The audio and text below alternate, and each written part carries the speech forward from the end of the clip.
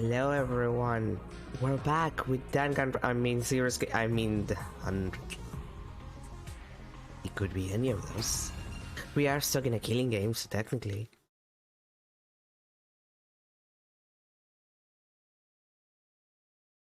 Oh god, will we get day 69 this time? I miss the fact that we didn't get day 69 last time and I was very upset about it, so I'm hoping that they don't take day 69 away from me this time. That would be the worst. Exhausted and unable to so much as get out of bed, I slept for the entire day.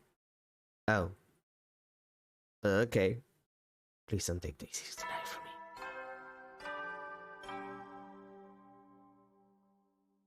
Up and Atom troops, time to rise and shine! Get ready for your 60th day of active service here at Last Defense Academy. Prepare to spend another day enduring the unendurable and suffering the insufferable to pave the way for humanity's future greatness. Be ready to give your lives to protect our beloved school from the vile and barbaric enemy. Huh? I see, so Nozomi's still asleep. Yeah, she woke up a few times, but she just goes right back to sleep again, like Hermione's elsewhere. Her heart may be rejected the idea that Eva's really gone. Fair enough, it makes sense that she would shut down after how horribly Eva died, especially since Nozomi loved her like a mother. Not to mention everything else. It's all my fault. Even if we needed the points, I still made Nozomi kill Eva. This is why everyone calls me the Grim Reaper. Takumi, you didn't do anything wrong. Sometimes people have to get their hands dirty in order to save their friends. You only did what was necessary. You and Yugamu too. Right, how's he holding up? I tried to talk to him earlier, but he said he doesn't want to talk to anyone right now. He seems very upset about making Kiyoshika ingest that poison. Even if it was necessary to defeat the sponsor, I suppose it's not the kind of thing he could so easily forgive himself for.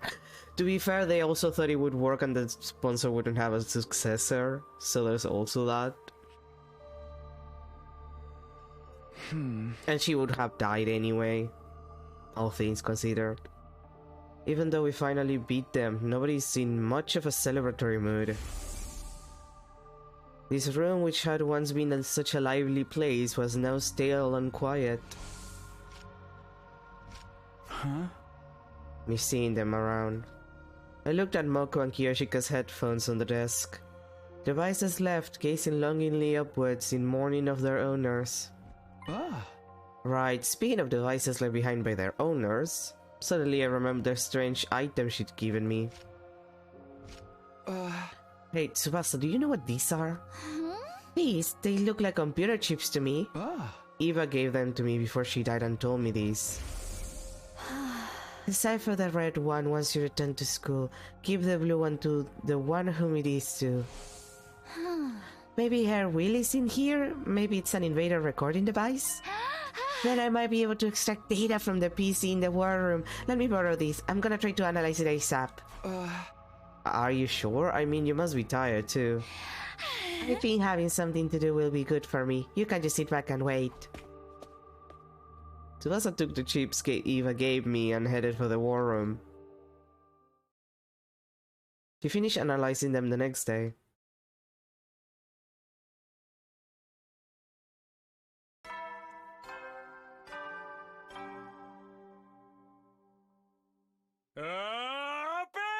Troops, time to rise and shine! Get ready for your 61st day of active service here at Last Defense Academy!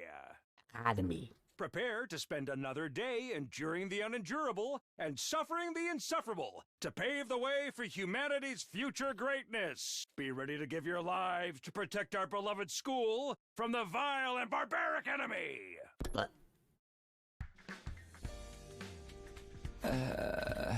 It's morning.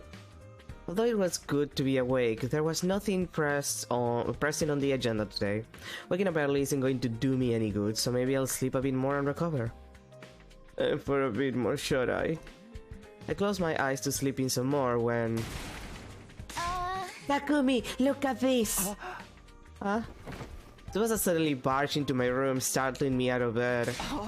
Hey, ring the damn doorbell. What if I was changing?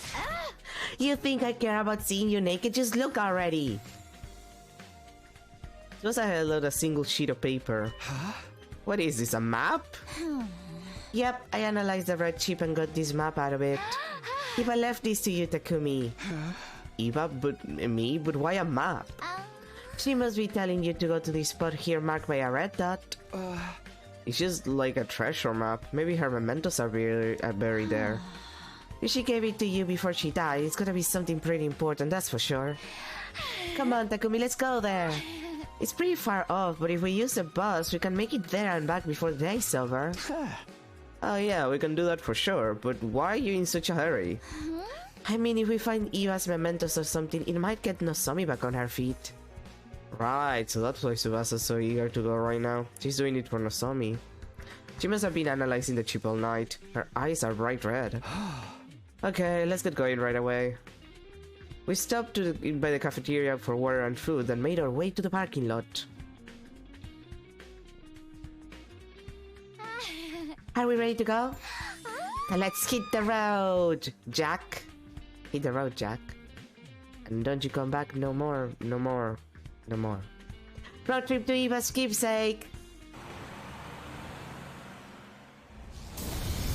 It's just you and me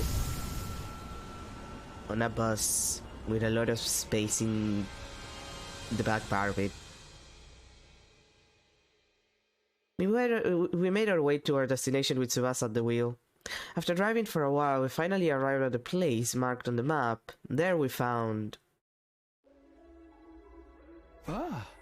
Looks like a cave? Yeah, that's a cave, alright. So then, did Eva hide something in there?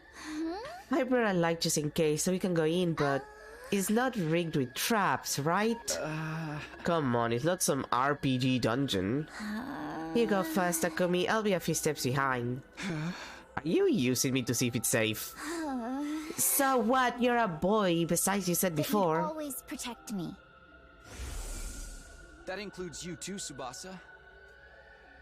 I'll protect you. For all the rest of our lives. That's true. But we should exercise caution in times like these and... Don't care, didn't ask, get a move on, go, go, go. Also, you look generic. Don't care, didn't ask. Also, you gay. That also doesn't work. God damn it, Takumi. Have something that I can insult you with. Hey, don't push. Yeah. We yokai for position a bit as we stepped into the cavern. Thankfully, there weren't any traps inside, but...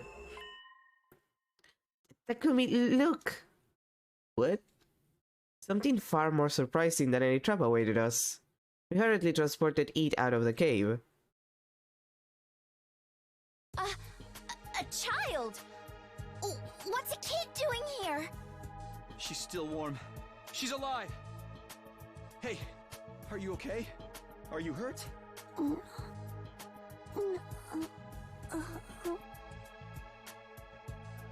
The unconscious girl let out a groan in response to my desperate calls. Water? Water? She needs water! Wait, I'll get some from the bus. Tsubasa rushed back to the bus and returned with a bottle of water. I gently brought the bottle to the girl's mouth, getting her to drink a little at a time.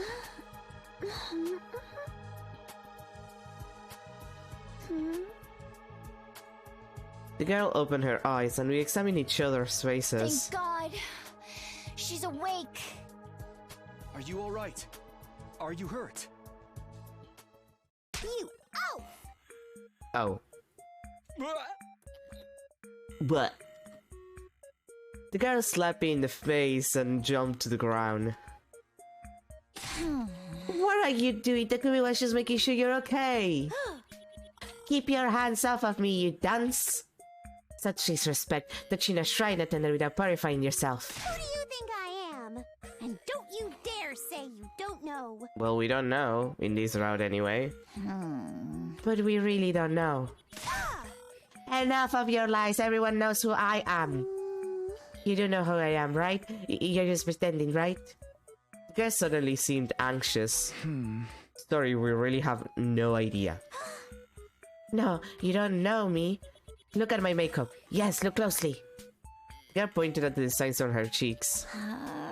Sorry, we're not from around here. Why are you so confident about how well known you are anyway? You really don't know who I am. The girl seems to be terribly shocked. Maybe she's someone fairly famous. By the way, what are you doing here? Where are your parents? Hello? He stuck her teeth at me. I heard it. Oh, this little pipsqueak is real cheeky. You're the one prying into my business. There's nothing more suspicious than some strange people asking about others' identities. Be gone! You were just trying to act like a big shot for a few seconds ago. This girl was apparently famous, but she didn't seem like she was about to reveal her identity. So who is she exactly? Huh? We came here because Eva asked us to. Do you know her?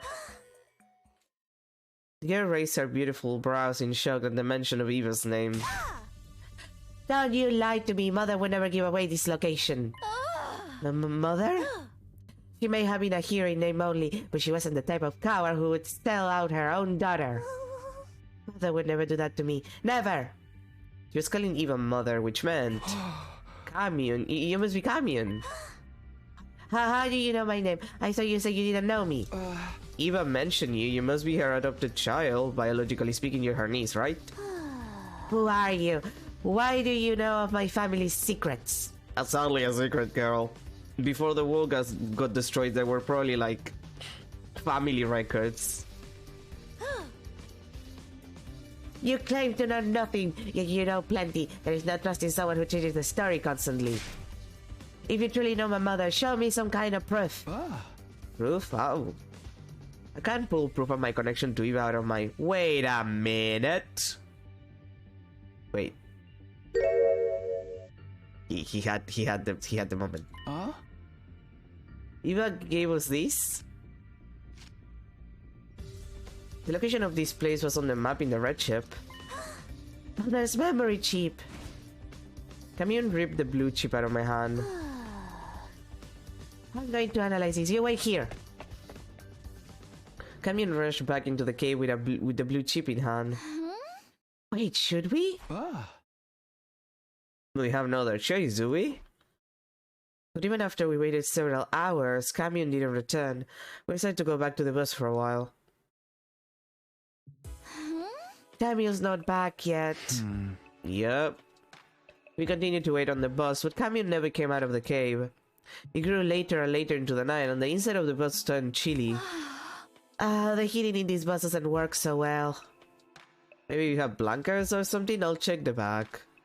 I looked around the bus for something to protect us from the evening chill, but all I could find was a single blanket.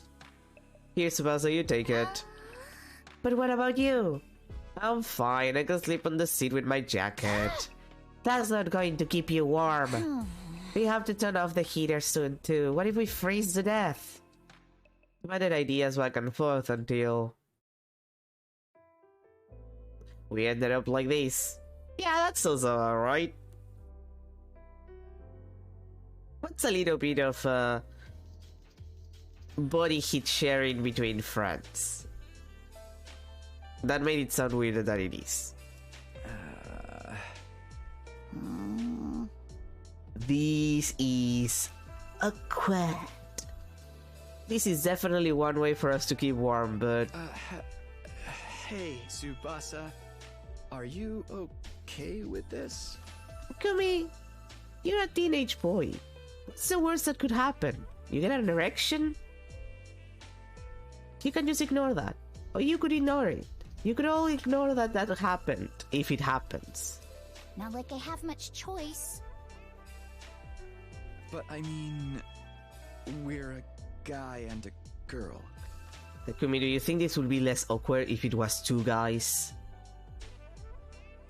Like, do you think this would be less awkward if, like, Gaku was here? Because he would make it even more awkward than Tsubasa is making it for you. Well, Gaku would make it awkward in a different way, but it would be more awkward in the grand scheme of things. No kidding, Captain Obvious. It's embarrassing for me too, you know? Right, sorry. God, you too. How did things end up this way? We were just trying to find a dot on a map. I want to just hurry up and fall asleep, but I'm so tense that I don't feel drowsy at all. Takumi! Like, I get it, the sexy flat sax music is playing, like I'm supposed to take it seriously, but at the same time, it's like, Takumi, it's not that big of a deal. She's not even like on top of you, body-wise. It's not like you're sleeping on a bed, and like there's a non-zero possibility of one of you moving around in bed and ending up on top or beside the other in a way that is awkward. You're in a chair, you're in a seat. You're not gonna have a little movement available. You're just sharing a blanket. Jesus Christ.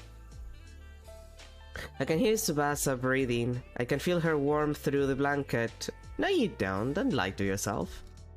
How am I supposed to sleep like this? Like a normal person, forehead? But I guess it's nice that I don't have to spend the night alone. Tsubasa suddenly muttered this in a whispery tone. Lately I've been having scary dreams at night. Oh.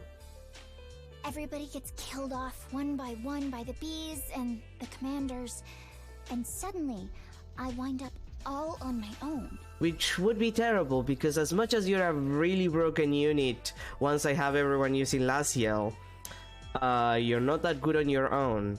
You're better when you have a lot of people around. It's so scary that it jolts me awake, but because it happens in the middle of the night, I end up by myself in the darkness of my room. I've been there. Then I feel on edge until the sun comes up, so I just end up praying that we don't die. Tsubasa. It's okay, the game is over. No one else is going to get killed. I mean, did you forget about the successor? The successor schemessor? That is supposed to come in like a week, 10 days, something? I wanted to reassure her so badly, but it'd be irresponsible of me to make promises of a happy future if I wasn't sure they were gonna come true. The killing game might not be over. I couldn't find the words to comfort her. Instead, what are you gonna do, you idiot? What? Why did the sexy jazz music stop? Oh, okay, because we're doing that. Okay. I put my arm around her trembling shoulders and her held tight. I was surprised by my own actions. I had no idea I could do something like this, seeing as I had zero experience with girls. Where is Karua? Like, is that not experience with girls? The fuck are you talking about, Takumi?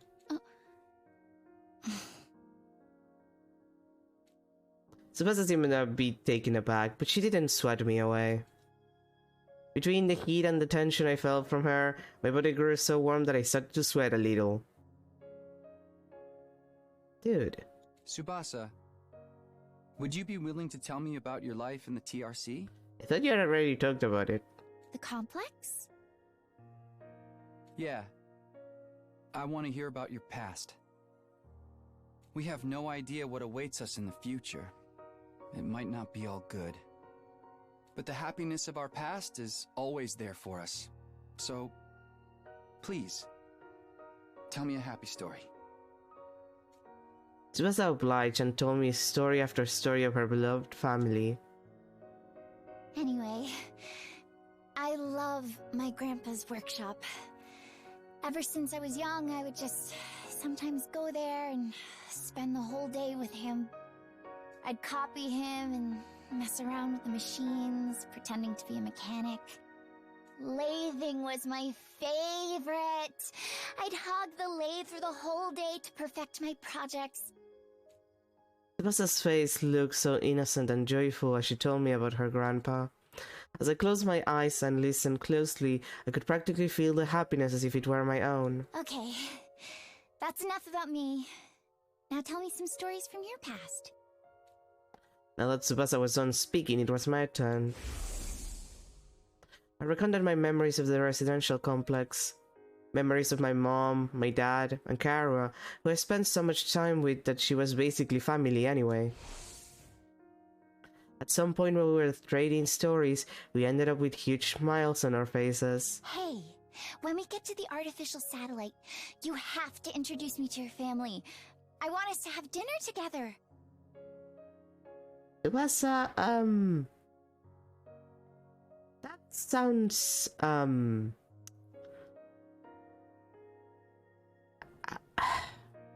You realize how that sounds? Yeah, of course. My mom would be thrilled if I brought a girl home. She'd fry up more chicken than you could eat, and you'd have to watch your nervous stomach. Right. I'll take some antiemetics before I arrive. You should come visit Grandpa too. He'd be so happy if you asked him how to use a 3D printer. We're feeling hopeful as we talked about our pasts. Our yearning to relive happier times had transformed into a motivation to survive. Let's go back, okay? Back to our families. Yeah. Together. Tsubasa and I exchanged promises and fell asleep. Ah, that was kind of sweet, actually.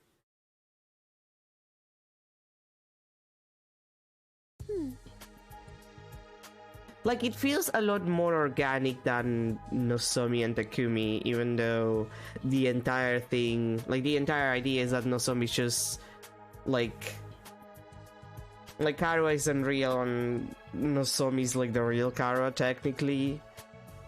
Like, this feels a lot more organic as far as, like, relationship, like, happening goes, in my opinion. Like, it just feels more organic. Sorry to keep you waiting. Analyzing the chip took longer than I thought and time got away from me. We awoke the next day and returned to the cave entrance, yeah? Okay. Kamion was waiting for us. I don't know what I read. I'll explain from the beginning. This thing you brought me is a memory chip that was embedded inside of my mother. The things my mother saw and heard before her death are recorded on it. So I spent the evening extracting all of that information. So it's like a black box recovered from the wreckage of a plane? Ah. Why was something like that inside of her? We've been curious about the biology of you invaders for some time. When my mother went off to fight you, she insisted I implant a chip in her eye socket. Although I never imagined that she would return to me without her. Right, she must have learned exactly how her mother died. After analyzing the chip last night, everything was recorded on the chip.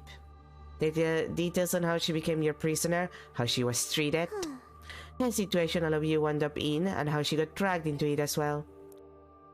How she had a maternal affection for a girl named Nozomi, and finally how she destroyed herself for that girl.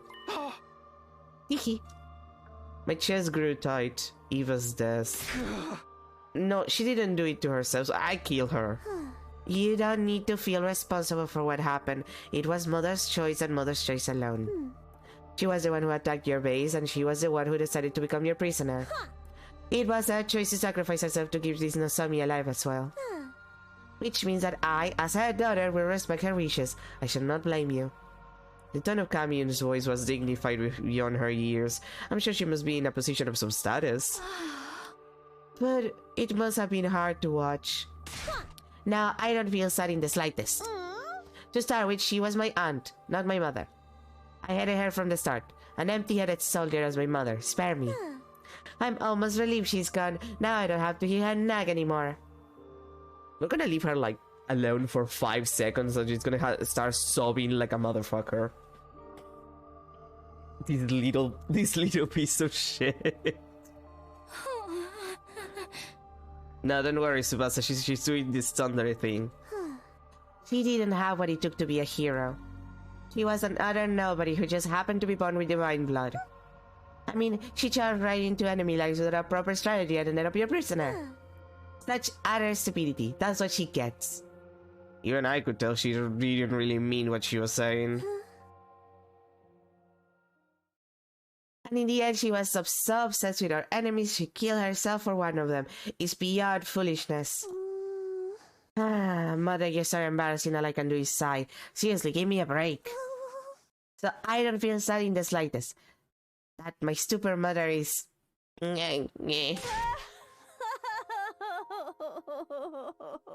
Yeah, see? What did I say? The dam had burst. Tears streamed down Kamion's cheeks. Liar. You liar. You said all I had to do was wait for you to come back. And I waited for you. But... You're so stupid! Mommy! Mommy!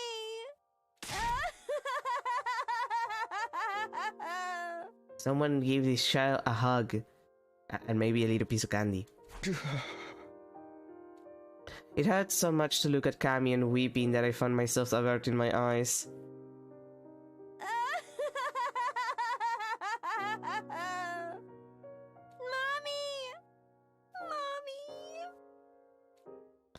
Camion sobbed continuously, wailing to the sky.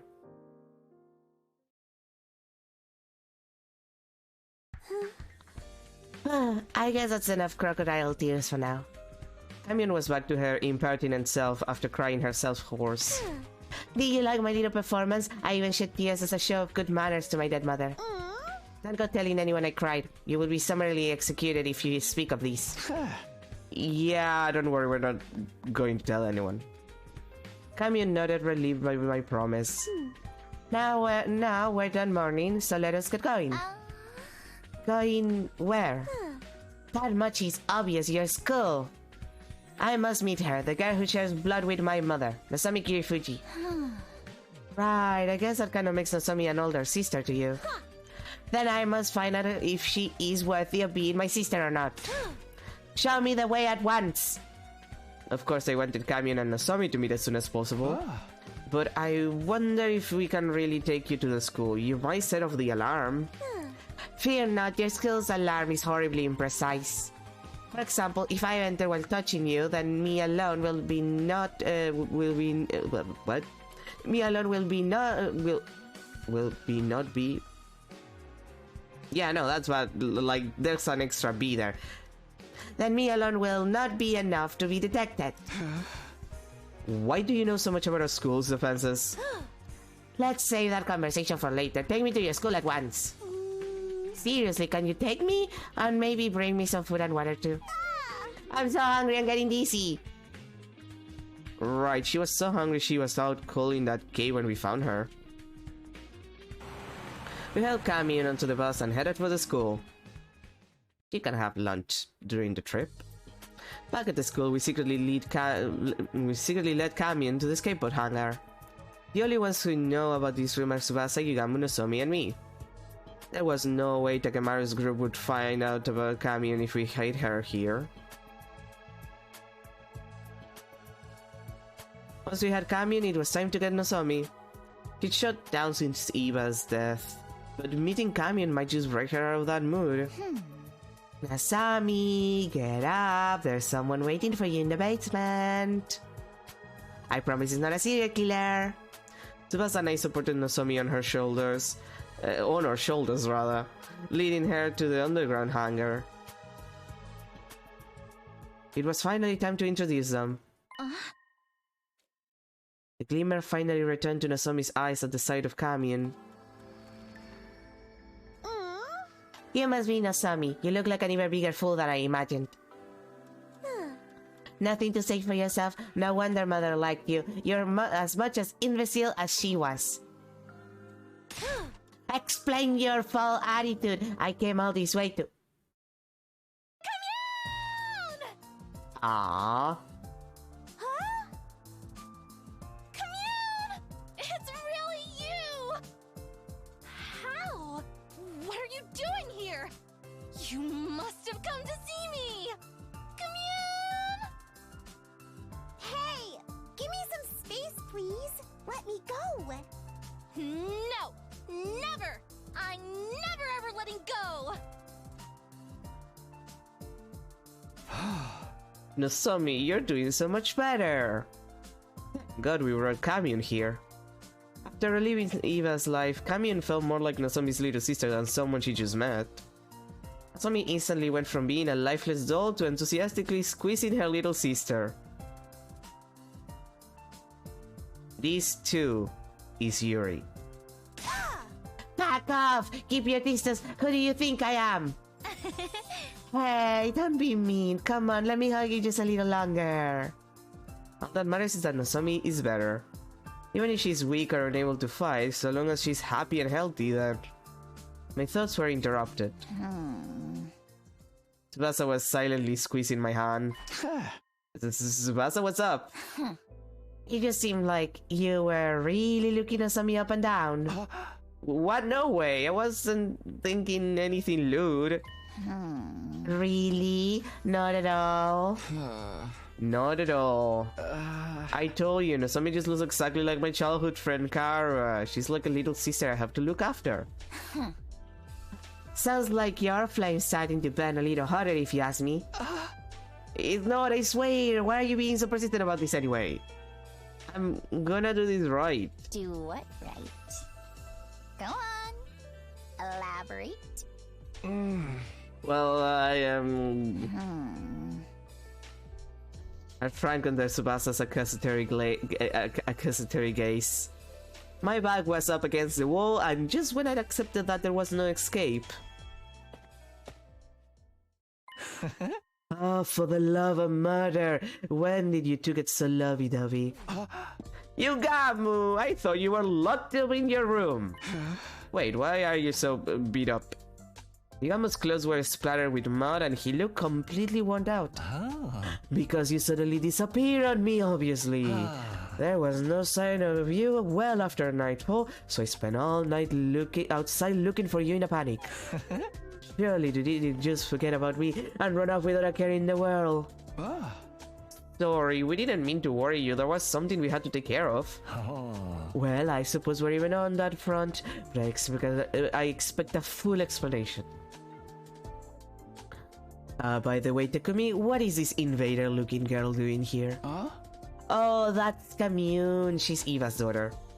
We're not exactly sure what her deal is either. We were going to get her to tell us herself. But right now... Kamiun! Don't fight it, let me hug you tighter. They're getting along like lost sisters, so we thought we'd just let them have some time. After that, we brought blankets and food to the hangar so that Kamiun would have a place to stay. We'd find out more about who she was the next day. And now it's the next day. Please don't... Please let me keep day 69. Up and at 'em, troops! Time to rise and shine! I am begging this game to actually let me have day 69.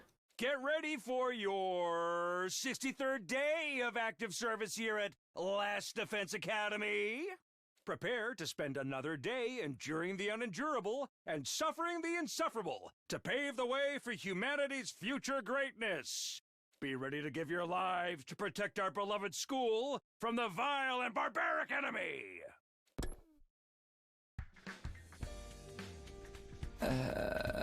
It's morning. I hope Kamiun got some good rest. I decided I'd go straight to the hangar to see... Oh.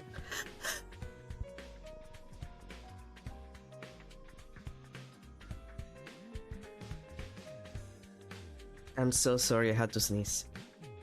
Like, it just... Oh, wait. Oh, God. I can't... Wait.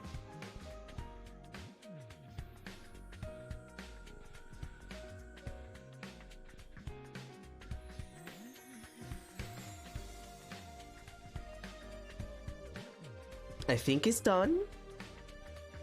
I think it's done. I'm so sorry.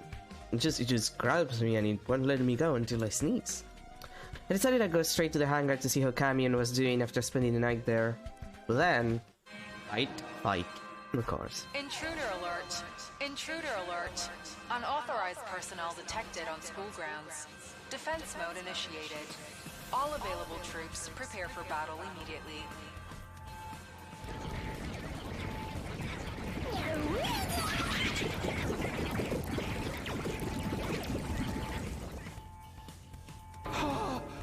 An attack? There shouldn't be any commanders left. Oh no, is it Daxia? Is it the survivors attacking? Whoever it is, we need to engage them right away. I hurried over to the war room to get ready.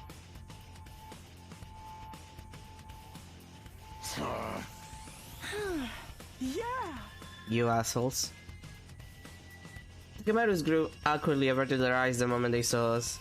Well, I'm just happy they're willing to fight with us. I don't see the roomie. Yeah, she hasn't been around recently. Maybe she's feeling down. Her beloved killing game ended so suddenly after all. Fighting without our roomie is going to be rough, but there shouldn't be a commander this time, so we should be fine. Are you alright, Nozomi? You're still recovering. You can't rest. No. Let me fight with you. I need to protect her.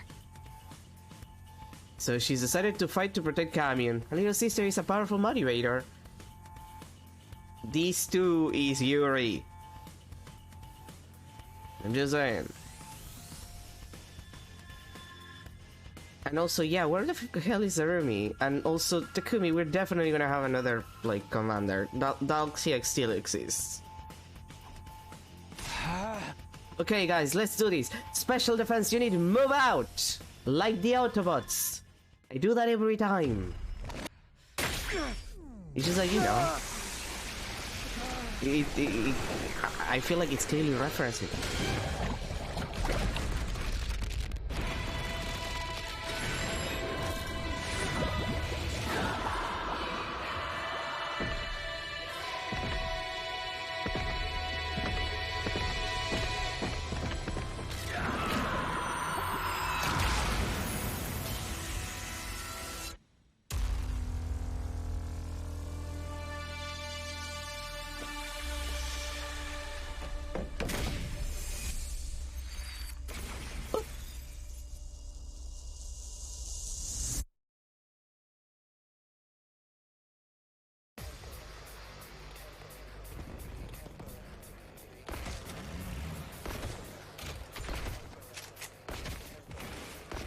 Only one side? Okay. No! Oh no, it's this fight. Help me! Oh god, I hate this. I hear voices. It sounds like it's the enemy.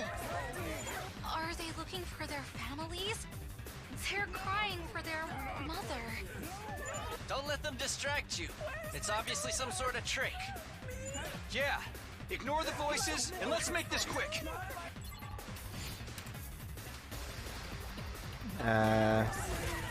And yeah, I want to skip this one. I hate it. I hate those voices. This shit sickens me! What are these voices? Do invaders have emotions?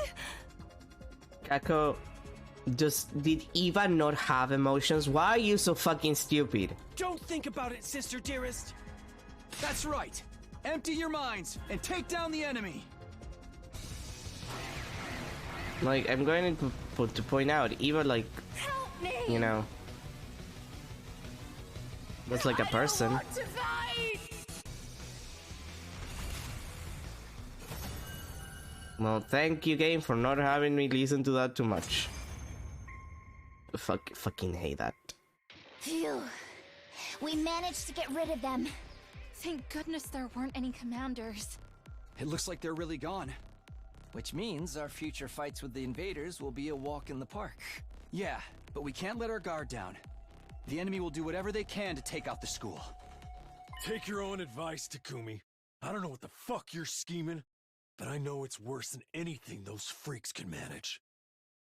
You know, Takamaru, I'm not gonna feel bad sacrificing you in that other route when you're an option to be sacrificed for the single reason that you're being such a piece of shit in this route that I'm just gonna be thinking back to that. I'm just gonna be thinking back to that route, and I'm just gonna be like, yeah, he can deal with it.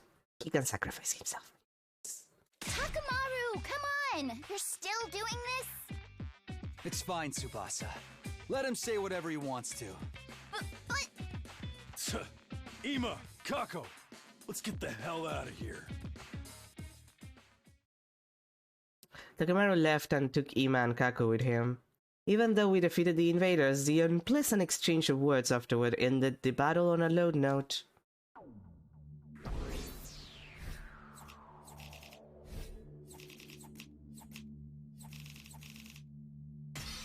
Game, for the love of God, can you let me use my BPs?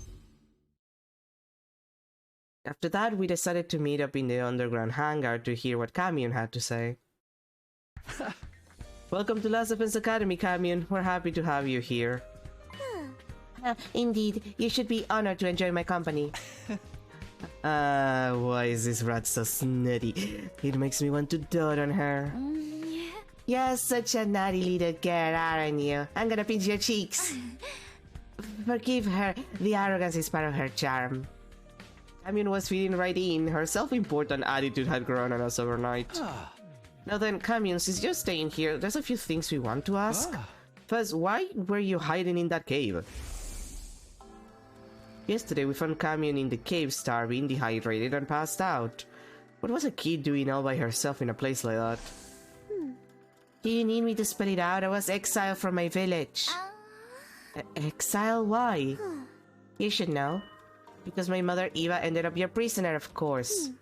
She was the people's hero. A hero must never be taken prisoner by the enemy. So Eva was branded a traitor, and so were you, her daughter. Logic being that the daughter of a traitor must also be a traitor, and the villagers weren't going to let that go. If I'd stayed in that village, they would have imprisoned me. How awful, you didn't do anything wrong. And neither did Eva, for that matter. Nobody did anything. It's wartime, the people are paranoid. So you fled to that cave then? Yes, I had agreed with Mother beforehand that we'd meet there if anything happened. So that's why Eva kept the chip. She didn't want to lose a rendezvous point with her daughter. Thank you for explaining that, Kamiun. Let me ask you something else. Why are you dressed like a shrine maiden? I've been wondering about that this whole time. She has a strange way of speaking too. What kind of position does this girl have anyway? The reason I'm dressed like a shrine maiden is very simple. Because everyone considers me a shrine maiden. Are you sacred to them then? Are you revered as someone godlike? Indeed. Although little in quantity, I do have godly blood coursing through my veins. I can also perform divine miracles. So, can you transform like Eva could then? The quantity of godly blood in me is not enough to allow me to transform. Well, it's not entirely impossible, but nothing changes about my appearance. Does that mean something changes on the inside? Yes, the godly blood within me greatly affects my brain. Have you seen that meme of the guy who's sitting on a chair, and the chair is made out of his brain, and his brain is ginormous anyway? Yeah, like that. Strengthened by divinity, my brain receives divine wisdom. And so the people refer to me as the Maiden Sage. I see. In the eyes of the people, your flashes of inspiration seem like revelations from God. I began to dress accordingly to meet their expectations. You might say I'm self-produced. That's all for the basics about me. Any other questions? If I may. This is a very basic question, but what kind of organism are you and your people? What do you mean, what kind? Our now deceased commanding officer once told us something. He said that you were beings known as invaders that appeared to hasten the destruction of the Earth. In short, you are a blight on the planet. But from what I'm hearing from you, that's not entirely true. You have emotions, a way of life, a history, culture, religion, food preferences. What does it all mean?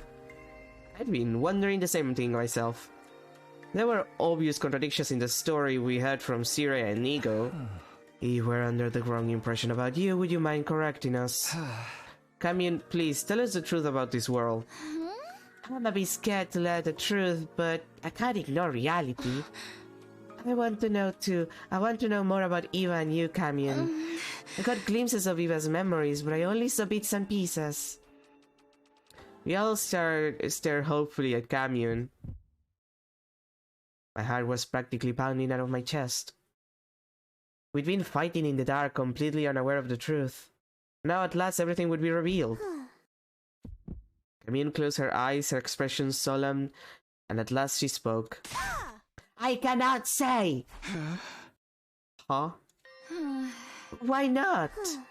That much is obvious. I do not wish to cause you undue harm. Camille, for the love of God. They're gonna find out in a different route. Huh? Are you saying knowing the truth would hurt us? Camille's lips were sealed. She wasn't going to give us anything else. Oh, for the love of murder. Such a stubborn little girl. Normally I'd torture you if that's what it took to get the truth out of you. Don't think you can get away with doing anything mean to Camille, Yugamu. I'll kick you right in the junk. The junk? But as you can see, Nozomi's in a mood. And I'd had to damage a body that's not done growing, so I submit. The truth of the world. Honestly, I was still curious, but there was nothing to do but wait until Camion felt like talking. That's it for our questions, but you do have... But do you have anything you want to ask us? Not questions, but I do have a request. A request? Yes. Camion sat up straight and spoke with a serious expression on her face. I, Commune, am seeking asylum in Last Defense Academy. I ask that you accept this request promptly. Asylum? I've heard about it in the movies, but what exactly does that mean? We'll guarantee her safety, and in exchange she will provide us with a sum of benefit.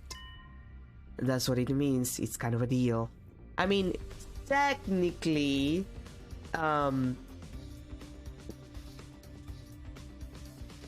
if you seek asylum in a different country because, you know, you're escaping war, famine, something like that, you technically don't have to, like, return any benefit, quote-unquote. Like, the other country is supposed to do it because they're civilized human beings and they recognize that your conditions are inhumane.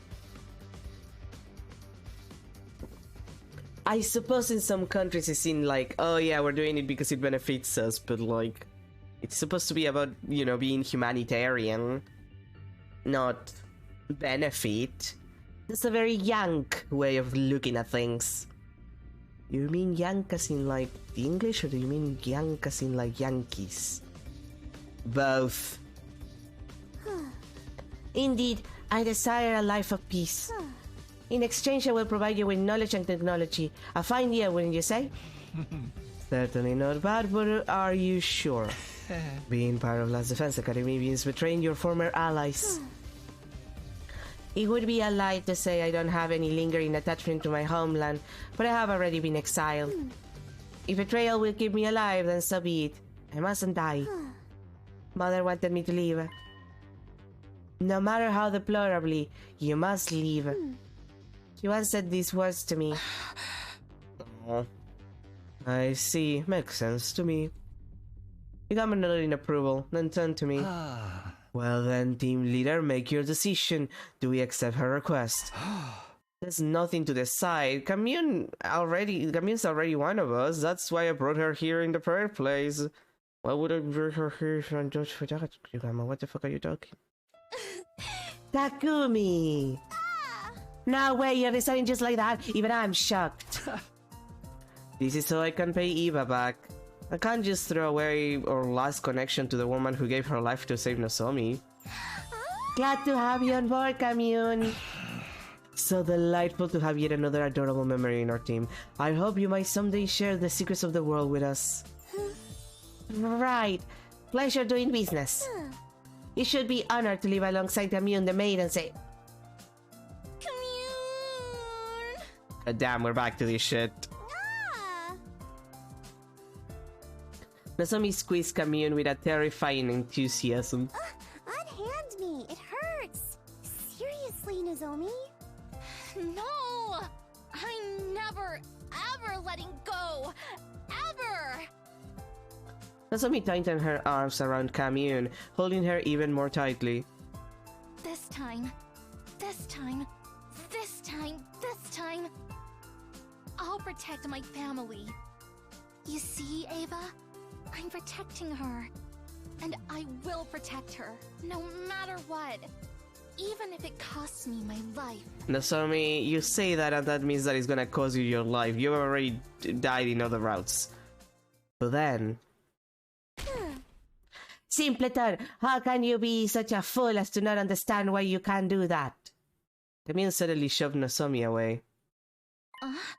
Kamyun? Mother wanted you to leave. A child mustn't die, not for anyone. That should have been clear to you the moment Mother gave up her life for you.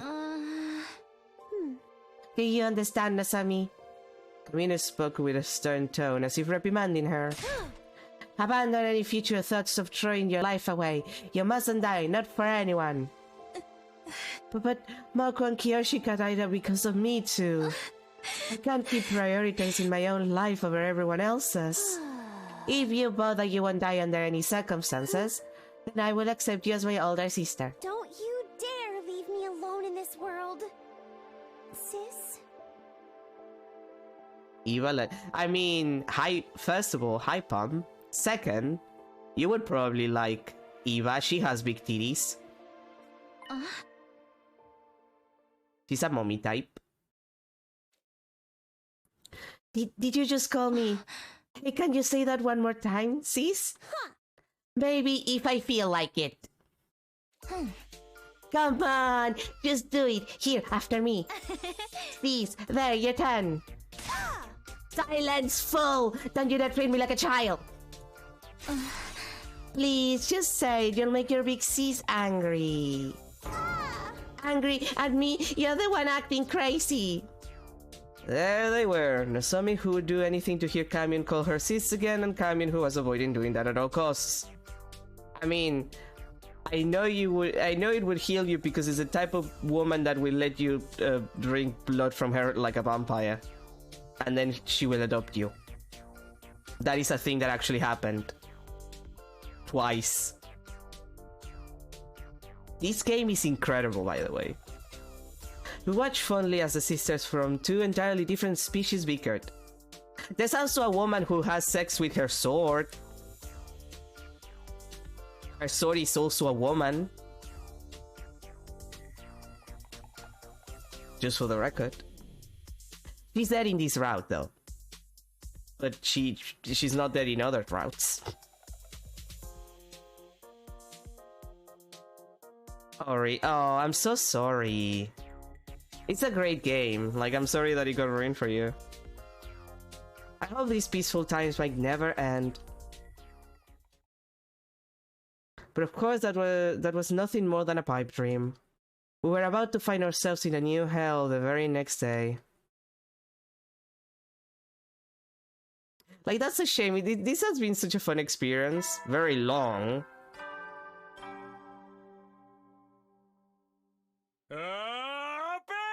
Troops, time to rise and shine! Like, very, very long. Like, we've done like 3 endings. Yeah, no, counting the prologue route is 100. It's literally 100 endings, counting the ending of the prologue. Which, the prologue is already like 30-something hours, almost 40 hours, depending on how you play. And then, like, on average, doing the 100 run is like 160-something hours. Like, I'm not doing the entire game on a single run because it's too much, but I am at least doing a couple of routes and then like playing something else and then coming back to it at some point to do the rest of the routes. But like, it's really long. Like, it's really, really long. Get ready for your 64th day of active service here at Last Defense Academy. Prepare to spend another day enduring the unendurable and suffering the insufferable to pave the way for humanity's future greatness. Be ready to give your lives to protect our beloved school from the vile and barbaric enemy. Like, if it's about spoilers, Like, if it was ruined because of spoilers or something, like, I wouldn't worry too much because it has so much stuff going on for it. Like, there's so much shit happening depending on what route you go through, that it really is not that big of a deal. Like, it really isn't. Like, to give you an idea, the last route I actually found out, like, before this one, completely different route. It actually plays like a normal, it plays basically how the prologue plays, except you find out a lot of shit. This is basically playing like a Zero Escape series game, or like a Danganronpa. Like, there's a sponsor guy that is forcing us to kill each other during a competition. I don't want to play the same game a friend plays with. Oh, okay. No, it's okay. Like, if that's... Like, I feel like that's a shame because it's like it's depriving you of something that I feel like maybe you would enjoy, which is totally fair if you don't want to do it. Maybe give it some time, you know, give it some time to just, you know, play other stuff, think of other stuff, and then maybe give the demo, like there's a demo, like give the demo a try, and if you like it enough, then you can keep playing it. But like, I don't think it's fair for you, like, I understand why, but I feel like it's unfair for you to deprive yourself from something fun just because a shitty person, like, also likes the thing. But like, it's perfectly fair if that's the reason, like, it happens. Morning already. I gotta go check on Camion. The plan today was to bring a full set of furniture into the underground hangar. Camion would be staying there for a while. We needed to set up a good environment to keep her healthy. This season, yeah, that's fair. I was lost in my carefree thoughts until... Good morning, people of Last Defense Academy! What? This may be a surprise, but it's time for the third round of the Invader Hunt to begin! Donald Duck? Everybody, come to the leisure lounge for further instructions! Wait, no, don't tell me the successor is Darumi. What the hell? Is this some kind of unfunny prank? They sound just like the sponsor. No, they don't, Takumi. No, they do not. Don't tell me they're back. I sprinted to the leisure lounge.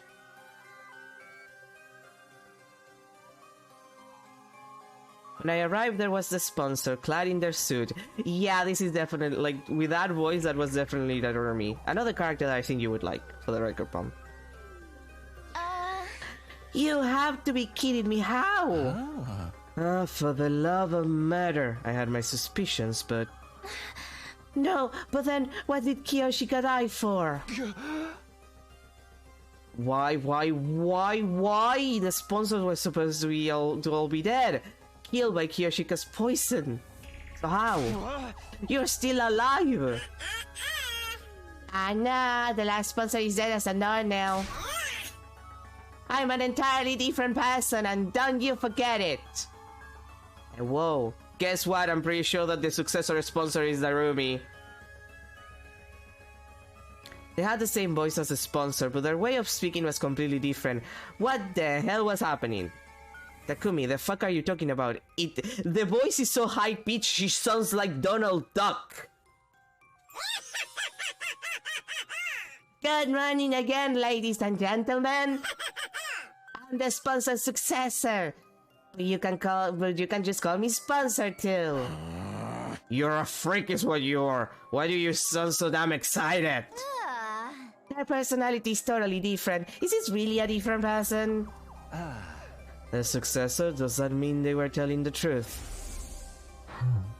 You were just a bit too late to kill me. My will has already been passed on to my successor.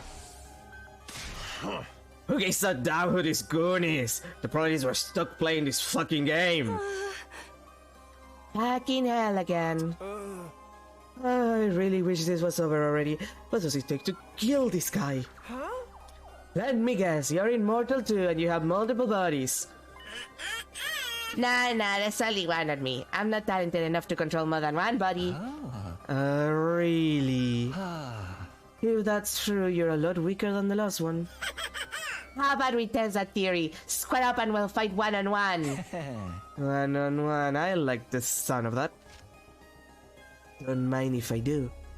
Yugamo pulled a knife out of his sleeve and made for the sponsor. Stop, Yugamo, don't do anything crazy! What if you get killed? It'd be worth it if it gives us some intel. Just pick up where I leave off. Now, where were we? And with that, Yugamo began to move at lightning speed. He was running straight at the sponsor. The very next instant... Oh. Bluey. An explosion suddenly echoed across the room. There were flames jetting out from Yugamu's body. Yugamu? Yep. Yugamu! Well, to be fair... No, he's gonna be fine. He's inside the school and he has his suit on. Like, he has the cryptoglobin going on. The Revivomatic will deal with this. He's fine. He's not gonna die. It's fine. I was just gonna mention that Cirei mentions at the very beginning that we got bombs implanted into our bodies to make sure that we don't disagree with, like, his orders. So, like, Darumi is using that. So, like, she has the controls that Cirei used or would have used for that, I assume. We ran over to him, panicked, but it was already too late. His body had been torn apart in an instant. What? Why did Yugamo just blow up? Did the bomb inside of him go off? Right, I almost forgot about that. We have bombs that detonate if we disobey Cirei. But Cirei's gone, how could this happen? Did you do this? Did you set off Yugamo's bomb? Of course it was me. I just clicked this little remote. Nice, isn't it? I made it out of the parts from Cirei's head. You took his hair apart, you monster. Well, I don't have the kind of fighting power the last one did. I have to use tricks like this to compensate. Yugamu, thank you for allowing me to demonstrate. Now everybody knows how strong I am. Oh wait, your ears blew clean off your head so you can't hear me. The sponsor cackled as they stared down at Yugamu's dead body. It was so cruel that it made me nauseous. You killed him and you're calling it a demonstration? You'll pay for this, I swear. Relax, that's what the Revivomatic is for, you drama queens. When you bring him back, tell him not to define me again. Otherwise... Next time, these bees will suck every last drop of cryptoglobin out of him, so he can never pull a stunt like that again. It fucking sounds like Donald Duck. It sounds like Donald Duck is talking the entire time. I can't take him seriously. Well, it's Darumi. I can't take her seriously. I glanced up at the sound of beating wings to see an endless cloud of bees staring down at me. These asshole bees are back? Of course they're back. They never left. So, the new sponsor inherited control over them too? Apparently. We're not going to be able to do anything to them so long as these bees are around. Not the bees! But the bees are never gone. They're always there, waiting, watching, buzzing. Now then, you see how strong I am? Stop getting that worked up and focus on the third round, okay? This round will go from today until day 78. Whoever's in last place at midnight is going to be executed, so get ready! The rules are the same as before, but I have a new one for you. Ingesting poison is now banned. If any of you swallow so much as a drop of poison, you're all going to get executed, got that? Damn, we won't be able to pull the same trick again. Without poison, how are we going to get rid of this one? Alrighty, folks. The third round starts now. Hunt down those invaders and show me what it means to be a proud and capable hunter. Oh god, it does sound like a fucking chipmunk.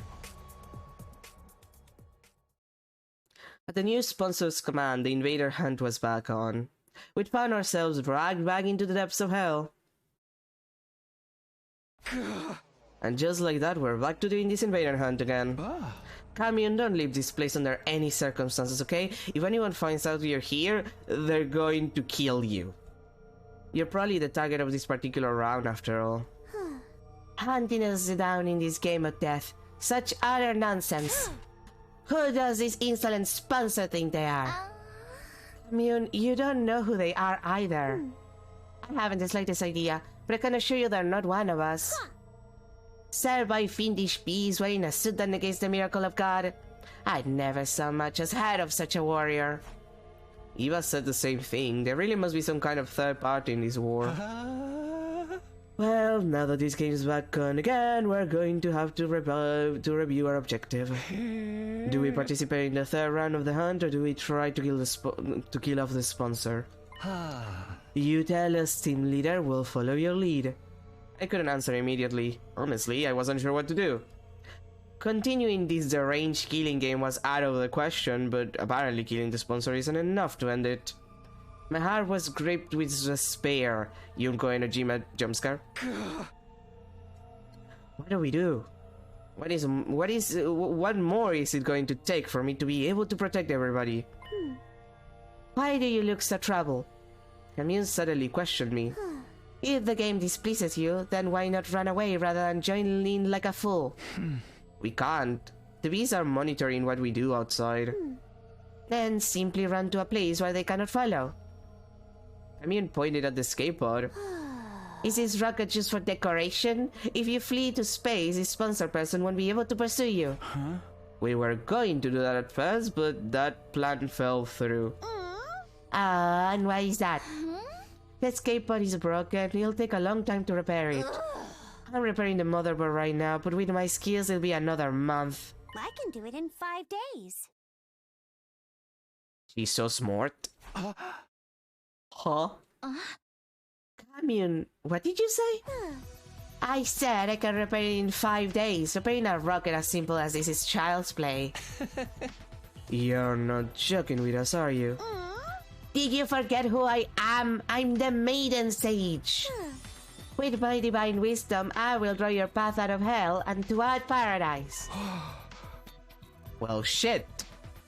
Our salvation had come from a totally unexpected source. If we could escape into space in 5 days, we wouldn't have to play the third round at all. Well, do you understand now just how mighty I truly am? I, Commune, should command more respect than Reve. Damn it! That's amazing, Commune! You're a genius! A total genius! My little sister is the smartest girl in the whole cosmos! This too is Yuri. Beauty and brains! Can you believe it? I'm gonna kiss you right on the cheek! You didn't have to specify. Stop! Cease this! Come on, seriously! Don't just stand there! Save me, guys! She's gonna kiss me! Of course, not one of us offered to Commune any help. Commune! Oh! The Sumi had Commune in her clutches. Well, there goes a lolicon. If she doesn't get a mommy, I guess she becomes the mommy. Yeah! Okay, time to hunt. Yeah! Is everybody ready? Hey, okay. I'm all good. Can't wait to kill, maim, and murder some invaders. Okay, off we go. Rack up those points. We triumphantly stepped into the ruins of the city, acting like we were starting our hunt. It was a performance to trick the eyes in the sky. We might not need to participate in the third round, but it might not be a good look if we don't hunt at all. Why? They'll get suspicious. They'll wonder why aren't they hunting? They must be up to something. Don't want them to have any reason to scrutinize us, right? So we're gonna have to pretend we're playing the game? That's how we ended up deciding to spend each morning hunting. In the mornings we marched through the streets looking for invaders, but in the afternoons We dedicated every ounce of energy to repairing the escape pod.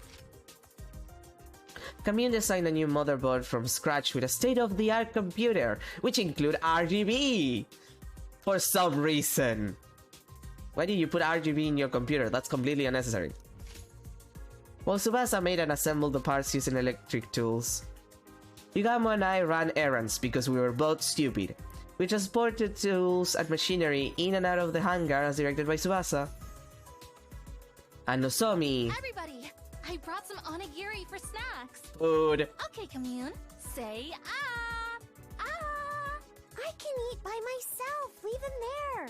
No! I said ah!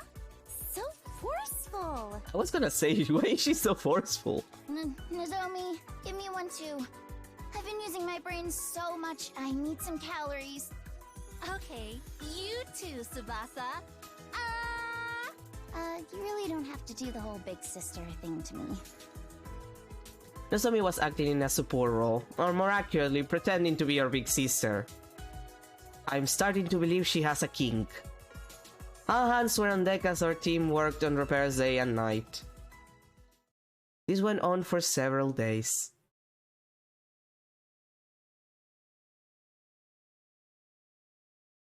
In the morning, we spent time pretending to hunt. And in the afternoon, it was back to repairing the escape pod. Takumi, get me tool number 6 and sweep up the dust on the floor. Got it! Right away.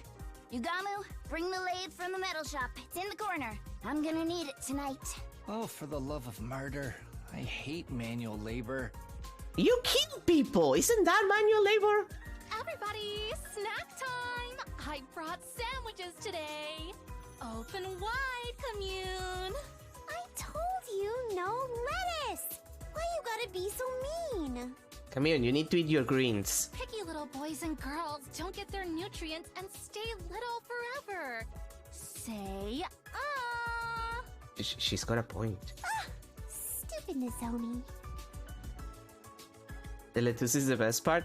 I'm a big fan of lettuce, so I'm not gonna disagree. I don't know if it's the best part, but it is a good part. The days just kept going by.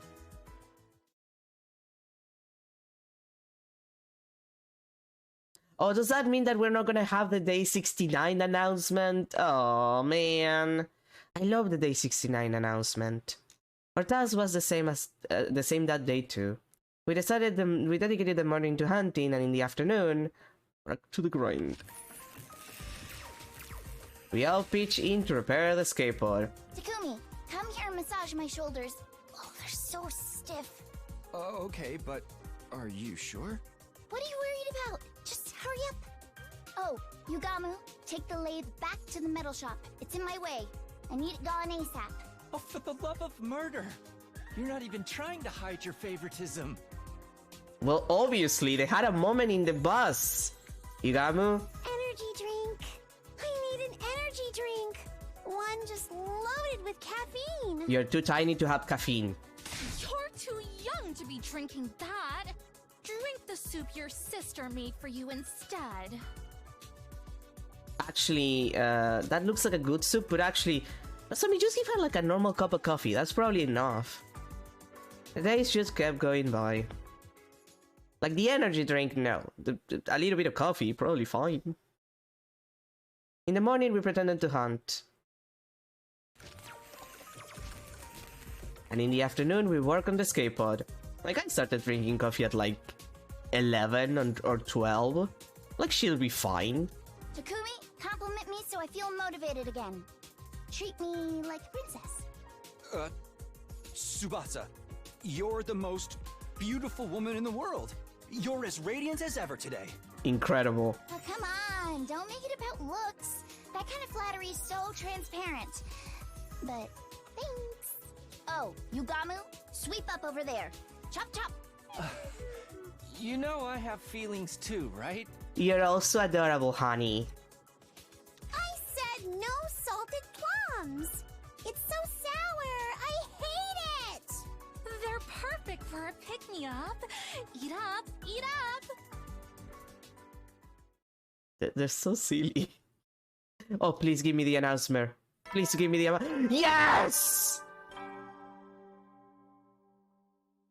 Up and Atom troops, time to rise and shine! We have the day 69 announcement. Get ready for your 69th day of active service here at Last Defense Academy! In celebration of a badass day, we'll be playing music with a rock flavor all day! Yeah! With our adrenaline pumped to the max, in the name of the fucking badassery of humanity! He just laughs. Let's kill the shit out of these nasty pigs and protect the hell out of our beloved academy!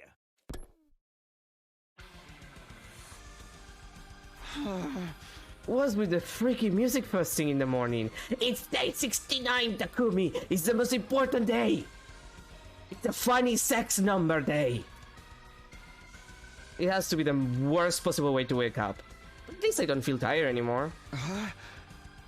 This is the only time this music has ever played in the entire game right now, for the record. It has never played in any other place that I know of.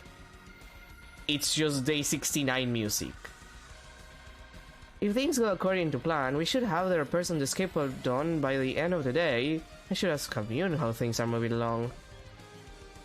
I got ready and headed for the underground hangar. Ah, Takumi, your timing is perfect! The person who greeted me when I entered the underground hangar was not Commune but Tsubasa. Tsubasa, why? Were you here all night? I just couldn't stop myself. I was in the zone.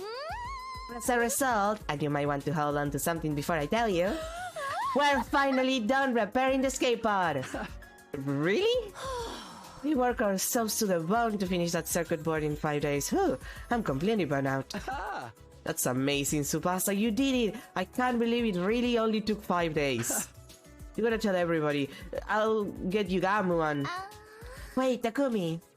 I was about to rush out of the room when Tsubasa grabbed me by the hand and stopped me. Before you get everyone, I was hoping you might reward me for my hard work. Do you wanna make out? Reward? Huh? Takumi, you said before that you were going to do things right. I'm gonna do this right.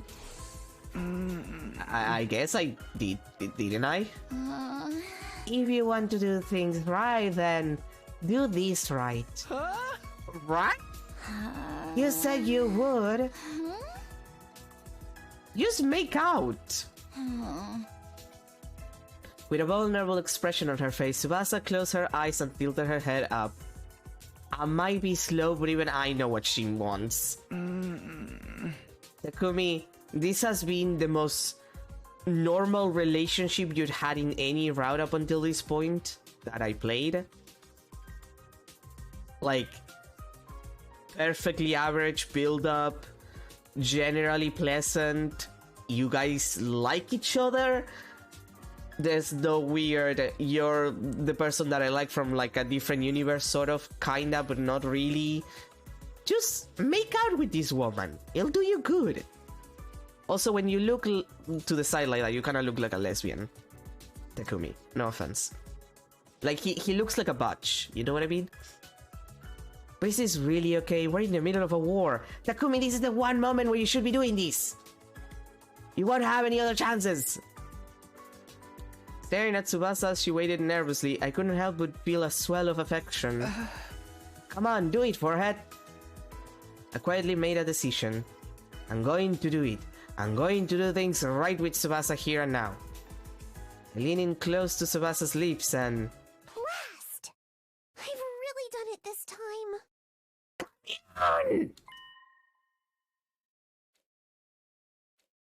We had Commune grumbling and quickly backed away from each other. Confound it! How could I make such a careless mistake? Dang it! Commune came out of the skateboard holding her head in her hands, complaining about something. What is it, Commune? You ruined our makeout moment. Did something go wrong with the repairs?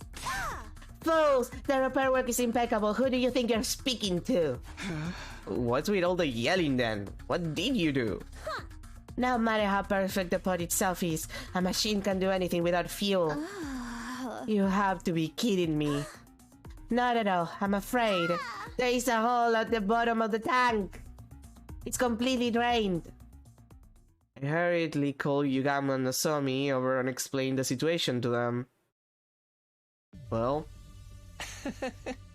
None, really? How could it be completely out of fuel? The particle bacteria must have penetrated deep inside. Every last drop of fuel drained out of a tiny hole. That's what she said.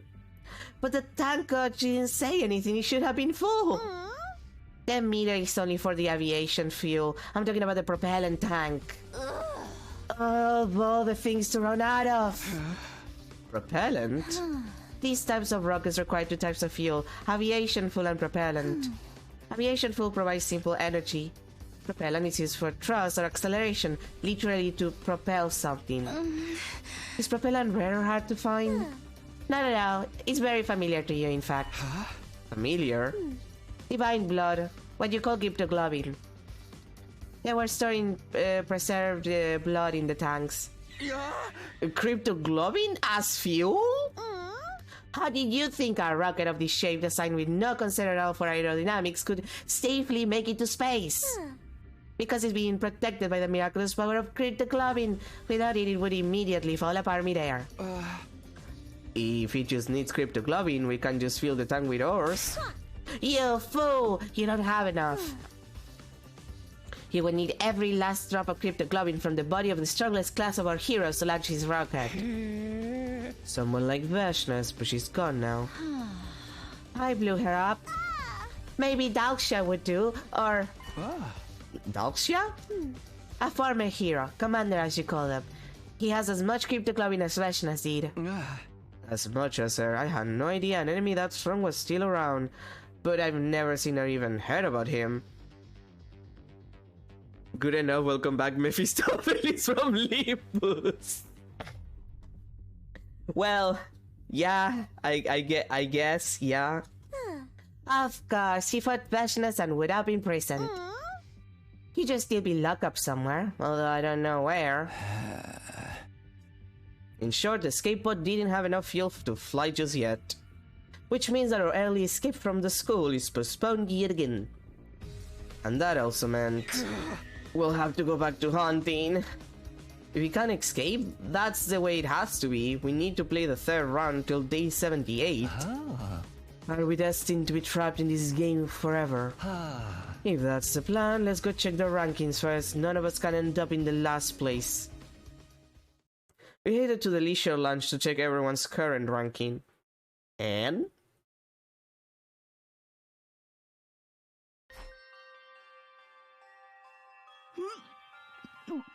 I knew it. I'm last.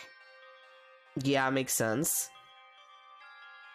It's incredible that since Hiruko died, Darumi has not moved from first place. I'm right down there with you. At this rate, one of us is going to die. Yugamo and Tsubasa had fallen to the bottom of the ranks. Meanwhile, Nozomi and I were still high. We had her to thank for that. Well, if it isn't the Eva killer himself! Hi, totally not Darumi. I heard a voice and wheeled around to find the sponsor standing there. What did you just say? I was just complimenting you on a job well done killing Eva in round 2. Not just anyone can exploit someone's emotions and get them to choose self-deletion. You're a real lady killer, aren't you? The kind of smooth operator that can get a woman to do anything.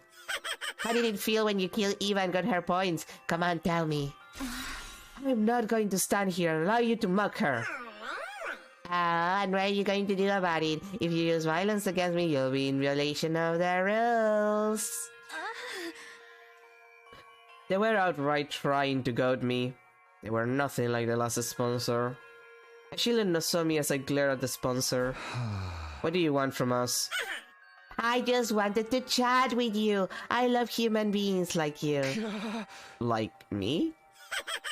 My only hobby is observing arrogant humans who will kill anyone for the sake of their own ego and journey. Takumi, you're the top, kid. I can smell the stench of blood on your hands. You're a natural born killer. I'm sure you'll dirty your hands in the blood of even more victims later. Right, Takumi? The boy with the blood-stained hands. Damn. It was a low blow, but it still made me mad. I almost punched him right on the spot. But I managed to stop myself in the nick of time. I didn't want to break the rules. Just then... Tsubasa came to my side and squeezed my hand. Your hands are clean, Takumi. I wouldn't say so, but they're about as dirty as everyone else's here, so... And they always gave me one when I needed most. Tsubasa. Tsubasa clasped my hand tightly and sent a withering glare to the sponsor's way. Ah, showing off your girl. You were head over heels for Nasami not that long ago. When did you trade her in for Tsubasa? You have no morals at all. Huh? Shut up. Let's go, Takumi. We don't have to stand here and take this. I took Tsubasa by the hand and led her to the leisure lounge exit. However, as I was walking out the door... Takumi, you're going to kill a lot more people after this. Once your hands are bloodstained, they can never be clean again. They'll keep searching for the next prey. I'm expecting even more spectacular death from you in the third round. The sponsor made a sinister prophecy. You know, it might not be Narumi, much as it kind of laughs like her. It might be someone else. Me? Kill people? That's ridiculous. I'm only going to kill invaders. Who are technically people. And there's that one route where I'm a serial killer. Wait, god damn it. I'll kill again and again and again, as many invaders as it takes to save my friends. Feeling determined, I set off to hunt in the city. But what I saw there was completely unexpected. But... There's no invaders? The area around the school, once teeming with invaders, now only house a pitiful number. Maybe they moved? Let's search elsewhere, Takumi. Right. We wander around the city in search of invaders. We searched every nook and cranny. We checked everywhere, even inside the buildings, but we hardly managed to hunt down any invaders that day. Well, you have to move further back like, you have to go to the other areas. Okay, let's go. We're going to find more invaders here. We had been desperately searching for invaders since early this morning, but they're gone. Oh god, where did they go? It's gotten a bit colder recently. Maybe they're hibernating? Is that something they do? I'm getting more and more anxious. This is bad. We're not going to gain any points at this rate. Tsubasa's in last place right now. If something doesn't change, she'll be killed on the last day. Fuck, where the hell are they? Is that Takemaru? We quickly hid ourselves and peeked in the direction of the voice. Huh? We have hardly seen any invaders since the third round started. Oh. Hey, where did you freaks shamble off? I almost missed them. Is this love? Stop digging around and start looking. We're gonna lose the Kumi's team if we don't do something. Takemaru and the twins ran through the abandoned residential area panicked. Looks like they're not catching any invaders either. If we can find where the invaders are before they do, we might have a chance to turn the tables. The turntables, if you will. Let's get our heads in the game and look for the invaders. We continued to search for invaders, but we had almost nothing to show for our effort. I'm guessing they moved, like, further, like, away. Once again, we looked around in search of invaders, but there weren't any invaders in sight. Well, this is a problem.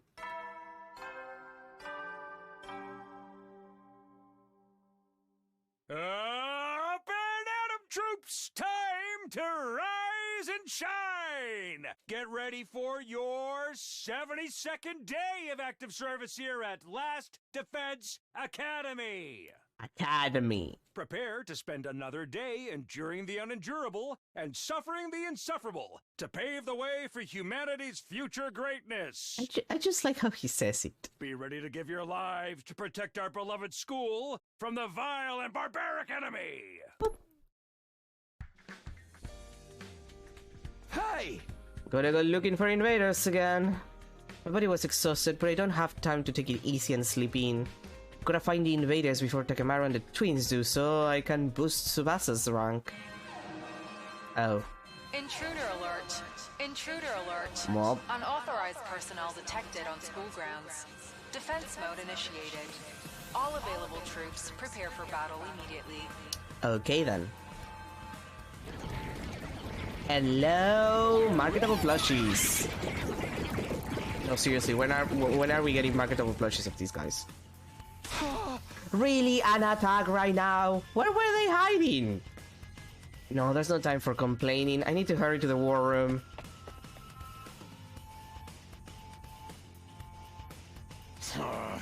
Yeah. Takemaru and his team wouldn't even look at us. Well, as long as they're willing to fight with us, that was good enough. There aren't any commanders left, so we'll probably just be fighting mooks. There's so many of them. I wish we could have hunted them down on sight. It was a sigh out of frustration after looking at the monitor in the war room. These invaders, where have they been hiding? If there's that many of them, they should just come out on during the day. We really need the points. Seriously, this game is a total bust because they keep hiding. Oh, well, what are you doing here? Relax, I just came to commend you for bravely marching up to fight this completely pointless battle. What do you mean, pointless? Isn't it obvious? Sure seems like a lot of hard work, even though you won't get any points for killing invaders on school grounds. Don't make things worse for us, we're already on the ropes. That's right where you belong. The more desperate someone gets, the more willing to do the more willing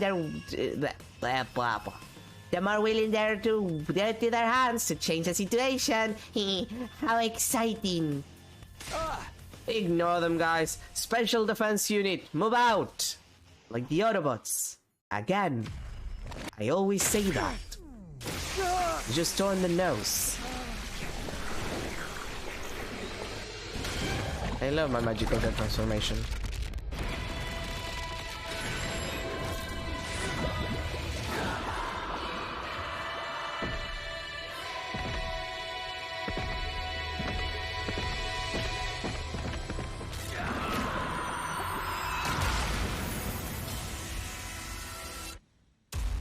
Okay, is this a Daxia fight? Like, is he gonna pop up this one, or what's gonna be the situation here? Is it just gonna be like regular enemies?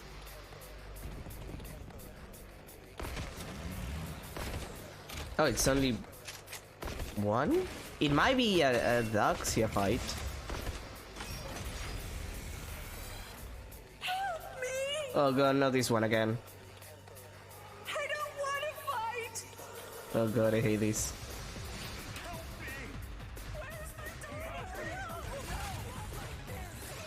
Yeah, I don't want to. I hate this fight. I hate it. I hate the voices. I hate the voices. I don't like fighting that one. We won easily, but I don't feel good about it at all.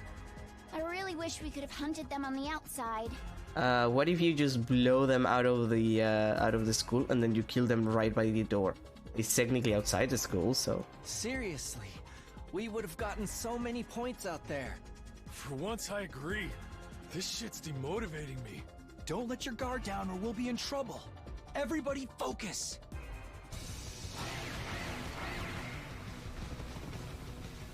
Not like this! I don't want to fight! Thank God that I don't have to hear that more than that. I hate those fights. Huh. It's over? Yeah. Not surprising. We're a little too strong now. I would say that you're right, but I haven't been able to upgrade any of your skills in like 20 hours of gameplay. We have fewer numbers now, but the hunt is making everyone strong enough to compensate for it. Now we just need to figure out how to survive it. We're gonna win this shit! Watch your ass, Takumi! What? Why? Because it's grass and you're gonna mow it? You want to do all this right after the defensive battle? Well, whatever. I'm used to it.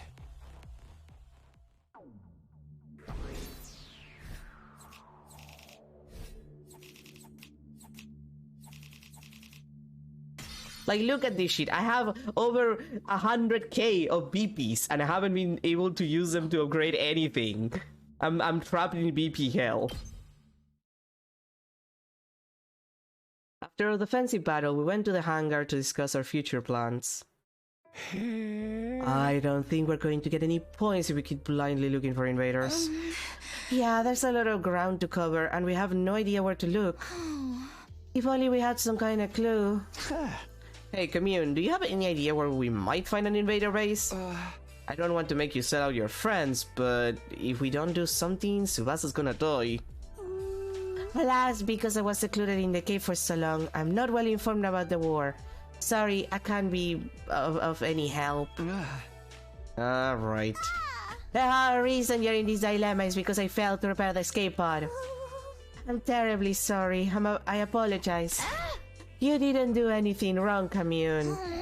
It's all their fault, that creepy weirdo of a sponsor, so don't you dare try to blame yourself. It's very kind of you not to blame me after my failure. You're all so kind, and kind people mustn't die. You must survive this.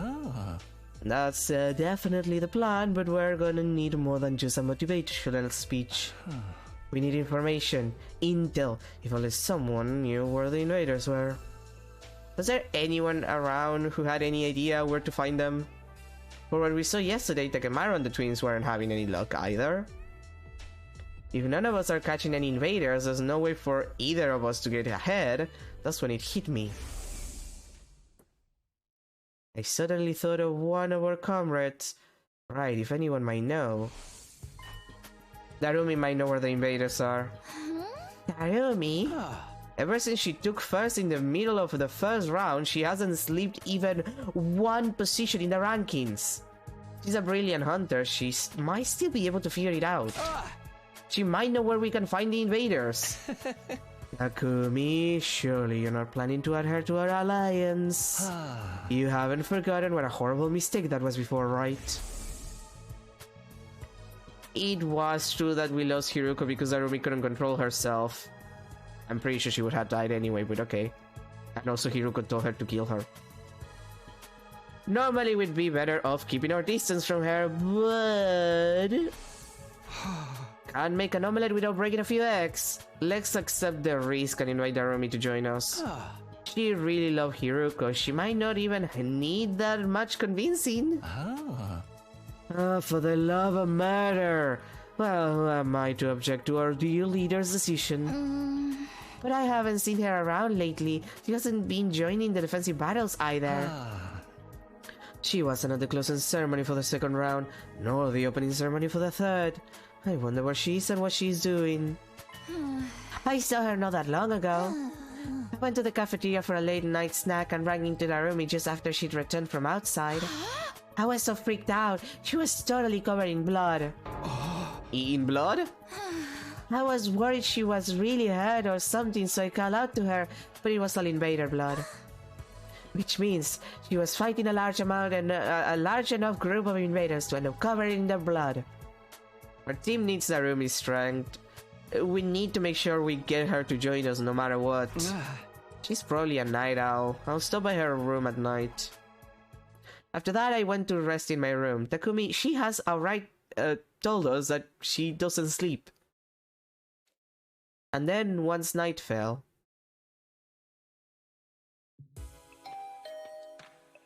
I rang her doorbell and waited for a bit, but Darumi never answered. I was sure she'd be back in her room by this time, but... Is she sleeping? I couldn't let that stop me. I started to furiously ring the bell over and over. Me when I come back home from errands. No sign of her. If it's come to this, I reached out for Narumi's doorknob and tried to turn it. It was my last hope. And sure enough, it was unlocked. She must be inside. I'm coming in, okay, Narumi? Without waiting for her permission, I barged into her room.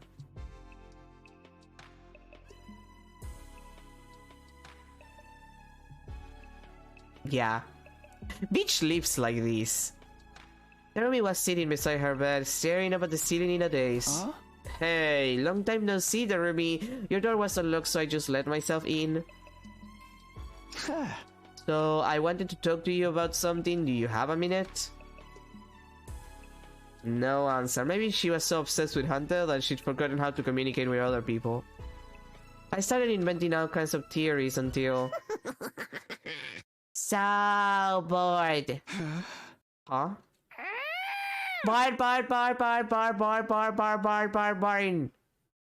I think she might be cooked. Oh, don't worry about her. She had funny powder, which is an actual item that you can give people. What is the powder? You'll never know. It's funny powder. I'm so bored. I'm over it. It's the same thing day in and day out. I'm just going through the motions. So depressing. No point in living like this. Narumi Amemiya gives her final regards to the land of the living. She suddenly started to bang her head against the wall. Hey, stop it, Narumi. What if you make yourself even crazier? Danganronpa Kinis are gonna... People are already, like, having a moment. But to be fair...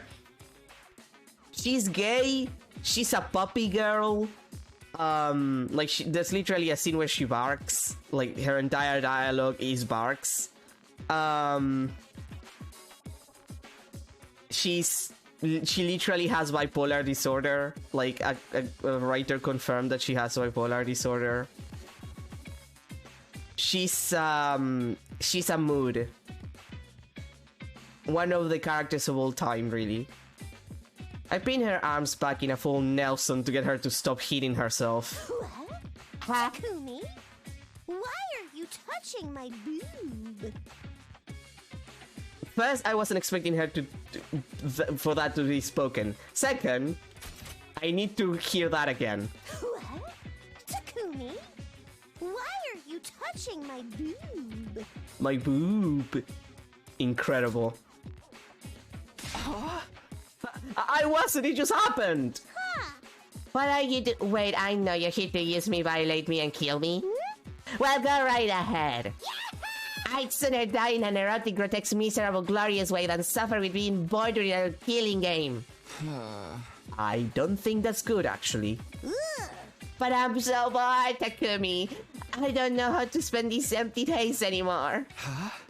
Empty days? But you were happier than anybody when the game started. You don't get it. The killing game genre is all about the initial impact. Once the series loses its initial momentum, it's doomed to be cancelled. You can't just keep it on life support forever. Can this stupid game just end already? Kodaka, are you talking about Danganronpa? 2025 Komaeda Kin is gonna move on to the other Narumi Kitty. No, they have Eito for that. They have Eito for that. Darumi's mostly for the girlies and the Twitter puppy girls. I had no idea what kind of genre theory she was going on about, but in short, you want this invader hunt to end then? Then please work with us. This is my chance to recruit her. I summarized everything that had happened for her. I told her that we found an escape pod in a certain location, that it had been damaged, but we could repair it. All we needed to do was find cryptoglobin to fuel it, and we could escape to the artificial satellite. But at this rate, Tsubasa might die before we can escape. Tsubasa was in last place. We needed to get her some points ASAP, but we couldn't find the invaders we so desperately needed to make that happen. Please, Narumi, if you know where the invaders are, can you take us there? If you help us, we'll let you take the escape pod with us. I have the Danganronpa games on my Steam, but only because I got the pack on a good sale that was like 90% off or something. Most of them are old, so I'm not surprised that like at least first and second Danganronpa are 90% off these days.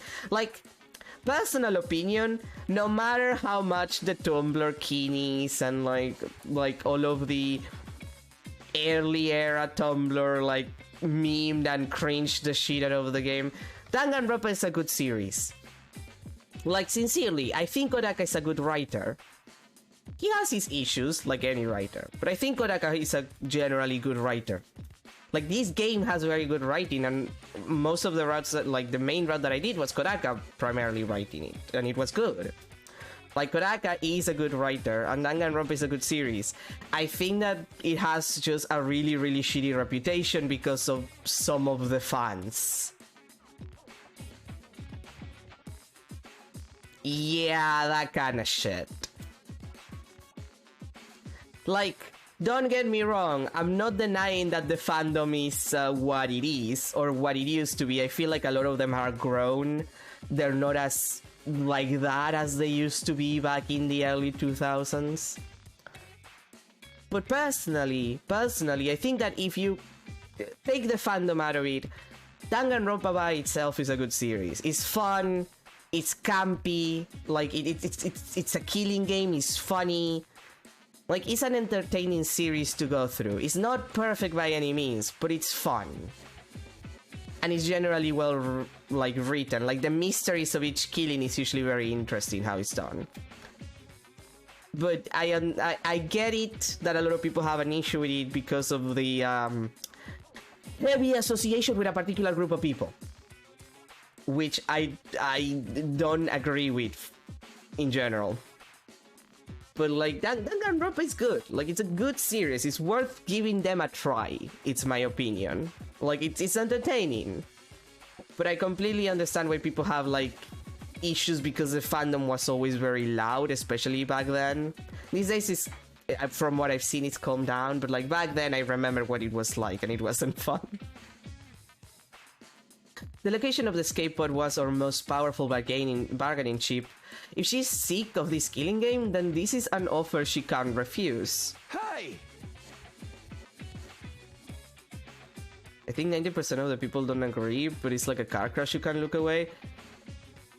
I don't know, like, the main issue is that a lot of it was very, like, they were very vocal. Like, it's an issue with any fandom. The most annoying, shitty people are always the most loud. So the people from the outside are only seeing that, and the people from the inside who don't like that shit have no way of controlling it, because there's always going to be shitty people that make you look bad. Like, Danganronpa just hit a very specific, like, Venn diagram of, like, it's very anime, it's kind of immature in the way that it's presented, in like the comedy of it is a little juvenile, and the fandom was really, really annoying, or at least that group of the fandom was really annoying. So like, you combine all of these together and you have like a bunch of people just shit talking Danganronpa for a decade. When like, really, Danganronpa is not that bad. It's a good visual novel, by all means, and it's pretty fun. At least that's my experience with it. But again, it's a car crash. Like, people will only see the car crash, they won't think about anything else. I'm sick of this game. Let's work together and bring it to an end once and for... Oh.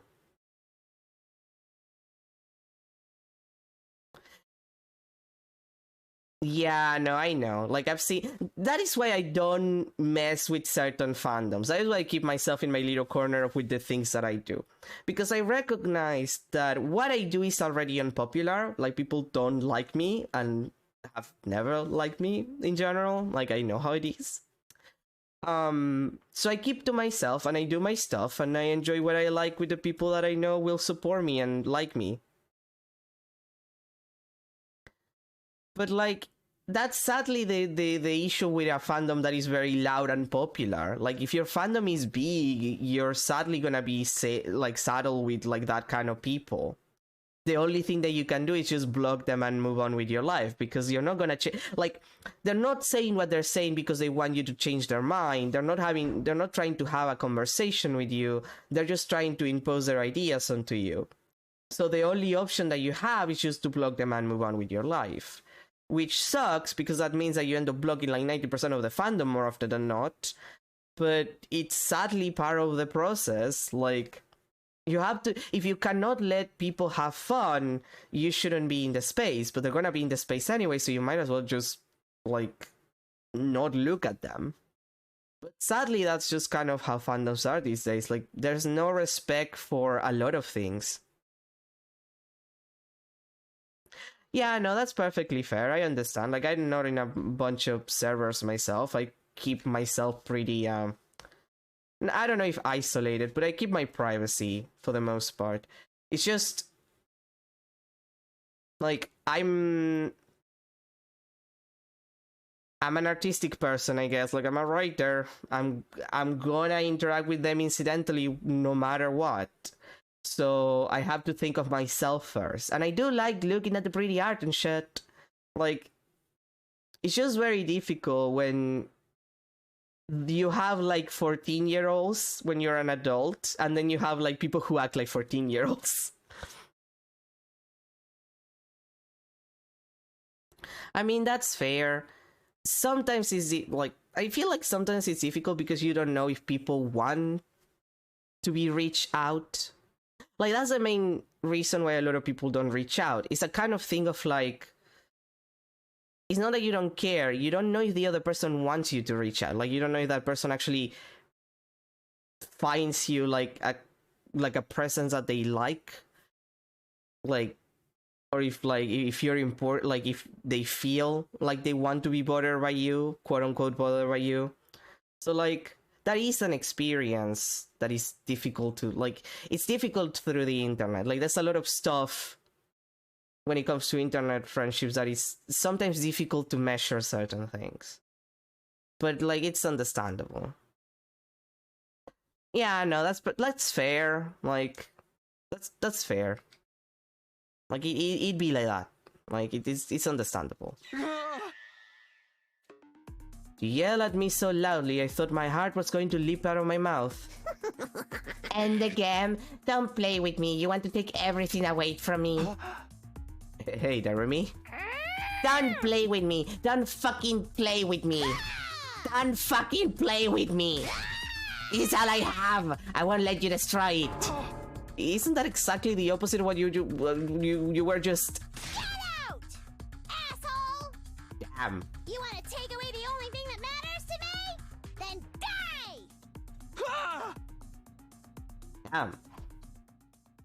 I ran out of Rumi's room after she screamed at me with a terrifying look in her eyes. Our desperate play to pull ourselves from the brink of destruction was a failure. Well, it'd be like that. Well, that sucked. So you were unsuccessful in recruiting Jeremy. Well, I expect as much. I'm so ashamed. I lower my head in a show of contrition and apologize for failing to convince Jeremy to join us. I felt like I almost had her halfway through. But she completely changed her story every 5 minutes. Jeremy is mentally unsound. There's no consistency to her emotions or lines of reasoning. That's part of her charm, but honestly, I'd rather die than be stuck on a team with her. But if she won't help us, what are we gonna do? We might just have to earn points the hard way. It's not like there's no invaders out there at all. We can do this if we all work together. I guess there's still a chance we could upset the Rangans the old-fashioned way. Okay, then let's find these invaders one by one. We need to make sure that Tsubasa and Yugamo are getting the points because... Found you! Huh? We suddenly heard an eerie voice coming from out of nowhere. Along with the voice appeared... Narumi? Find you! The jerk's trying to ruin my killing game. Narumi, what are you saying? Get back, something's obviously not right with her. Hey, Darumi, what's the matter? Let's just calm down a bit. Shut up, shut up, shut up! None of you can keep your hands off the things I love. So I made up my mind. Before you can take anything from me, I'm going to take your miserable lives. Everybody, ready up. She's serious. Your deaths are just what this game needs. Can't break through cliche and monotony without killing important characters. Die, Takumi. I'm gonna play this game forever. You do know that once everybody dies, you cannot play it forever. God damn, we're gonna have to kill her ass. Whatever you do, don't hit her with anything lethal. Just go easy enough on her to keep her alive. We can't revive her if we kill her out here. A man can't even bask in the simple pleasure of using the sharp side of his blade. How sad. You got... The fuck are you talking about? Wait, where's Tsubasa? Oh, there you are. I didn't see your car. I'm good to go. Yeah. I'm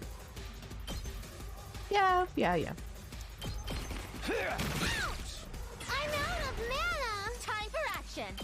Paralyze you. Here goes. R.I.P. me. Oh yeah, no, she's not Ready when immune. you are. She's not immune to paralyze. Take that!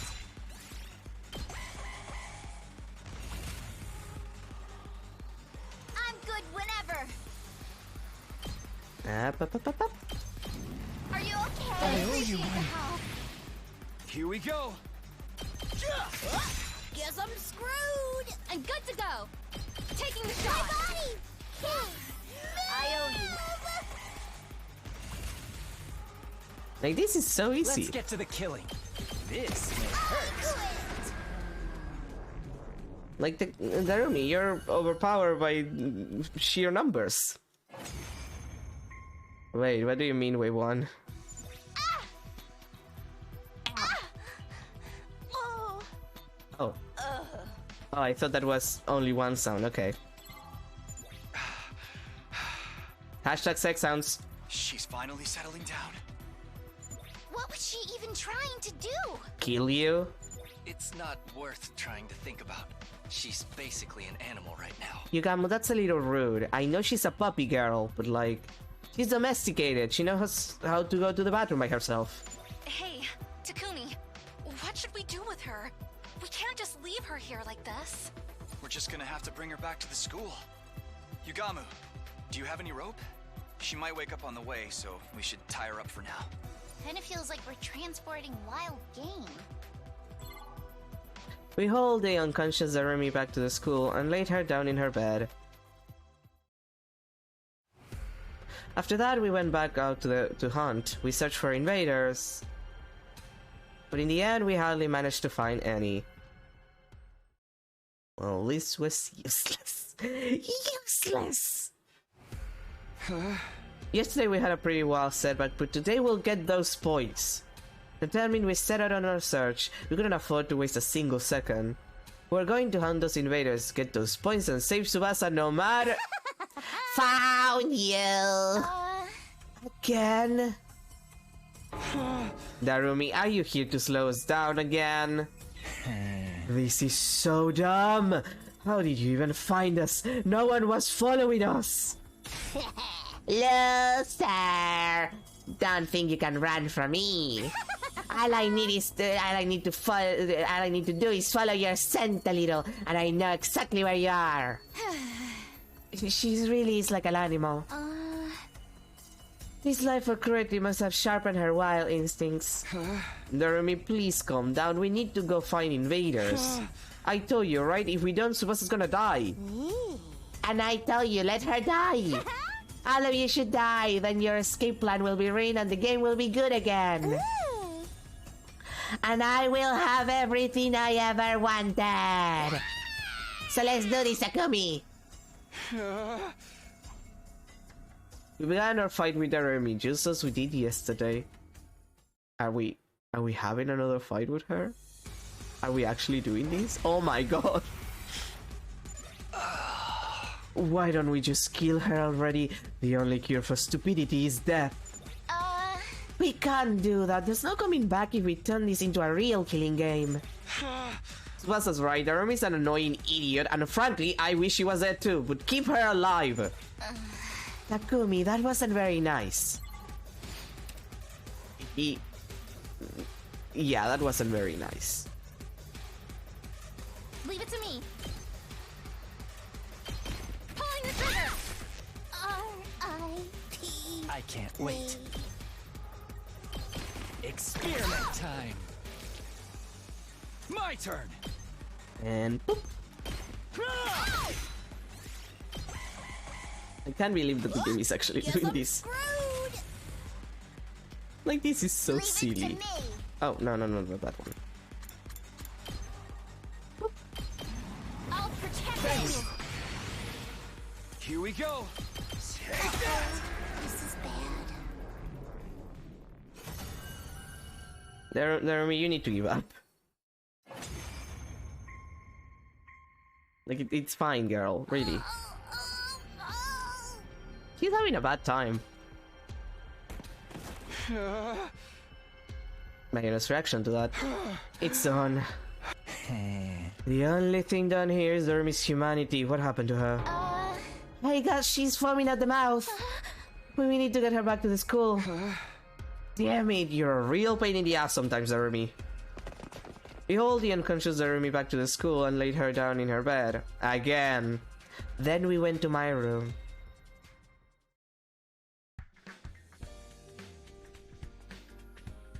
There we held an emergency meeting. We're gonna die at this rate. We can't get any points because of Narumi. What's wrong with her? She's probably going to get in our way tomorrow too. Sorry, it's all because I went to talk to her. No, it's not your fault. Nobody ever imagined she'd end up like this. I think she lost her mind a little after she killed Hiruko. Even if Hiruko asked for it, Narumi had to kill someone who'd been like a sister to her. Takumi, that wasn't sisterhood. That was lesbians. I do not know how to keep explaining to you that was lesbians. I wish Gaku was alive so that he could explain Yuri to you, because at this point, there's no other way for you to understand what the fuck is going on there. It would be hard to stay sane after going through that.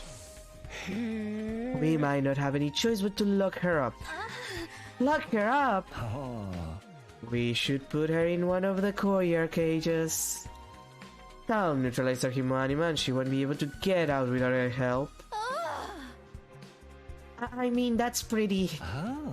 It's for her own good. She needs to calm down and come back to her senses. Well, Takumi, are you okay with that?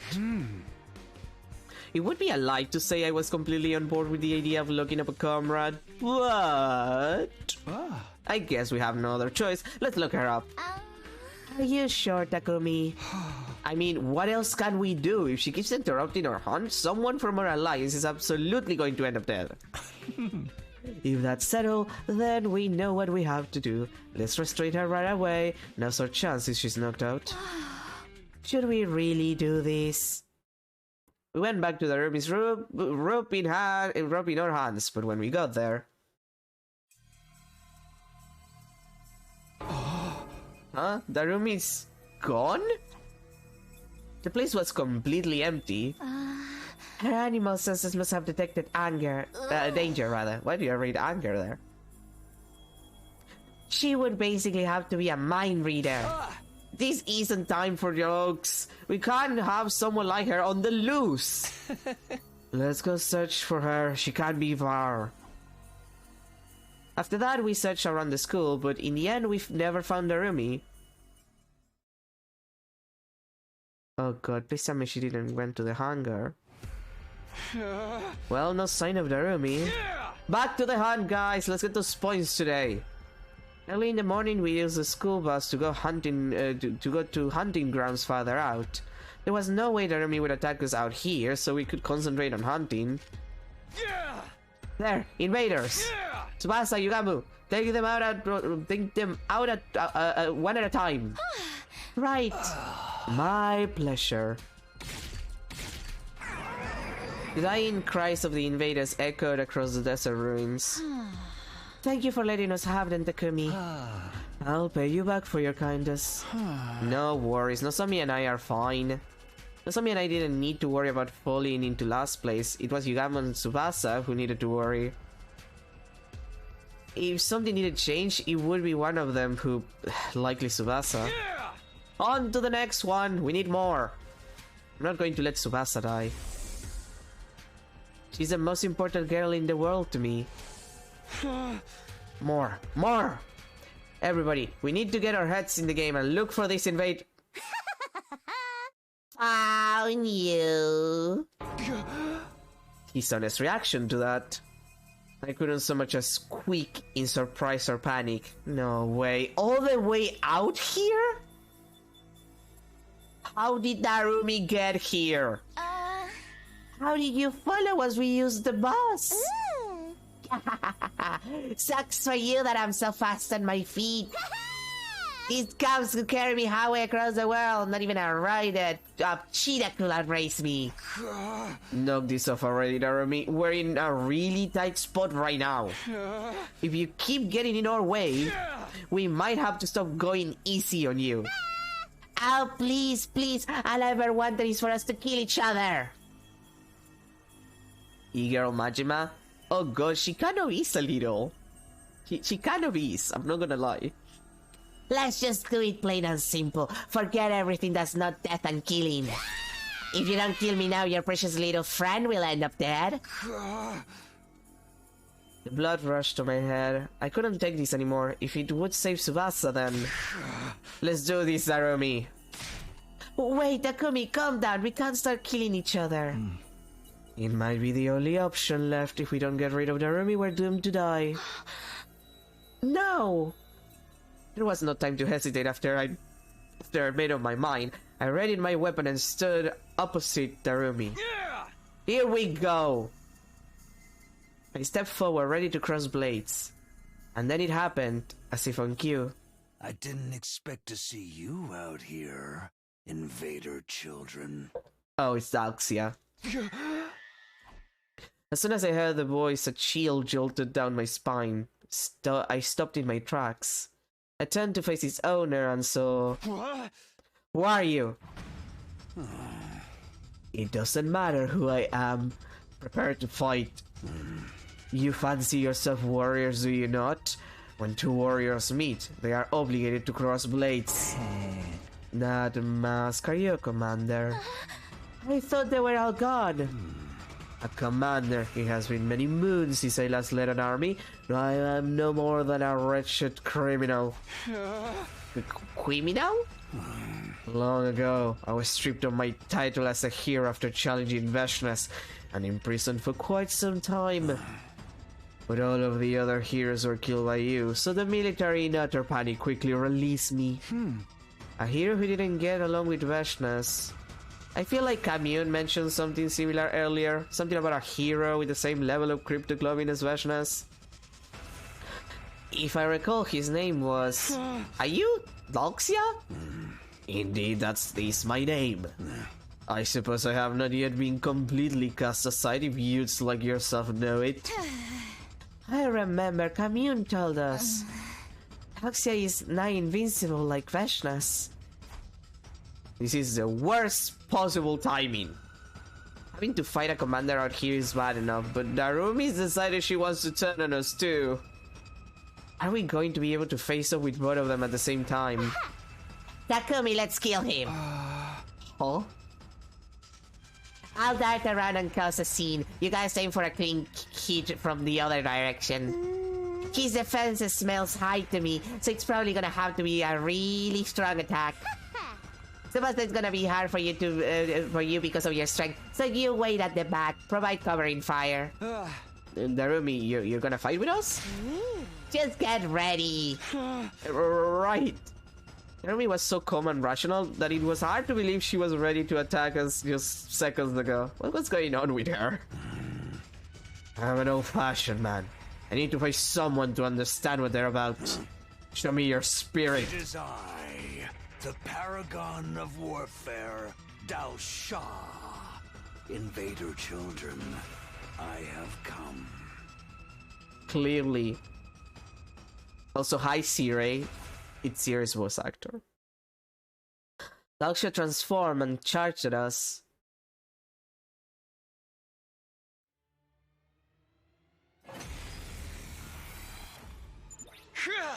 We have a temporary truce with Arumi. Let's work together and take this commander down. Is Arumi going to fight with us? Honestly, I feel quite uneasy fighting with her. I worry she might stab me in the back. Yeah! Then I'll fight from the front and you can come from behind. Keep that support coming. What should we do? Stay back. If you make a wrong move here, you'll die. Okay, an actual fight. Oh, hi, 99, wait, before I do that. Null stun, null piercing, not null to bleed. Which is what I needed to see.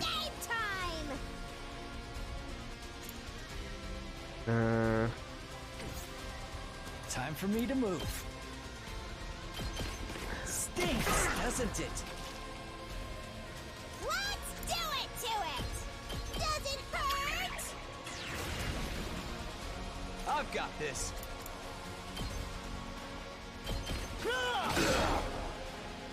Oh boy. I'm good to go. How's that feel?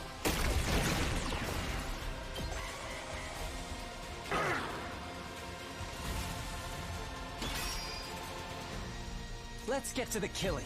This hurts. Are you seriously just gonna, like...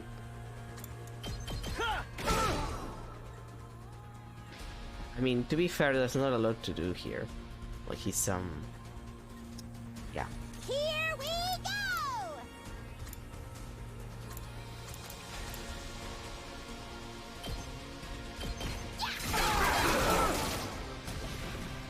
Time for me to move. How about this? Yeah, we're not doing anything here. This is not going well.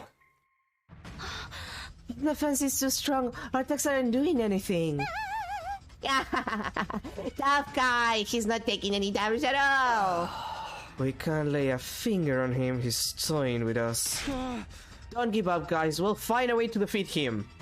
Exile or not, he was a powerful commander. Bringing him down would probably net us a colossal amount of points. This is a golden opportunity. I need his points to save Tsubasa. But then... I understand. Dalksha suddenly detransformed and returned to human form. Why do you detransform? Your blades have told me everything. You're true warriors, and I dare not kill you here with a surprise attack. We will start anew. Next time, you will be at your school. You're letting us go. I will let the warriors leave, but I cannot say the same for anyone else. Carol, you there. Me? Dalksha suddenly bellowed at Tsubasa. Why the cowardice? Why don't you join the battle? Are you making a mockery of this war? Yeah. No, I can't explain. No need for your excuses. I will purge all of those who bring cowardice onto the sacred battlefield. The seeds of fear must be excised from the soil, lest they prevent other warriors from blossoming. Dalksha pulled out a single short sword from inside his clothes. That's a throwing dagger. Stop, Dalksha! I desperately tried to stop the commander, but he paid me no attention at all. Weep! Huh? The blade moved towards Tsubasa at a ferocious speed. Tsubasa, get out of the way!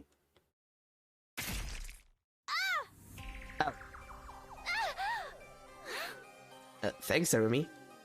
The very next moment, I saw something utterly unbelievable. Arumi took the blade for Tsubasa. Arumi, why did you? We need to stop the bleeding. Finish me. No! Arumi gurgled blood as she screamed at her inconceivable as she screamed out her inconceivable request. If you don't kill me, I won't be worth any points. I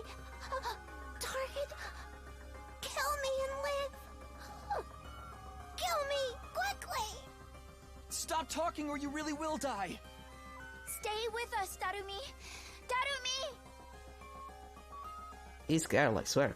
We laid Darumi face down on the ground, carefully following Yugamo's instructions to stop the bleeding. Eventually, I noticed there was no sign of Daksha anywhere. Now, quick, get Darumi on the bus. I'm gonna floor it. Hold on tight, guys. Darumi, just hold on a bit longer. Kill me, save everybody. Darumi, target.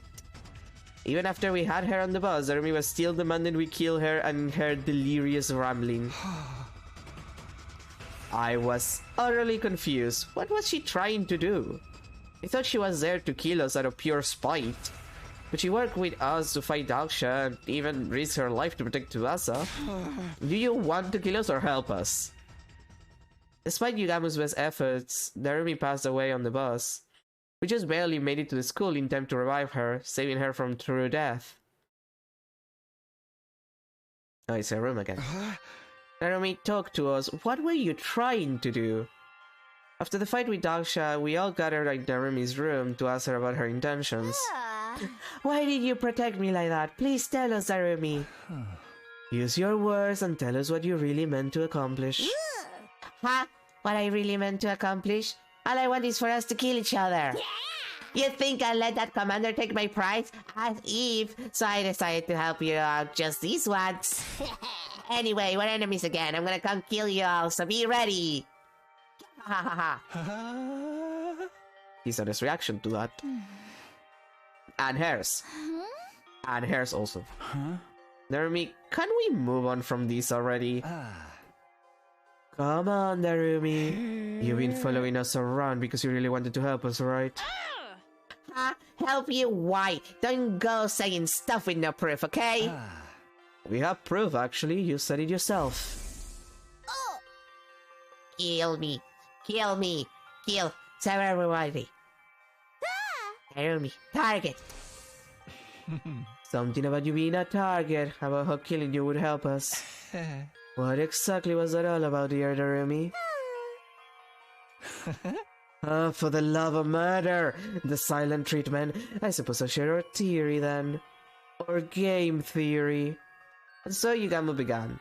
He elaborated on the theory we came up with during an earlier discussion about Darumi's true motivations. You held on to first place since the invader hunt started. Ever since you took first place in the middle of the first round, you haven't slept even once. But if we think about that rationally, that's a little odd, isn't it? No, actually, I'm just amazing.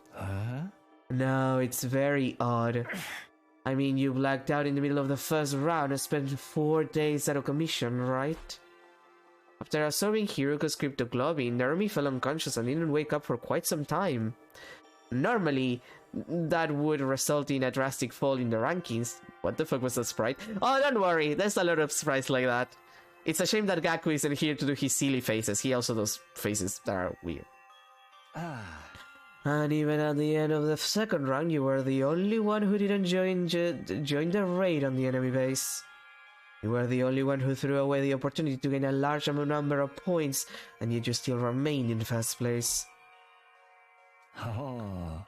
Are you an incredibly skilled hunter? Perhaps, but that alone doesn't explain things.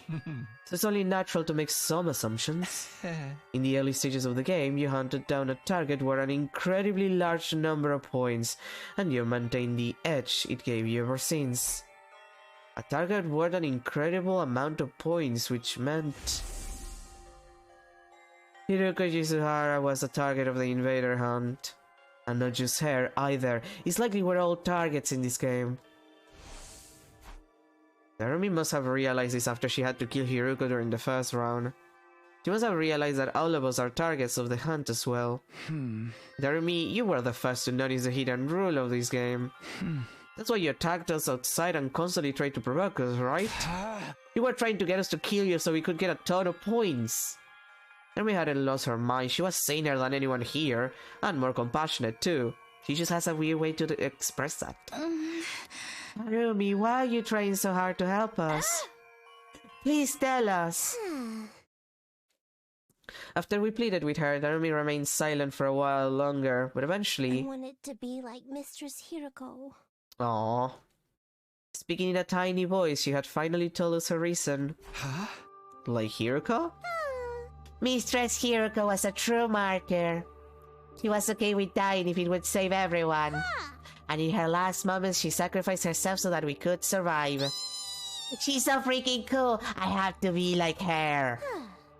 I wanted it all this time. A chance to die like Mistress Hiroko. So that's why you tried to die for us? If my life could save all four of you, it'd be just as amazing as she was, right? She wanted to die like Hiroko. Such a simple but incredibly powerful motivating force. I'm sure the reason she wants to recreate Hiroko's death so badly is because... Enough about me. We're done here, so kill me, okay? Outside of the school grounds, of course. And make sure Tsubasa deals the killing blow. You're dead last, so you're really gonna get those points. I can't kill the girl who saved my life. I want you to leave there, Ruby. I'm really totally over this whole leaving thing. It's never gonna do me any good. How can you be so sure? Nobody knows what the future holds. It's just logic. Nothing good ever has happened to me yet, so what are the odds of a miracle happening tomorrow? I can't tell you what the exact odds are, but who knows? Tomorrow something incredible could happen that makes you happy. Happy? How? I killed Mistress Hiroko! Mistress Hiroko was the first friend I ever made in my whole life, and she kept me on a leash all the time. I was so happy. It didn't even feel real. How could someone so beautiful and refined it up with me? Well, she likes the e-girls, Narumi, obviously. We had fun all day together. She didn't look down on me. She didn't abandon me. She was kind and warm. No one else was like Mistress Hiroko. But she's gone now. I drank her blood and ate her, and not even in a cannibalism way. I don't deserve to live after killing her. I have to die just like she did. Narumi. She must have been looking for a way to atone all this time.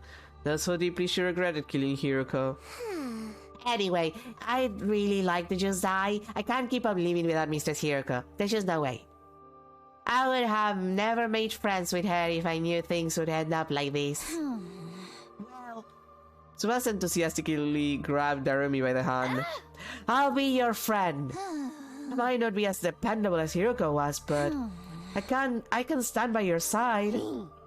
Huh? Wanna be my friend? Don't start making promises you can't keep. Nothing in this world is worse than that. I'm not making stuff up. I really do want to be your friend. Yeah, very funny. Everyone says that at the beginning. Narumi, I want to help you. But then they get tired of pretending to be my savior. They throw me away like trash. If you aren't ready to be with me until we're both dead, then just leave me alone. Every time I get left behind feels like the end of the world for me. I will never run out on you. I'd never give up on a friend. Seriously, just give me that rest already. A happy guy like you isn't prepared to step up to the task. What makes you assume that I'm plenty prepared? I will risk my life to defend you. After all, you risked your life to save mine.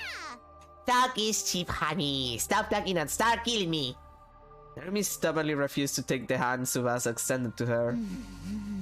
Tsubasa kick her ass. Kick the lesbian's ass.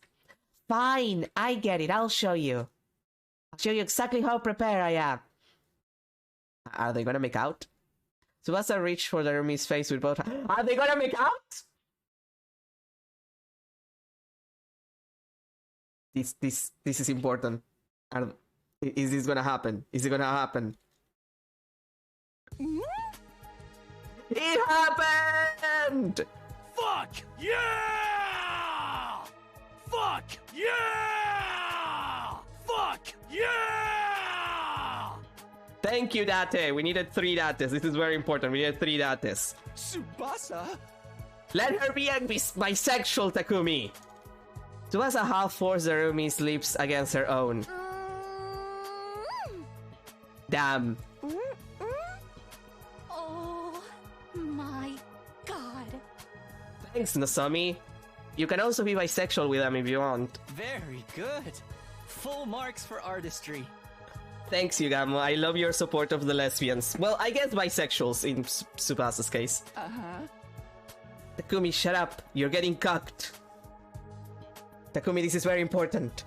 You have to not make any sounds and behave because you're getting cucked. It was a long, deep kiss. Fuck! Yeah! I had to add another one. Narumi resisted a little at first, but halfway through she completely accepted Tsubasa's lips against hers. The kiss lasted for over a full minute! Okay, cool. I see how we're doing. Okay.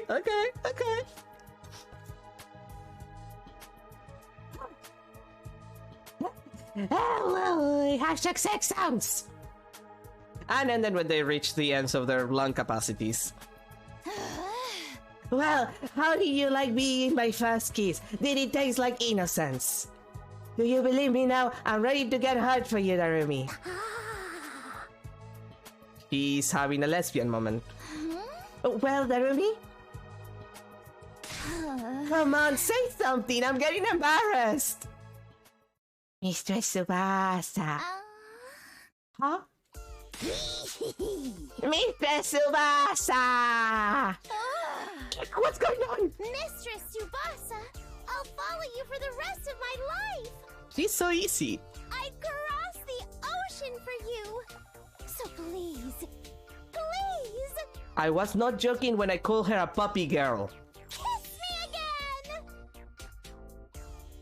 Fuck! Yeah! I'm so glad that I got that fuck yeah sound. Just saying. Come on, no way, that's enough kissing for today. No! Again. Be quiet, I'm leaving, and don't follow me. I'll follow you to the ends of the earth. Narumi sprinted after Tsubasa. His honest reaction to this. I watched their game of chase in a speechless daze. I just couldn't keep up with all the twists. Tsubasa kiss her? Hey, Takumi. Yugamo placed a hand on my shoulder. You took so long that Narumi begged you to get in Tsubasa's first kiss. Shut the hell up. How about you and I show the girls a real kiss? I said shut. In all honesty, I was utterly shocked by Tsubasa kissing Narumi. Well, it looks like it was good for both of them, so I guess it's fine. That's the right attitude to have, Takumi. The real issue is... Yeah? You're gonna drop it? As the clock ticked over into the new day... Oh, right, the ranking. I stopped at the leisure lounge on my own to check the leaderboard. Tsubasa was still dead last. If we didn't find her some points by the end of day 78, then... But how? Trying to earn points has led to nothing but a wild goose chase. There are no invaders anyway. We're not gonna be able to beat Dalksha. Narumi's knowledge was our last hope, but she said she had no idea where they're gone, and that hunting hadn't been going well for her either. Apparently she'd been holding first place purely from the points she got from Hiruko. In the end, nobody had any ideas where the invaders were now. Is it really just a matter of searching around? The unease was suffocating me. Would we manage to raise Tsubasa's ranking in these remaining 3 days? How? How do I protect the girl I love? Hello, Takumi. Is something bothering you? Oh? I turned around at the sudden sound to see... When did you get here? Don't glare at me like that. I just wanted to share something nice with you. Something nice?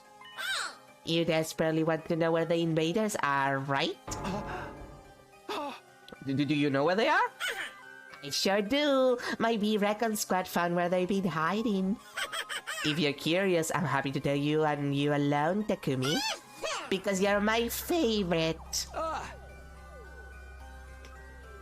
Okay, you know what? I think this is another Ato, which is like a different voice mod. I think that it's just like a different Ato. I think that one of the sponsors that we had were both Atos. Because like, that you're my favorite, that's Ato behavior, that's Ato behavior. You're the sponsor of this game, right? Are you even allowed to play favorites? I don't see any rules saying the sponsor needs to remain impartial. If they really know where the invaders are, then I want to find out no matter what, but...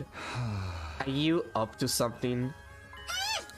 Of course I am. I'm always thinking horrible things. Okay, 1, how can you admit that so casually? 2, I don't want help from a freak like you. You're a clever boy, Takumi. You're right to think it sounds too good to be true. It's never a good idea to listen to the temptations of the devil. The devil's words will consume you like a drug. One taste and your life is ruined. And you're the devil here, so get the hell away from me. That was close. I almost considered their offer. Nem, tell me where the invaders are. An obvious trap. But you know, Takumi, I think you're going to need to trust me. What are you even saying? I mean, if you can get the location of the invaders out of me, our last place player, Tsubasa, is going to die. Ah, that's good. Nothing is better than seeing you look so desperate. I love humans trapped between a rock and a hard place. Corner a human and suddenly the voice of the devil starts to sound real nice. I shouldn't even bother with them. I knew that in my head, but I couldn't get myself to leave. If I don't find out where the invaders are, then Tsubasa... Try asking me nicely, Takumi. Ask me to tell you where they are. If you ask sincerely, I'll tell you about the best hunting spot out there. What do I do? Should I trust them just this once? It's obviously shady, but what choice do I have?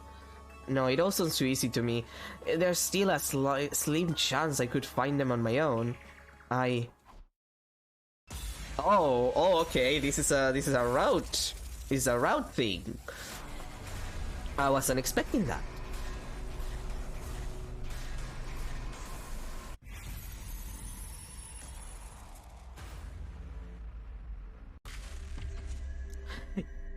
See, here's the deal. If it's a lie, we're screwed. If it's not a lie, we're not, but we're screwed either way if we don't ask. So I'm going to ask. I feel like that's the most reasonable option. Like, we're fucked either way if they're lying to us, so we might as well check if it's true. Tell me where the invaders are. I decided to trust the devil just this once. Things aren't getting better anyway. As shady as this offer is, I have to hang on to this glimmer of hope. You're such a romantic. Choose an emotion over logic. I could weep. Takumi, my warrior of love, let me reward you with this map. The map the sponsor handed me had something that looked like an invader face drawn in one specific spot. If you go there, you're sure to find invaders. But you'd be wise to bring only Yugamon Tsubasa with you. Don't tell anyone you got this map from me. Sounds good? You swear the invaders are really there? I guess you'll just have to go and see for yourself. Every word out of the sponsors mouth made me more and more suspicious, but I had to go there. After that, I waited until morning and woke up Yugamon Tsubasa. We took the school bus to the place indicated on the map. Really? We'll find invaders if we go here? Yeah, that's what the person who gave me the map said. And just who that was? Who was that exactly? I can tell you, it was part of a deal. A deal, you say? Igamo seemed to sense what was going on, but didn't press the matter further. His back is against the wall too. Hoping against our hope, we headed for the spot marked on the map. Almost there! Strap in, the ride's gonna get bumpy! And we are here! And so the bus arrived at the place marked on the map. When we got there... Kinda looks like a mansion. Pretty swanky, isn't it? Maybe a commander live here. We arrived at a lavishly decorated state. There was no sign of any enemies near the entrance, but... Let's go inside. Come with me, guys. We cautiously made our way through the mansion with bated breath. Were there really invaders here? The anxiety and anticipation made my heart beat so loudly that I could barely focus. Please let there be invaders. If we don't get some points here, Tsubasa is... I gulped. Deep inside the state. A lot of them. We found what we've been looking for. There were so many invaders. Am I dreaming? I wanted to pinch my cheeks to be sure, but I didn't have a minute to waste. We had to seize this golden opportunity. Let's go, guys. Hunt with everything you've got. Yeah. Right. We attacked the invaders with all of our might. Yugamo was capable of hunting alone and didn't need my help, but Tsubasa wasn't so good at fighting outside the school. I had to help her get those points. I hunted down the invaders just like always. Detach yourself. It's just work. Detach yourself. It's just work. Detach yourself. It's just work.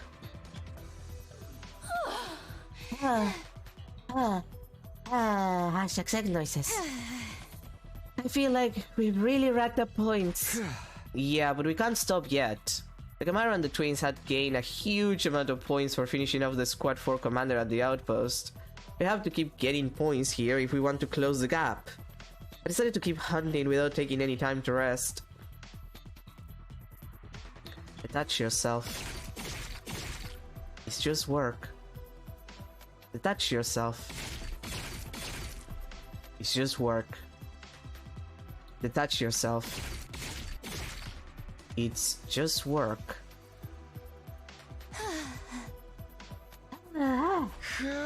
Is that all of them? Are there any more invaders? I looked around, but it had gone quiet inside the state. Looks like we got them all. What? It's not enough. We need more points if we want to save Tsubasa. Just then, Yugamo suddenly wheeled around, facing the innermost part of the state. Careful, guys. A strange presence is approaching from over there. Invaders? Similar, but something's off. Off how? The sound of their footsteps doesn't jive with what I'm sensing. These steps, they seem... Just as Yugamo tilted his head in confusion, they showed themselves. Huh? I couldn't believe my eyes. What I was seeing shouldn't have been possible. No way, how? How are there humans here? Me grabbing Takumi by the shoulders very carefully. Takumi, what the fuck did you think the commanders are when they're not transformed, if not fucking human? I thought they all escaped to the artificial satellite. Does this mean some of them were left here on Earth? We should ask what happened. We drop our weapons at our feet and try to talk to the people, but... You invaders will stoop to any low, won't you? How did you even find this place? It's your fault we changed!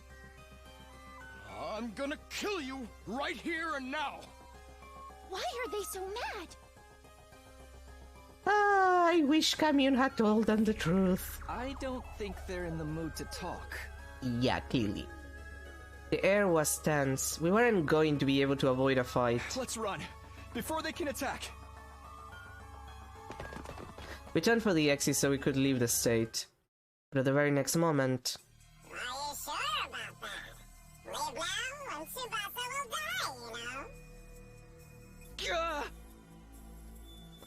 We skidded to a halt after hearing a voice that shouldn't have been there. When we turned around, we saw... a single bee hovering in the air. Hi! Evil bee. It was one of the sponsors, and it somehow seemed larger than the others. Did I startle you? This bee comes equipped with a transceiver. Incredible. I can speak to you remotely. Anytime, anywhere. I hate it. The sponsor was speaking to us through the bee. Unfortunately, we don't have time to chat. We need to get going. Going? Why? There's so many invaders here. Don't you want to score some points? We hunted down all the invaders. All that's left are... humans. Takumi, what in the world are you talking about? Those things are clearly invaders. What? These people invaders? Stop staring and come at me! Stop staring! Or we'll come whether you're ready or not! I'm gonna kill you! Gonna kill you! More precisely, they're the armature for invaders. They haven't been processed yet, so they appear more human. What the hell are you talking about? The basement of that building is one of the invader production facilities. It was gathering dust for ages, but now it's back in commission. Well, shit. That is to say, these armatures were brought here to mass-produce new invaders after their numbers were so thoroughly decimated. Wait. Invaders are made from people? Silent Granny's people! Opinions are split on whether these armatures can be considered human. But in layman's terms, you're exactly right. What? Invaders are made from people. Then the SDU has been... Yes, Takumi, you've been killing people, including children. You've been committing all of the Geneva Convention violations that you could possibly imagine. Including biological warfare. Murdering people? Yes. Alright, I have one more important thing to share with you. Those armatures are worth a lot of points. These people are... Armatures are highly valuable, much more than full-fledged invaders. So whoever bravely hunts them down will be rewarded extra special bonus points. Don't be ridiculous. I don't care how many points they're worth. I'm not going to kill human beings. Neither am I. The idea of killing people? I may be a filthy assassin, but I don't kill people outside of work. Wow, you still have such righteous moral compasses. But are you sure? If you don't hunt them, Tsubasa's going to die. Welp. Tsubasa's going to die. The moment I heard those words, my body lurched with a wave of dizziness. Takumi, don't listen to them. I'm not willing to kill people for my own survival. Let's find another way. We can't stay here. Oh? There aren't any invaders left anywhere else. You really did hunt them to extinction. Oopsie. If you want to save your little friend, you'll have to make a choice here. Isn't that right, Takumi? So this is the real reason why the sponsor pointed me here. He wanted to force me to choose between killing human beings or letting one of my friends get killed. Are you gonna fight or not? To hell with it! Brace yourselves! We'll kamikaze you monsters! Do you have to? Yeah, we're soldiers. We're not scared of dying. You sound very scared. I can't kill another person even if they are a soldier, but... Takumi, what do you think a war is? I don't want to lose another friend. Tsubasa, you gotta move. Close your eyes. Takumi, what are you going to do? Don't, please, you can't! The moment I decided to come here, the choice was already made. I want to protect Yugamo after he stayed by my side through everything, and... I want to protect the girl I've truly come to care about. Held my sword aloft with trembling hands. That's right, Takumi. Do it! Do it! Do it! Do it for her! Do it! Do it for her! Armatures are incredibly weak. One strike from your blade and it's all over. Shut up. I'm not doing this because you convinced me. I'm doing this of my own free will to save Tsubasa's life. No! Takumi! Don't! Stop, Takumi! Nah, I'm gonna murder. have to summon the evil inside of me just this once. I need to channel Eito Awatsuki. No! You can kill them without channeling Eito. Also, hi, Eito. Inside my body, I carry the will of the person who so despised humanity. I'll take this sword and... No! God damn it, woman, let me kill people! I brought it down swiftly.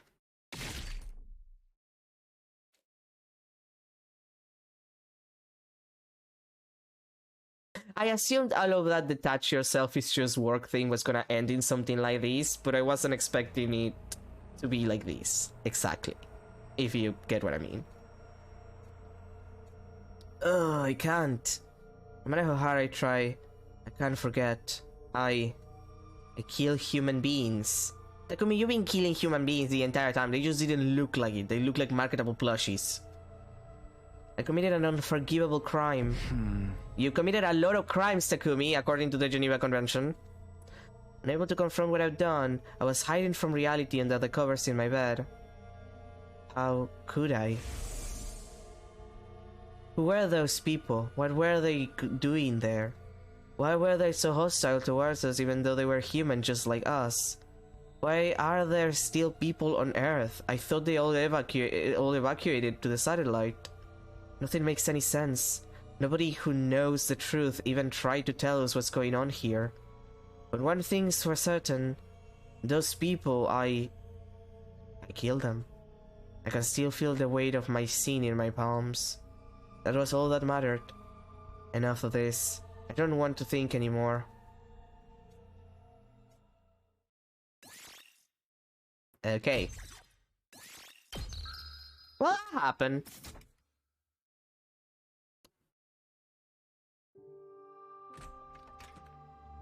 Leisure lounge? Takumi, are you up? Actually, what time is it? Ooh, I should have gotten my coffee a while ago. I'm gonna go get myself some coffee and then we'll continue with Takumi's fall into madness, I guess. And depression. So I'll be back in like 3 minutes. Be back in a sec.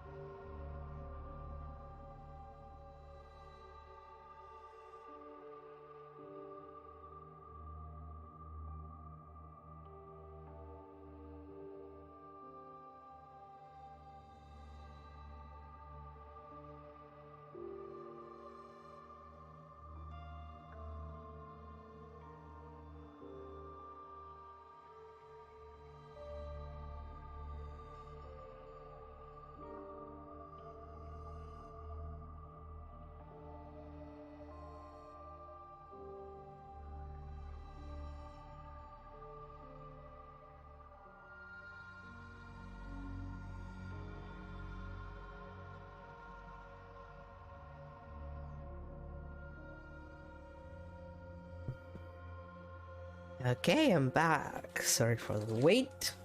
We're back. Takumi's having the worst day of his life because he killed people, which he's been doing the entire time, but now they look like humans, so of course he's sensitive. I could swear I just heard Nozomi's voice. I thought I was hallucinating, but then I could sense someone at my bedside. The closing ceremony for round 3 just wrapped up. You saved Tsubasa. You did it, Takumi. Thank you for saving her. I saved her life. As I heard the news, a single tear trickled from my eye. Thank goodness, I managed to protect the girl I love. I really did it. Tsubasa's been in bed for a while, but I'm sure she'll be better soon. So you better get well soon too, okay? Everybody wants to see you. Nozomi's being so optimistic and cheery. She must be trying to lift my spirits. But I need to face what I've done. Who was executed in round 3? Nozomi flinched after I asked in a strained voice. It was Takemaru. Damn, I was expecting one of the twins. Yes, he made all the invaders he found over to the twins. So he ended up in last place. Oh. Huh? I see. It's a real Takemaru way to go out. He was always putting his friends first, except when he treated me like trash. He must be cursing me from the other side. He hated me so much, and I ended up forcing him into last place.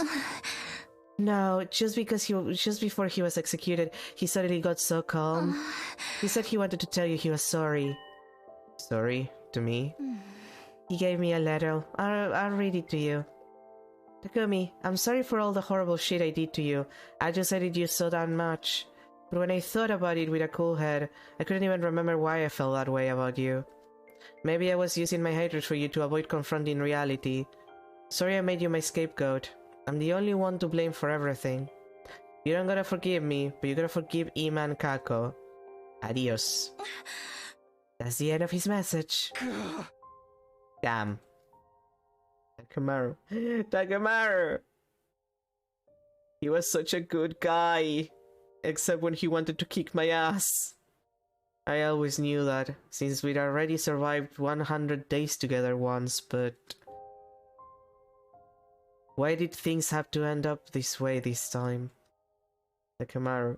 Takemaru! Takemaru! Takemaru!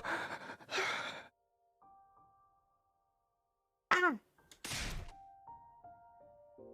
Ah! Nozomi ran her hand reassuringly over my back as I screamed my throat hoarse. Well, that was depressing. Everything is terrible. Sleep, wake up, sleep, wake up. I cycle quickly between sleep and wakefulness. But I did weigh on me too heavily when I was awake, so I would retreat back to the land of sleep in search of reprieve.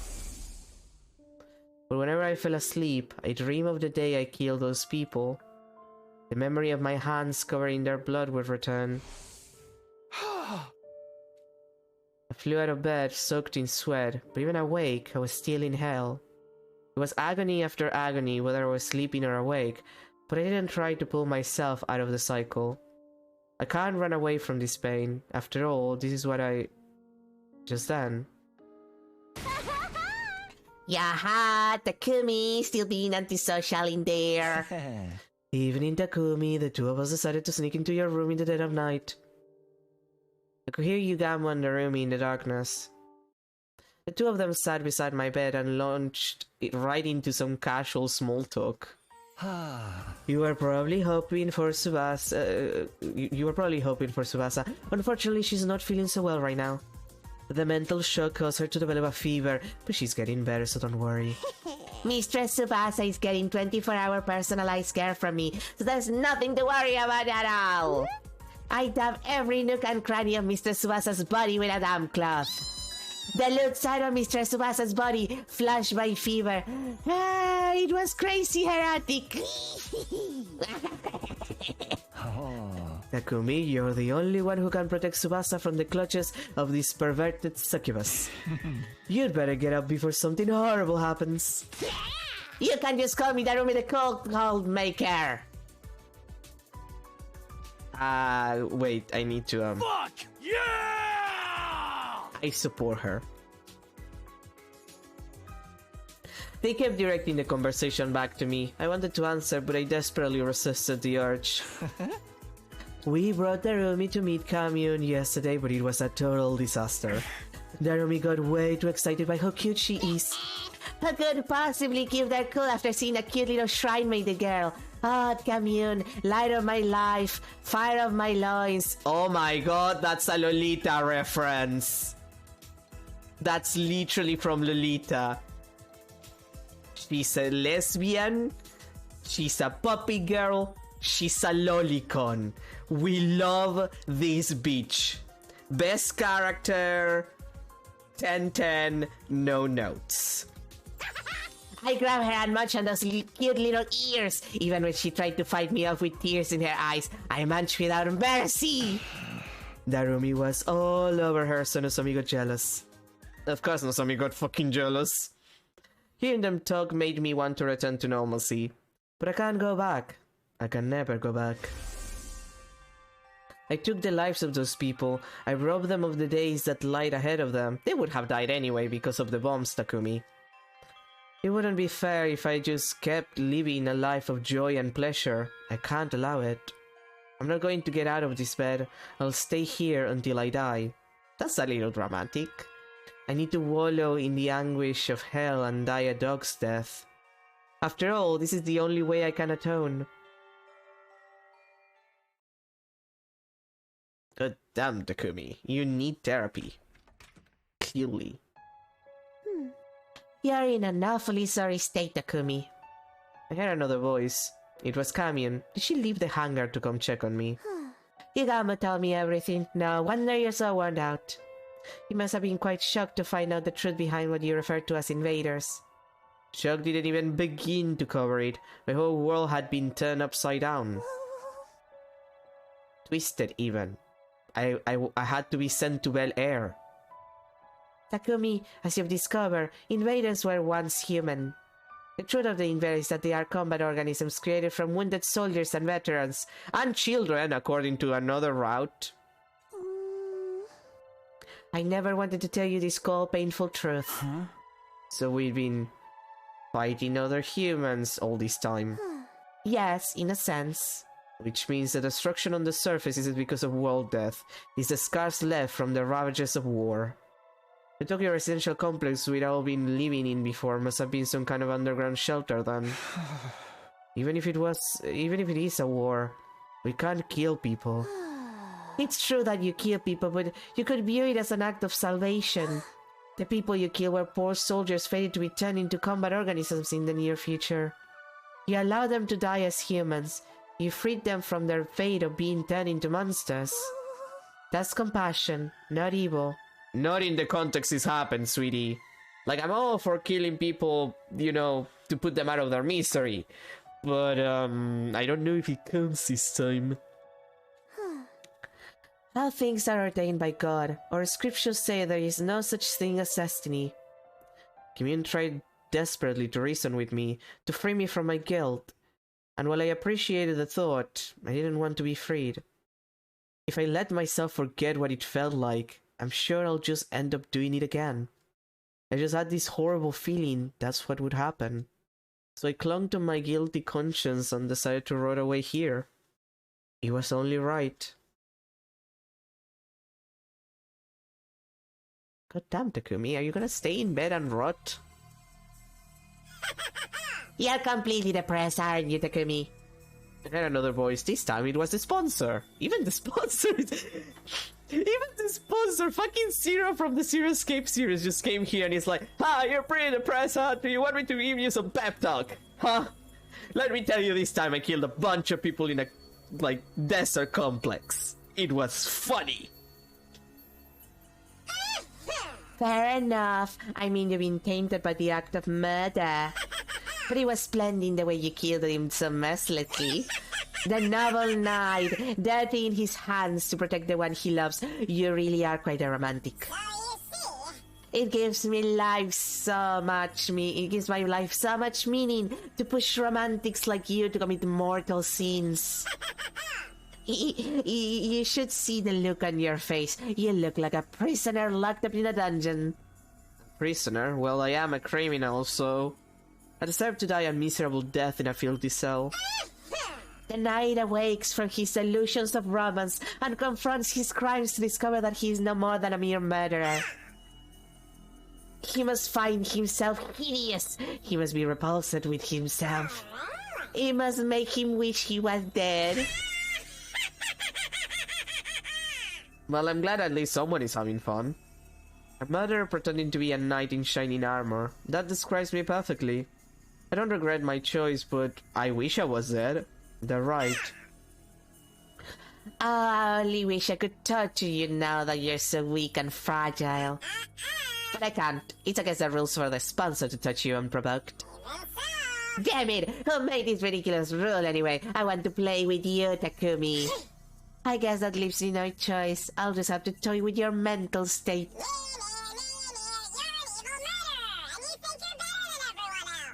Thanks, Donald Duck.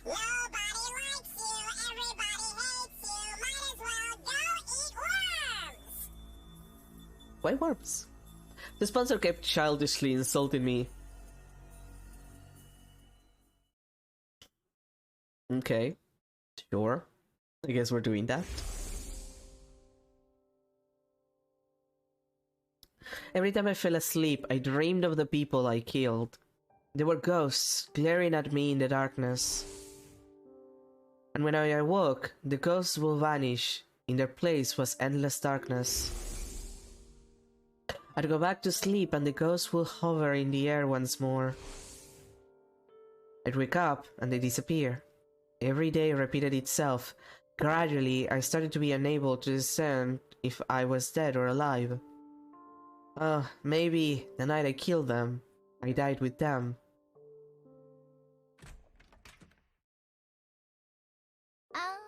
Takumi? I was on the verge of tears the moment I heard her voice. I wanted to leap out of bed and cling to her. It took everything in me not to act on that impulse. I'm sorry I wasn't here sooner. I've been in bed all this time too. I'm sorry, you're in so much pain and you shouldn't be. I'm sorry you had to do something like that because of me. What's it plopping? I could clearly hear the sound of Tsubasa's tears hitting the floor. Huh? It's okay, I'm the one who did it. And when someone does something wrong, they need to suffer for it. No, you didn't do anything wrong, Takumi. I mean, he killed people. Although I do agree that it's important that we have reparative justice rather than punitive justice. I don't disagree with that. The ones we really should be blaming are the people who put us in this horrible situation to begin with. We just got dragged here all of a sudden and forced to fight these enemies we didn't know anything about. And then this killing game started. It's all so confusing. You didn't do anything wrong. 2 teardrops fell onto my cheek. The girl I love is crying. I want to comfort her, but I can't touch her. My hands are too dirty. Then take a shower, forehead. You've been in bed rotting for like who knows how long. Go shower, like a normal person. Put on some deodorant. And then some cologne. No, Tsubasa. There's no point trying to rationalize it. I can't run away from what I did. My hands tell the story. They're covered in blood. Did you not wash them when you came back from killing those people? Blood that will never wash away. It would if you tried. You know, take a shower. It wasn't about words or reason. My hands gave it away. They branded me as a criminal. Don't worry about me anymore. I'm evil. I don't belong with you guys. I wanted to get Tsubasa as far away from me as soon as possible. I didn't want to sully her with all the sin and death I brought with me. But she never made any attempt to leave my side. Fine. If you think you're a criminal, so be it. Takumi the criminal.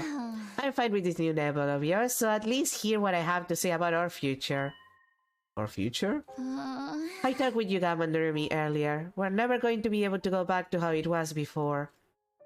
Yugamo made Kiyoshika drink poison, Darumi killed Hiroko. Even if we try to live like normally in the complex, I think we'd suffer trying to readjust to peaceful lives. She's right. We've strayed a long way from the lives we used to live. I couldn't face mom or dad. I couldn't go back to that life. Not that I even planned on trying. But Tsubasa, you're still clean. You can still go back. Listen to me, Takumi. We'll live together as roommates when we get to the artificial satellite. Roommates? This is a poly situation, for the record. We'll rent out some cheap little detached home and all four of us criminals can live together in poverty. It might be hard for us to reintegrate into society when we get back from the war, but at least when we go home, we'll have the friends who went through it with us. I'm sure we can overcome anything as long as we are together. Rosa's voice was lively as she described our future together. We'll get part-time jobs so we can afford food and pay the bills. I need to start researching some cheap but tasty recipes right away. And we should get some cheap appliances from second-hand shops. Even total junk is no problem because I can fix it. Tsubasa, where are you? We'll be busy on weekends, so we might not even get to see each other. But we can make up for it by making sure we take weekends off together. We can rent some cheap DVDs and have an all-day watch party. That very moment, I could clearly envision the life Tsubasa was describing. It was so vivid, almost like I could reach out and grab it. I bet Darumi won't want to watch anything except B-grade horror movies. Well, yeah, that's her favorite. She and Yugamu will love it. We're gonna feel left out. But we'll still watch all of them to the end. Doesn't take much to convince us, huh? After we're done, we'll all clean up the popcorn Darumi threw all over the place. We'll all sigh and laugh as we sweep. Yugamu can still do a lot of money with his assassination business, though. I feel like he wouldn't be, like, strapped for cash if he gets paid well for killing people. You'll say, you made us waste our day off watching these garbage movies. And I'll say, but I kind of enjoyed it. An overwhelming feeling welled up as I played out the scene in my head. This feeling rising up inside of me. It was longing. I wanted this future. I wanted it so bad it hurt. No. I can't start dreaming about the future. That's bad. Bad, Takumi. I can't let myself have a future after taking so many lives. It's not right. Go away. I frantically repeated these words in my head. Demons aren't allowed to dream about happy endings.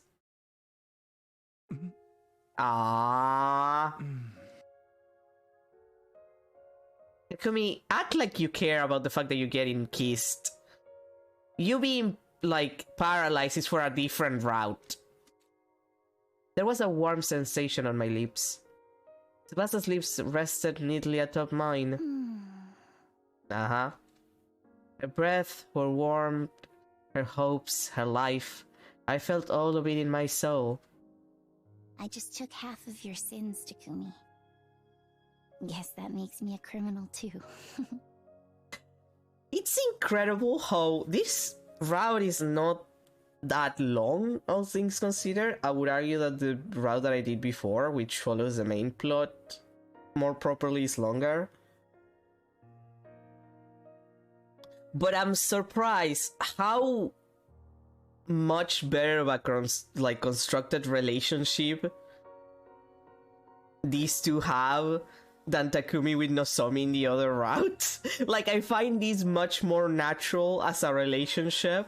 I find it much more compelling that I found Nozomi and Takumi on the other routes. Honest to God. Like, I don't know why. I think that it's because he keeps going between the whole Nozomi's Kara might be Nozomi thing for a while.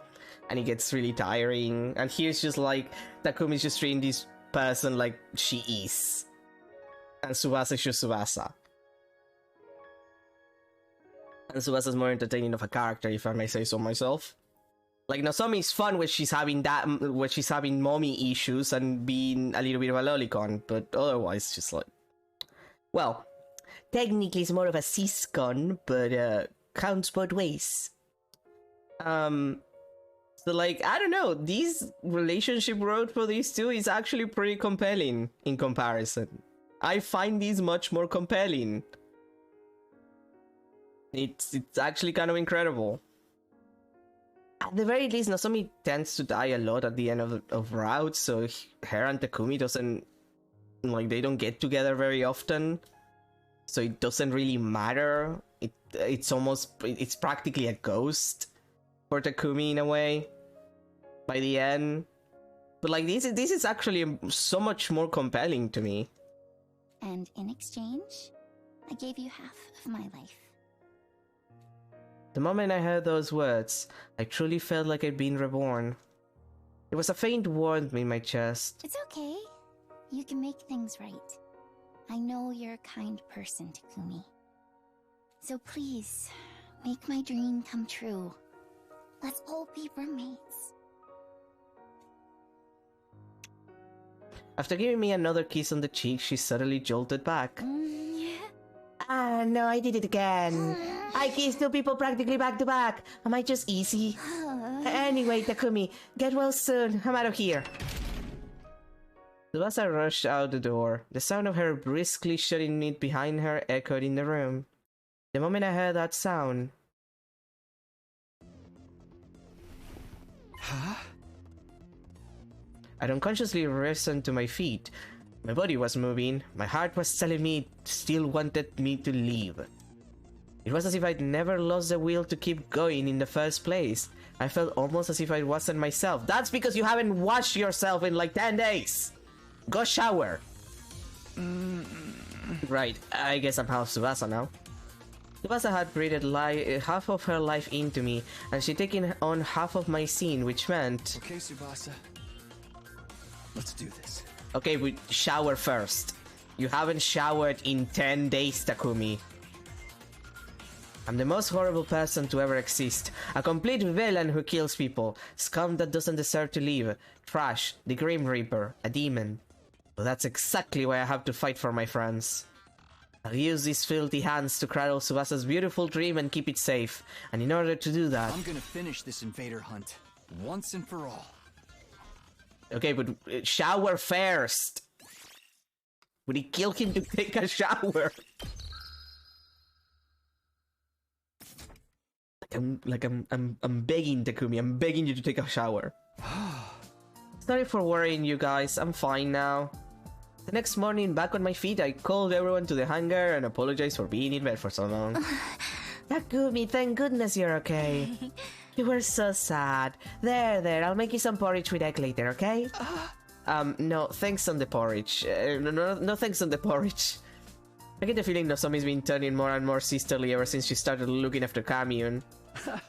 Narumi, Yugamu, you two came to visit me a lot. Thanks for cheering me up. So bad you didn't die so I could have Mr. Tsubasa out to myself. You look so adorable in your catatonic state. I wanted to immortalize you in wax and use you to decorate my room. Hey, stop saying scary things or not dessert. Seriously, stop with the big sister act. Maybe everyone looks like Kamiyun to her now. I wanted to thank Kamiyun too, but there was no sign of her. Maybe she was working on the skateboard. And last but far from least, Tsubasa.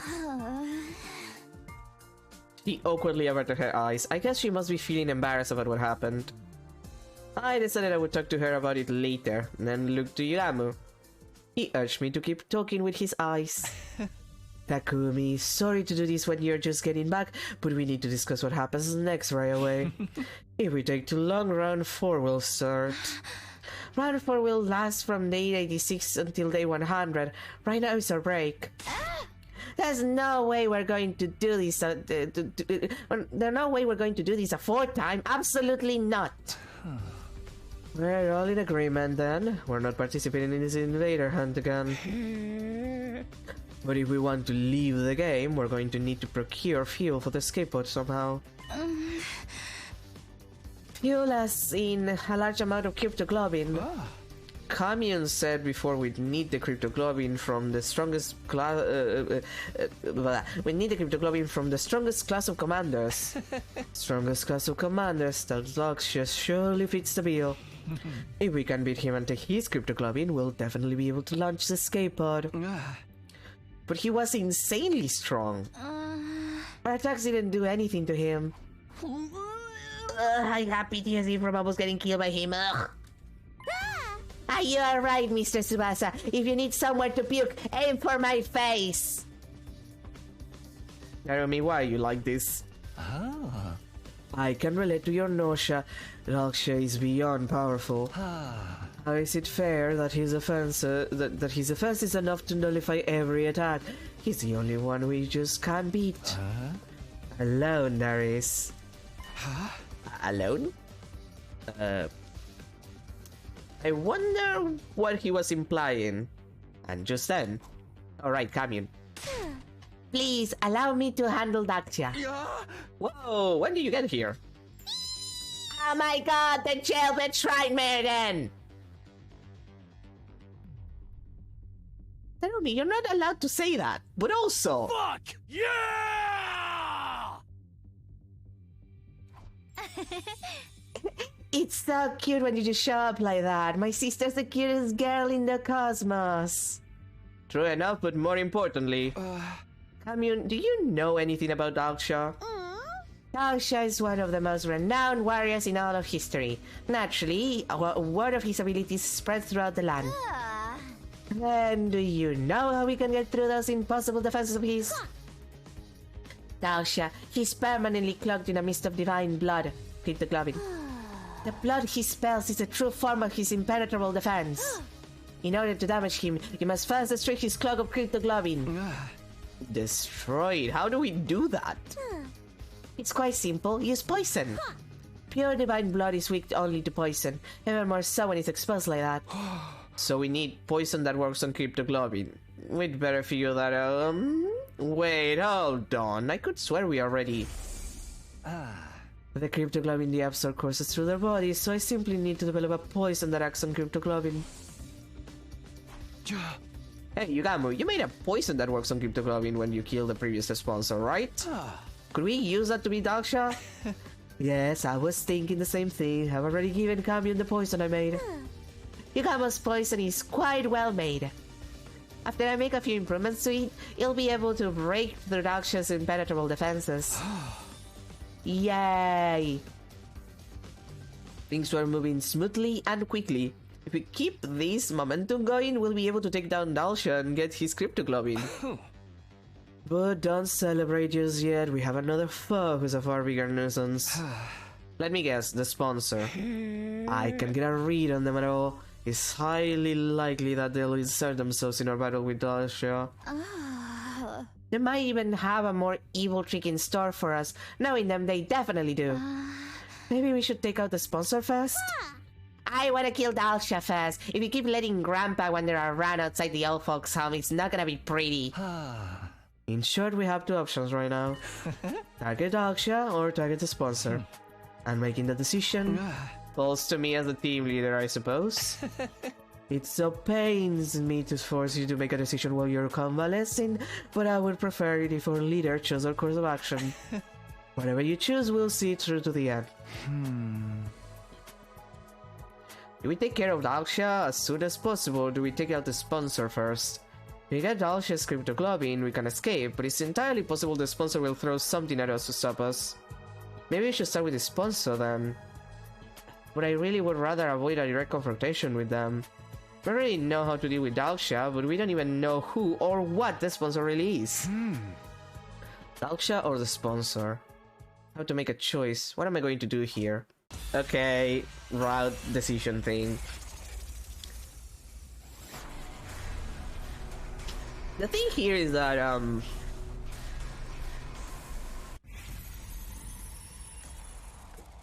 fighting the sponsor, like, the sponsor is a problem. Clearly. But he cannot attack us without also attacking him first. Like, he's not inherently dangerous immediately. He doesn't. He can't even attack us during the hunt if we don't fuck around. Dalksha is a more pressing issue, and if we don't kill him, and the sponsor finds a way to kill him, and we don't have his cryptoglobin, we cannot escape either way. So Dalksha is probably the safer option. But he's the most reasonable choice of the two. We'll fight Dalksha. It's way better if we can avoid fighting the sponsor. We have no idea what they might throw at us after all. Avoiding fighting an unknown entity sounds logical to me. Then our next opponent is Dalksha. I'll give it all I've got this time. That ogre puppet me like a balloon. I need to get my revenge. Kamiun, please get to work on the poison for Dalksha. Indeed. Follow my divine footsteps towards your fated victory. Kamiun, I'll help you. I have a bit of medical knowledge. If I recall, Dalksha said something after we fought him last time. He said he'd come to the school. But we'll start anew. Next time, he will be at your school. If he says he's gonna come to us, then we'll let him. We'll set up poison traps around the school grounds and be ready and waiting to engage. We'll intercept him. It was settled. We wouldn't participate in round 4. Instead, we made steady preparations for whenever Dalksha eventually showed up. Okay. And that's gonna be... not 84, not 85, not 86, okay. 87? Day 87 was when Dalksha finally showed up at the school. Well, there it is. But his entrance completely defied our expectations, in more ways than one. Dalksha had just walked right onto school grounds. After finding him standing out there, we rushed out of the school and over to where he was standing. When did you get here? What happened to the alarm? Why didn't it go off? Alarm? What are you talking about? Is this a commander? Yeah, his name is Dalksha. He's incredibly strong, so look out. I was watching from the roof. He just walks through the wall of fire like it was nothing. This whole timer has to basically be invincible if undying flames can't even touch him. Damn it, this wasn't in the plan. The fight wasn't supposed to start like this. Well, I might have made a mistake. I might have chosen wrong this time. It was all so sudden that we were thrown off. It was going to be hard for us to even fight properly now. I'll give you 1 minute. Calm your minds and prepare to battle. With that, Dalksha turned away and put some distance between us. He's waiting? He did mention he didn't like to do sneak attacks or something before, right? Looks like we've been saved by his code of chivalry. Yeah, we were about to get completely wiped out before we could even get started. We calmed ourselves during the minute we were given. And then we began our battle against the practically invincible commander. You can still use the poison, I assume? Like... probably?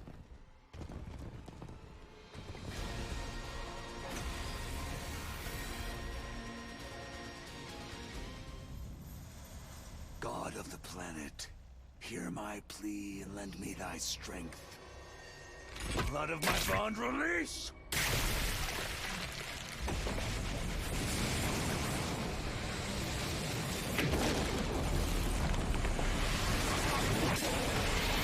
Aye.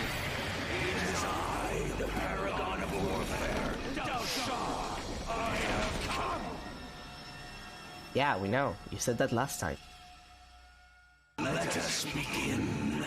Come and prepare to die. Okay. This is our last fight. Everybody, stick to the plan.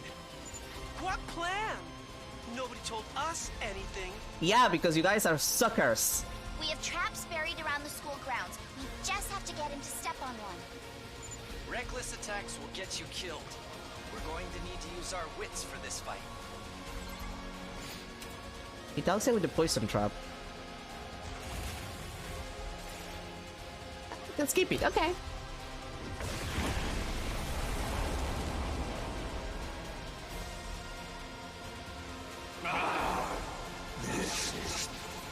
poison gas? Weird that it lets me skip it, but I guess it's because I fought him in a completely different route, even though the fight was very different. I guess that's why.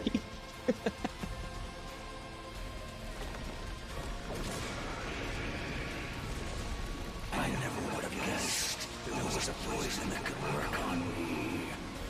My vaunted defense has come crumbling down.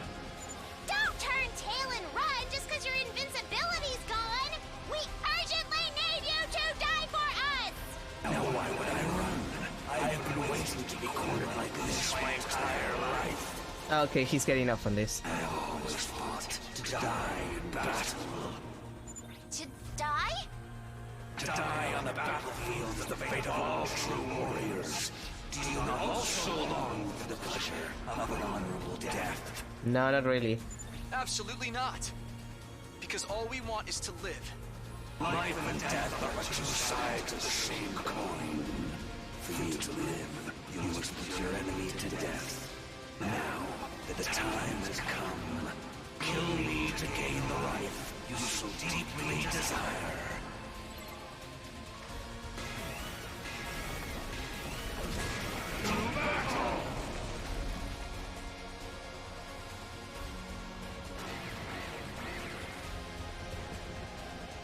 Here's the thing, though.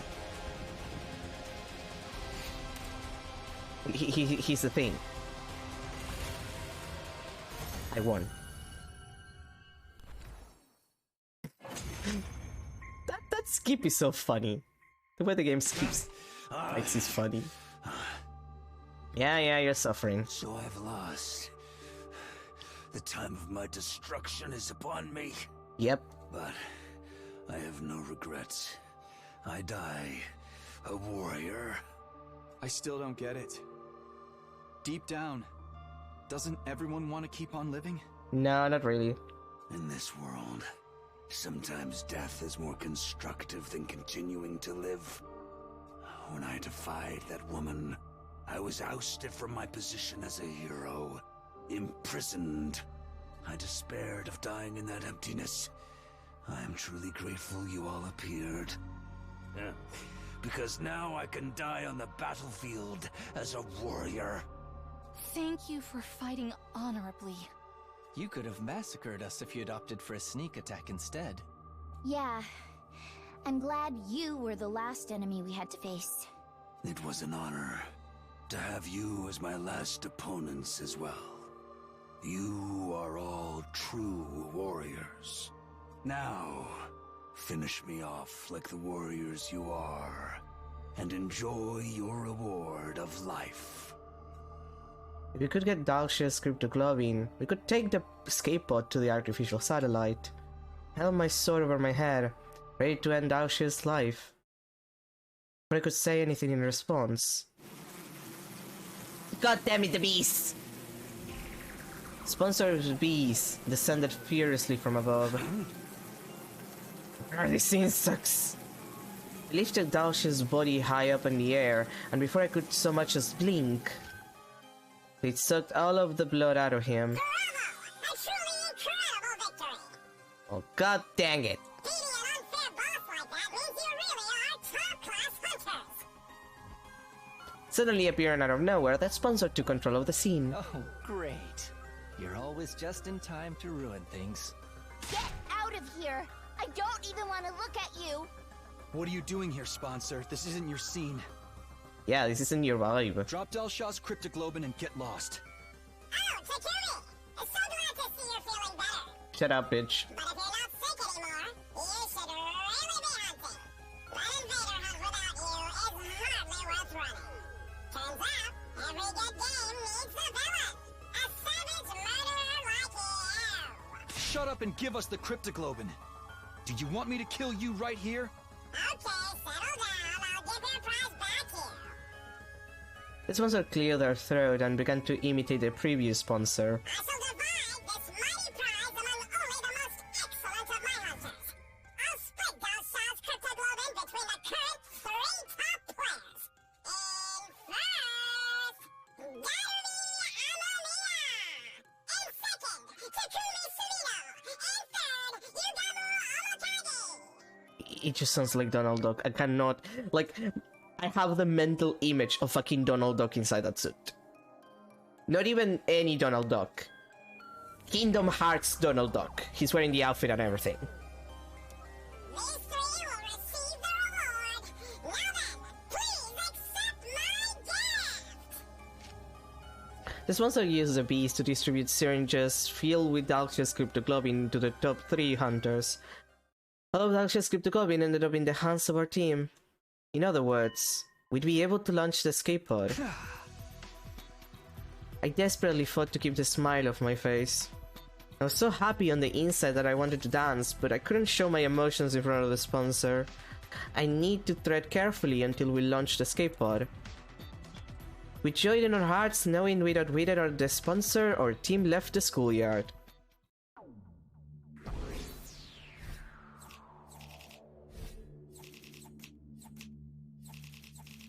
I need to be on a run that will let me use my BPs. I'm suffering here. Look at all of those BPs. Unusable.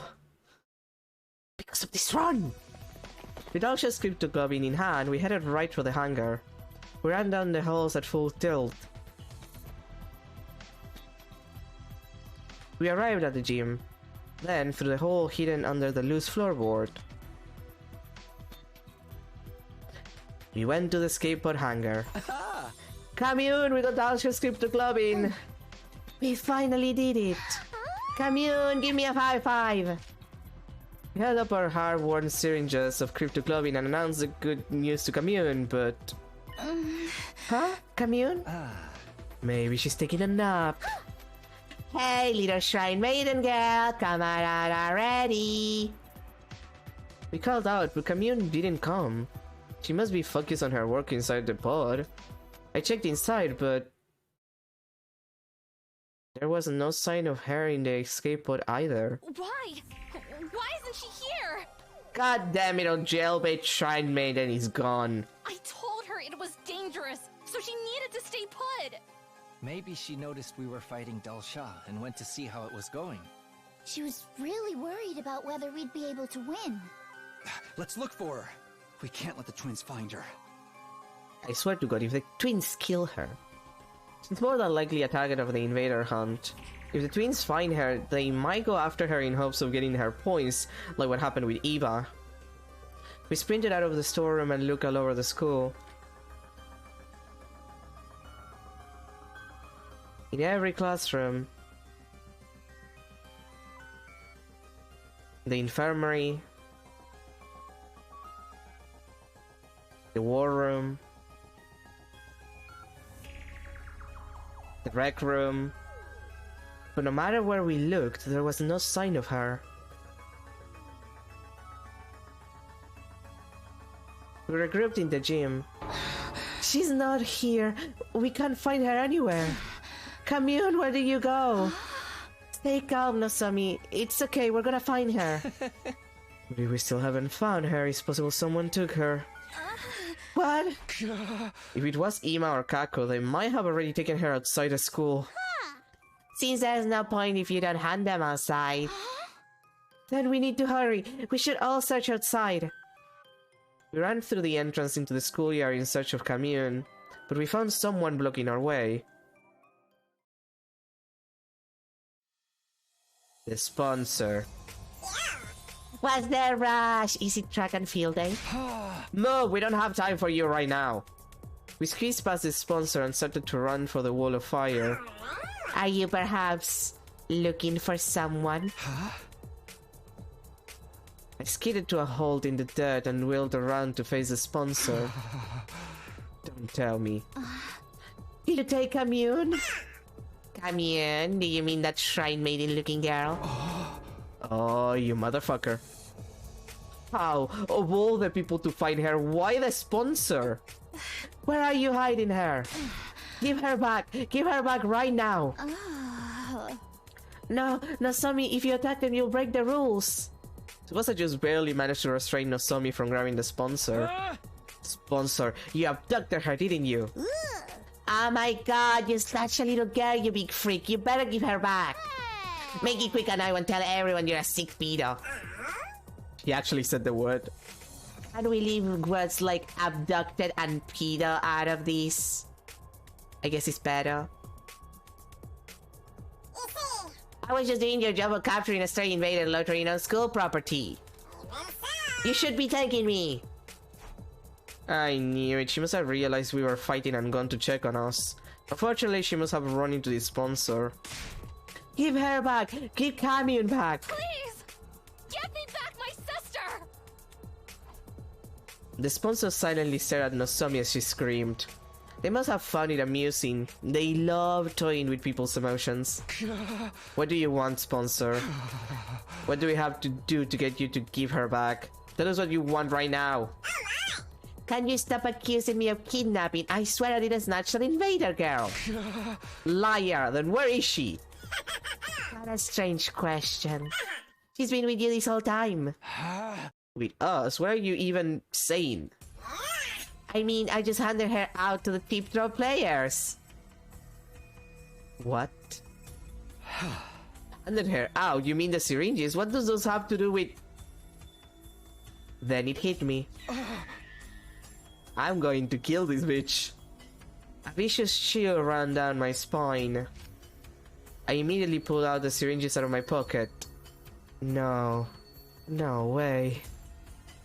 Stalkshia's cryptoglobin in there? It has to be! It wasn't all that much, but that girl had some cryptoglobin inside of her. I sucked it out of her and put it in that syringe along with Dalxia's. A special blood donation service for my hardest workers. This bitch is fucking dead. The sponsor's laughter echoed across the school grounds. My head spun and I nearly collapsed on the spot. That means when we were fighting Dalxia's Camion was already... No, you're lying. You have to be lying. Yeah, I don't believe it. You're messing with us. If that's what you think, then take a look. Maybe you'll at least manage to find her body. Camion, where are you? Nozomi was walking on steady legs, her expression stunned. Camion, where are you? Answer me, please. After that, we walked every inch of the school in search of Camion. The sponsor was just lying. There was no way she could be dead. That's what we wanted to believe, but...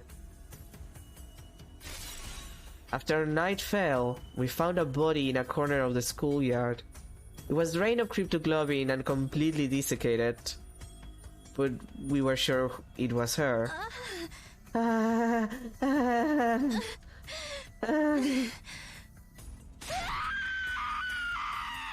That's a good scream. Wait, Nozomi! I couldn't stop her. She was mad with grief knowing her little sister had been killed. Driven by pure loathing, she charged at the sponsor. Nozomi's attack didn't even graze them through the protection of the bees. And as punishment for violating the rules, she was executed. Welp. Shit. Oh my god, that's the end. That's the ending, Jesus Christ. What the fuck? That's it. That's the ending. Jesus fucking Christ, my dude. They really just did that. They really just did that. That's... okay, sure. Sure. Okay, let's do it. We've been to this already. What the fuck? 085. Killing game route. A cruel end for Camion. Oh god. Okay. I guess that's 4 clears. Jesus Christ. Okay.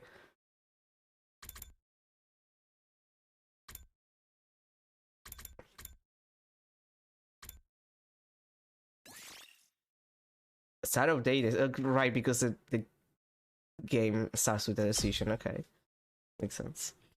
It doesn't give you both. It would make sense.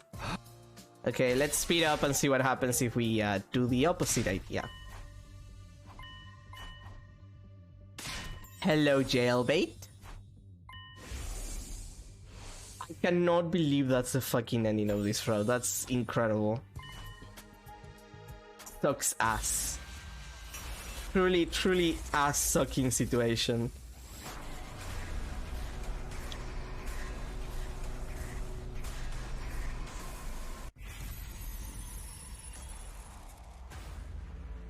Well, I guess it's the sponsor this time.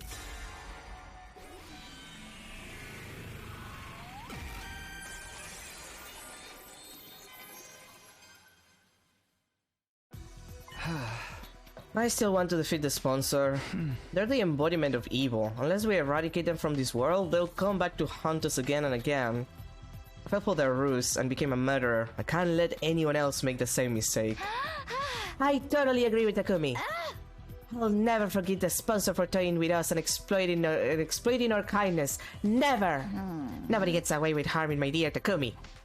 My dear Takumi, is there something we should know? That was a joke. Just a joke. There's nothing going on between Takumi and me. Nothing at all, right? Right, Takumi? Yeah. Absolutely nothing. Nothing. Like not even a teensy little thing? Cross your hearts and hope to die? What sort of follow-up question is that? I already said it was nothing. Although, I mean, if we're getting technical, there is this one thing. Why are you even telling them about that? It slipped out.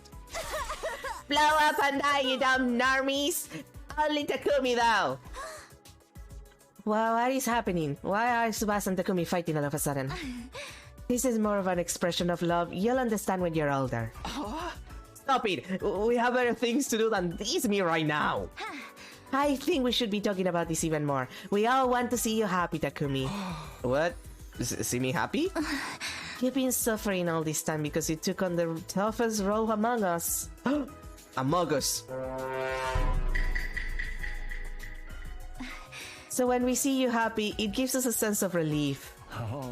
Basically, we wish for your happiness as much as you wish for ours. And you know, we were heartbroken for all those days because you were out of commission. We'll fight the sponsor for daring to inflict so much pain on you just for kicks. Because making you happy is the only reason we're even fighting. Ah, they care so much about me. That's so sweet. In that moment, I knew in my heart that we could beat the sponsor. With friends like these behind me, I could overcome any cunning or intrigue the sponsor threw at me. This time, we'll succeed. The sponsor is going down. We all exchanged glances and nodded. I vowed to myself that we would defeat the sponsor. Okay, we need to firm up our strategy. If you'll all kindly accompany me to the biolab. Why the biolab? There's something I need to show everyone. Something critical to our plan and to beating the sponsor. Igama led us all to the biolab. Ooh, science. Here you go. Take a look at this. Igama retrieved some things from a shelf and laid them out on the desk. Eek! These are dismembered parts of a dead body? Yes, indeed. I went around collecting them from all over the schoolyard when we were on our little break. A dismembered body in the schoolyard? Who sees it? There's no mistaking it. These are the body parts of the first sponsor, the one who self-destructed on the last day of the second round. They blew themselves up to hide their identity after they realized the poison was lethal. That must be why some of the body parts are charred. Anyway, I analyzed these assorted remains the other day, and I discovered something very intriguing. The body had already been dead for several years. Years? But the sponsor only self-destructed 20 or so days ago. I was surprised too. I convinced myself I must have made a mistake. So I checked again and again, but the result was always the same. Every corpse had been dead for at least a few months, sometimes years. So my final conclusion was this. The sponsor's true identity was a dead body. Oh my fucking god, it was Eito! It was Eito! It had to be! I killed him at the beginning! It was Eito all along! Motherfucker! The dead body? You mean they were a zombie? think about it, it doesn't make a lot of it doesn't make a lot of what we know about them make sense. They didn't need to eat or sleep. They kept coming back even when we would kill them. That's like the textbook definition of a zombie. I don't know. It sounds too outrageous to me. You think it's impossible, right? But how many impossible things have we already witnessed since coming to this academy? There's probably an actual person controlling these dead bodies using hemoanima. That would explain why the sponsor had so many bodies at their disposal. They were all corpse puppets. And they could grab as many dead bodies as they wanted from a cemetery or something. That's what the first sponsor really was, an army of dead bodies. This idea could also explain why they organized the invader hunt in the first place. What do you mean? By making us slaughter invaders by the dozens, the sponsor would get their prime pick of dead bodies. Then they could create as many spares as they wanted. Yeah, but you need someone with a lot of hemoanima or very powerful or some shit, and the only person who could, like, be that, like, it couldn't be Gaku, clearly, so it's likely it was Eito, it couldn't be Veshnes. Like, it has to be someone who has hemoanima. Veshnes is dead, all of the commanders have been dead for a while. It's not Dalksha, clearly. It's not the kind of thing he does. Like, Eito is the most likely option unless it's gonna be some fucked up twist that we don't know about. They were powering themselves up by making us create their bodies for them? Exactly. To the sponsor, we're just corpse churning contractors. They're not even paying us for that. That's why the rules of the hunt are fairly lenient towards the players. It was set up in such a way to ensure the sponsor wouldn't lose too many of their contractors all at once. Only executing one player per round, it seemed kinda half-assed to me. And the duration of each round suddenly went up to 15 days, slowing down the pace of the executions. The points distribution system was to help us stay alive for longer as well. Because of that, we were able to hunt together in teams. Also that we could create as many dead bodies as possible. We've been dancing to the zombies' morbid tune and it irks me, and it irks the hell out of me. Do you think the second sponsor's also a corpse puppet? Odds are deadly high. They claim to be the sponsor's successor, but they're likely just one of the many corpses the first sponsor still has at their disposal. This is mind-boggling. The sponsor's been using us all this time to create dead bodies that they turn into zombies. But wait! A blood-curdling possibility suddenly flashed across my mind. If the sponsor could control dead bodies...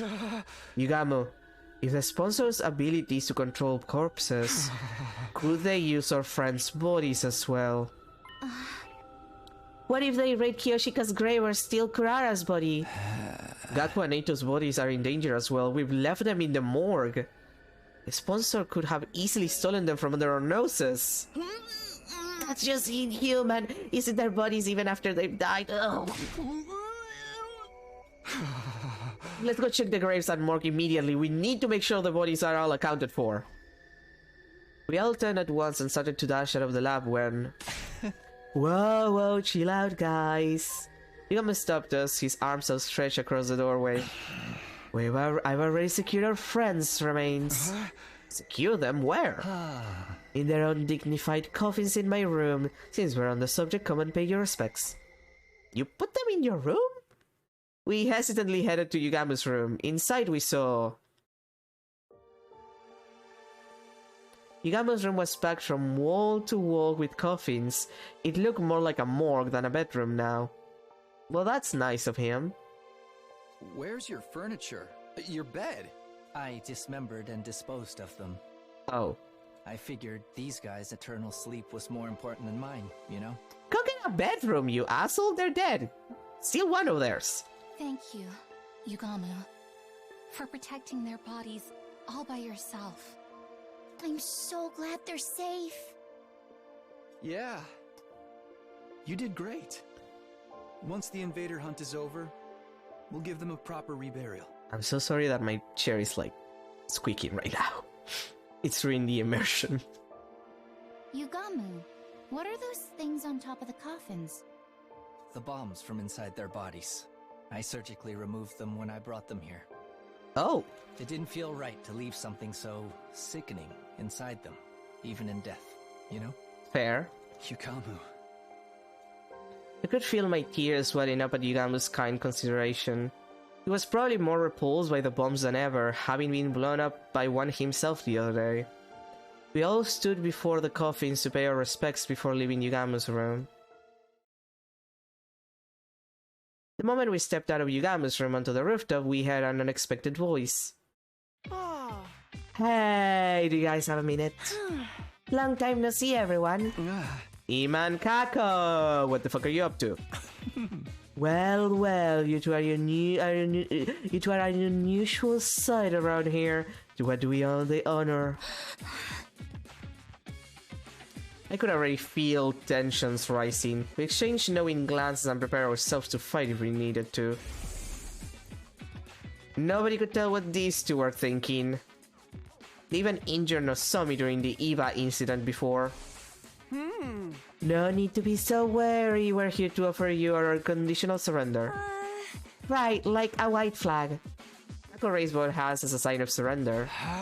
So you're not going to antagonize us anymore? I mean, it's not like we can beat you guys, right? And now Takemaru is dead. There's really no point competing against you the way things are right now. In fact, we were hoping we could join you. Sounds like a good deal. For you. After all those terrible things you said to Takumi. I'm not expecting you to welcome us for free, of course. I come bearing a gift. What kind of gift? My life. I'll stay in last place all through the next round and die. In exchange, I ask that you keep my dear sister safe when I'm gone. What? Brother dearest, what are you talking about? I'll even let you lock me in that cage in the courtyard if you doubt my sincerity. And I'll die in the same cage Eva once occupied. Poetic justice for my attempted murder, don't you think? Ima. Brother dearest, no! How could I live without you? Come on, sister dearest. This is the way it should be. It's an unspoken rule that an older brother takes the place of his sister when she faces certain death. Is it though? Ima's words made me remember what Eva said just before she died. To earn my title as mother, there is something I must do. I must teach Nozomi the meaning of true love. Hi, Eva. And the strength of a real parent who never sacrifices her children to benefit herself. A loving heart that moves someone to give their life to protect another, completely contrary to what the killing game stood for. And that was why. It's fine, you can both join our team. Really? Yeah, Takemaru asked me to forgive you too anyway. I'm so grateful, Mr. Sumino. I will die as promised, so please take care of my dear. On condition. Ima, you are prohibited from dying. You need to survive too. What? Hold on, Mr. Sumino. If I survive, someone else has to die. No, nobody has to die. We're going to put an end to this game. Don't worry, as long as we remain united, the sponsor will be no match for us. Seems like someone's developed a killer new attitude since we last saw him. But that's how our leader should be. I feel like we're letting those two off too easy, but I'm good if Takumi is. Ima, Kako, let's put our past behind us and work together for the future. Grouse! I usually can't stand cringy stuff like this, but I let this one slide. It'll be a change from all that awkwardness at least. To be fair to the others, we all fell for the sponsor's ploy to divide and conquer. We're finally united as one again. The pride of the Special Defense Unit is at stake. Let's take down that sponsor. Our newfound unity made us all the more determined to fight against our enemy. We'd carry on the will of those who had passed before us and do what needed to be done. I'm pretty sure it's still AI. I'm still pretty sure it was Aito. Like, I believe it. I believe it in my heart. Up and Adam troops, time to rise and shine! Get ready for your 84th day of active service here at Last Defense Academy. Prepare to spend another day enduring the unendurable and suffering the insufferable to pave the way for humanity's future greatness. Be ready to give your lives to protect our beloved school from the vile and barbaric enemy. Alright, let's get this meeting started. Needless to say, we're here to discuss how to bring down the sponsor once and for all. I shot Yugamo a glance, and he took over. To beat the sponsor, we'll first have to deal with the 3 deadly weapons they wield. First of all, their suit. As you all know by now, it has the ability to negate human-anima-based attacks. None of our superhuman attacks will even scratch it. Technology that nullifies the power of divine blood. The inventor must be a real wizard. But he's crazy weak against physical attacks. Anyone can destroy it with a regular weapon. Yeah, we broke through it before with a simple crossbow. It is not all that tough. We shot holes in the first sponsor's suit some 50 nights ago, but damaging it wasn't the real problem. The sponsor has 2 other weapons at their disposal. The beasts are especially lethal. If we so much as touch the sponsor, they'll swarm around and attack us. Just like when they killed the others by sucking their blood dry. Mr. Yakushishi was killed by those accursed bugs too. Why are those bees still here in the school after the changes of sponsors? Likely because there aren't servants to a specific sponsors. They serve the invader hunt itself. So long as the game continues, we'll have to live in fear of those bees. It's not like the bees are invincible though. Remember, we also have one of the sponsor's suits. The bees can't touch anyone who's wearing it. Oh, here comes our biggest problem, the sponsor's 3rd weapon. A deadly new weapon they've somehow gotten their hands on, the detonator for the bombs inside of us. Being held back by bombs in our bodies is such a killing game cliche at this point. It's starting to feel like deja vu. There were 7 buttons on the controller. Each button had an image of one of us on it. They probably did that so they wouldn't accidentally press the wrong button in the heat of the moment. That begs the question what the last button is for. It's Eito. It ensures the right person gets taken out before they attack the sponsor. The 3rd weapon's maybe the worst of all. With that around, we can't even get close. Hey, I know. What if I attack this sponsor while wearing the suit? Nozomi, what is this nonsense? Are you still trying to die? No, this is a suicide mission. In fact, I think the odds are in my favor. Think about it. There's no one better than me to do the job because I don't have a bomb in my body. Alright, you're not an official member, so... Nozomi came to the academy of her own free will. She basically snuck in without even the people in charge noticing. Unlike us, she hadn't had a bomb implanted in her while she was unconscious. Even so, was it a good idea to put Nozomi in such great danger? Even if we did beat the sponsor by risking her life, I'd say building a strategy around Nozomi is feasible. In against one of the sponsor's weapons, that's big. So I can do it? Even if we risk your life to beat the sponsor, would that really end the game? Beat the sponsor, beat the game. Oh no, the sponsor's actually still alive. That's been the flow of events so far. Right, another successor might show up. They got an army of zombies after all. Creating successors out of dead bodies is too freaky even for me. But didn't the sponsor mention they only had 1 body right now? No, there's only 1 of me. I'm not talented enough to control more than 1 body. Obviously that was a lie. Why would they show their hands so easily? We should assume the sponsor still has multiple bodies. It's pointless to kill just the one we can see. How about if we find and kill the person controlling them? There being 1 person in control, it was just a theory. A game theory. Even if I was right, where would that person be? How could we find them? The sponsor's like a roach that can be squished. Tsubasa suddenly raised her voice in frustration. You should just drop dead already. Why won't this game end? Don't be sad, Mr. Tsubasa. It's basically stylistic form for killing games to drag on and on. Stylistic form? Ever notice how killing games in movies or comics never seem to end once they get started? The players exploit a loophole and think they've won, only to find themselves at the start of another game. They beat the mastermind and think it's finally over, only for the true mastermind to show up. It sounds like you're describing the invader hunt. Yeah, because so far as killing games go, this hunt's about as cliche as they come. I mean, have you seen the rules? There's no clear rule explaining how the players can win this game. I bet the sponsor's hoping it'll drag on forever. Oh, just knock me out now.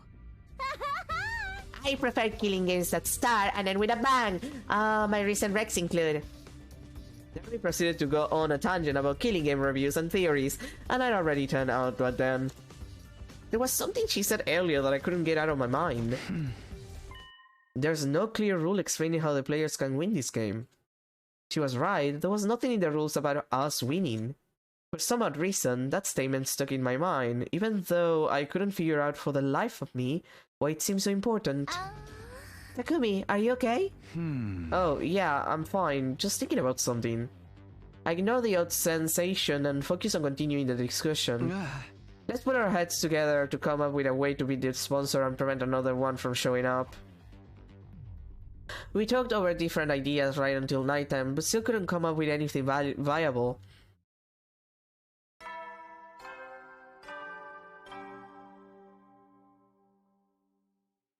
At ease, soldiers. It's time to hit the hay. Man, we haven't had like a night announcement in a while. You never know when the invaders might attack, so rest up while you still can. Well then, good night. And then let the bedbugs bite. Our break time ends tomorrow. The fourth round would start in 2 days.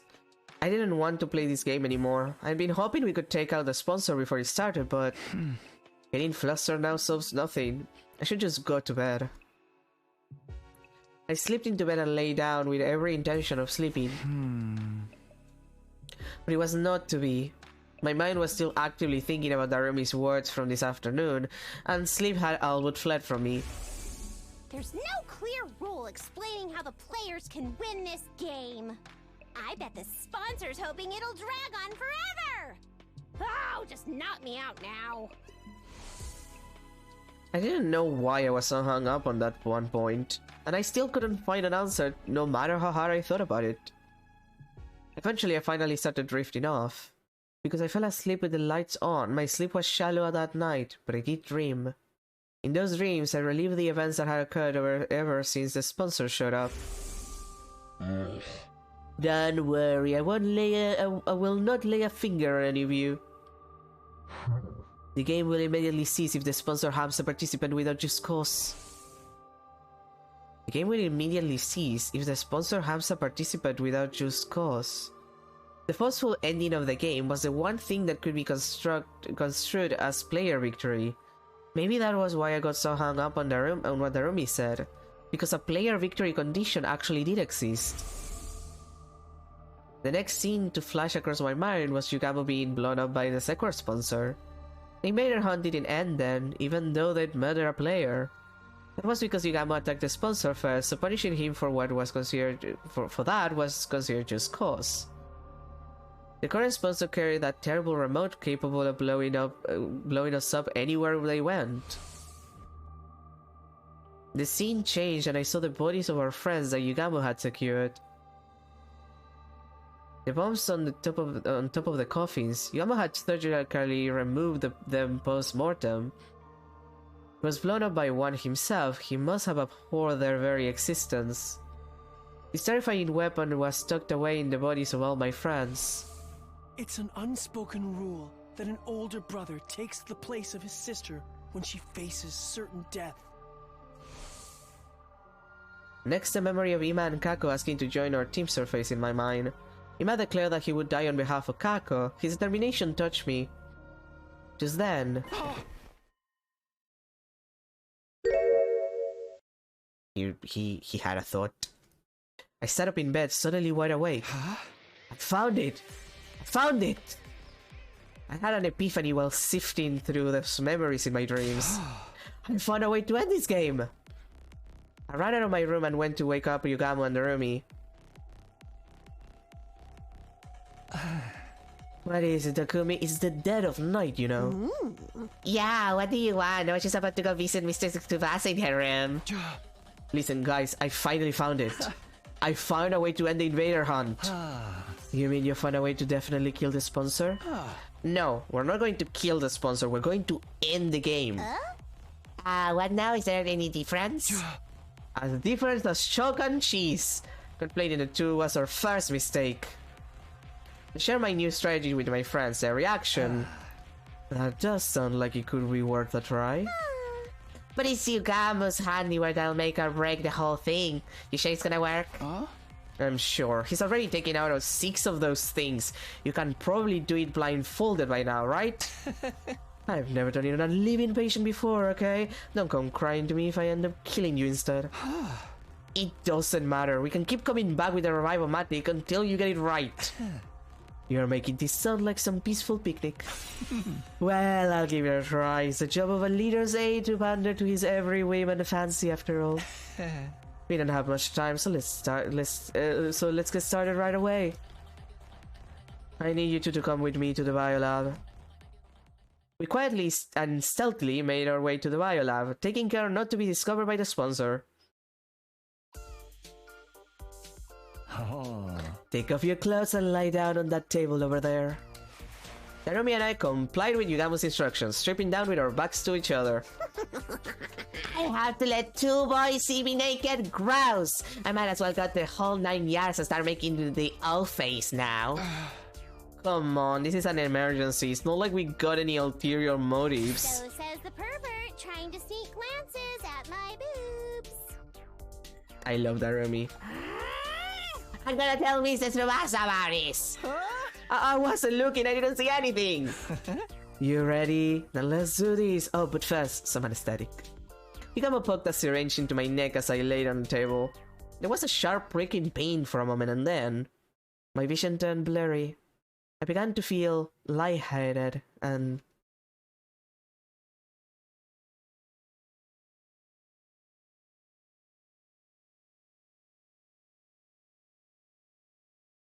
Day 86, okay.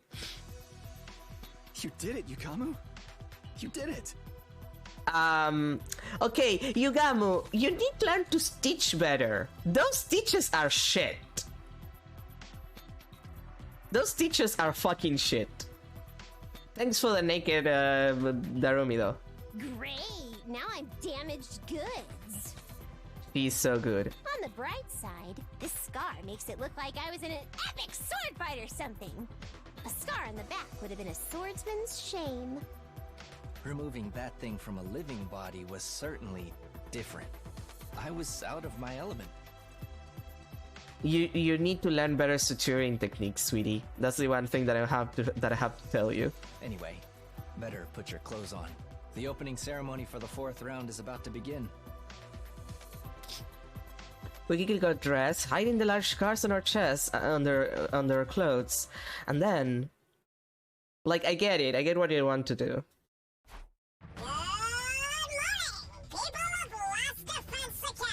Like, it makes sense. Like, they exchange who has the bomb, and that would mean that if, like, Narumi attacks, Takumi gets blown up, and vice versa. So they technically kill someone who hasn't done anything.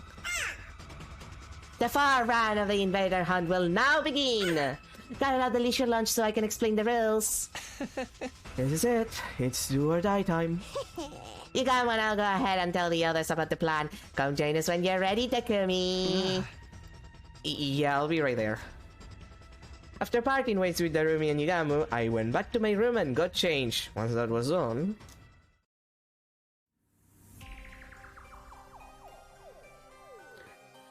We all dashed to the leisure lounge. It was time for a showdown. Finally! Although what's with the get-up of yours? The sponsors seemed a little confused by my appearance. It was only natural since I was wearing the same thing they were. I stood before them in the suit that Hiruko had retrieved at the cost of her life. Takumi, why are you dressed like that? What's going on, Takumi? Everyone else looked equally confused. That was the act they were supposed to be putting on. I smell a big fat rat. Is this your version of a taunt? Coming here in that suit can only mean one thing, am I right? That depends on your response. I answered the sponsor in a calm, quiet voice. One question for you, sponsor. You've been hounding and pestering me ever since you showed up. Why? I thought I told you before, it's because you're the most entertaining one here. You're such a little goody-goody, which also makes you capable of the cruelest of decisions. A pair of goody two-shoes would happily step into the most disgusting puddle of filth to protect someone if they could. I just knew you would provide top-class entertainment if I push you into a corner, and that's exactly what you did. Are your hands still stained with the blood of those you murdering cold-blood serial killer Takumi? That's a different route. The sponsor's jarring laughter echoed throughout the room. Okay, now's the perfect time to act angry.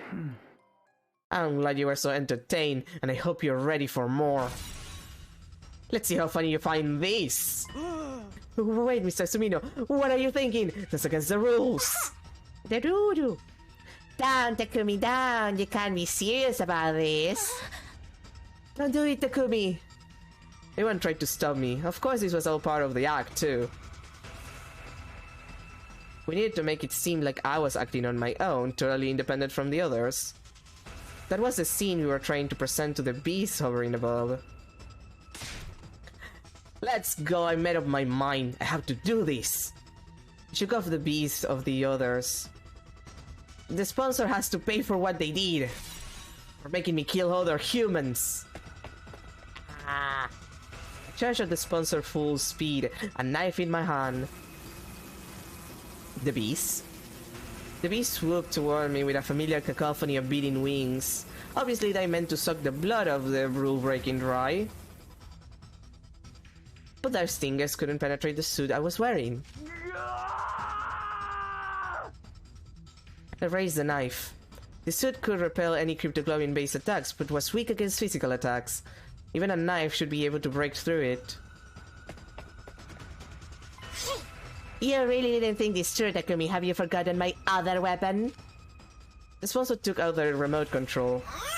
Sheesh, I was hoping you could entertain me for a while more before you broke. Alas, all good things must come to an end. So long, Takumi. Let's play again in our next lives. The sponsor pressed the detonation button for the bomb in my body. Louis. But I wasn't the one who got blown up. Darumi! Instead, it was the Rumi. The Rumi and I will exchange the bombs in our bodies. When I violate the rules, the sponsor will press the button for my bomb. But when they do that, the one who actually explodes will be the Rumi who hasn't broken any rules at all.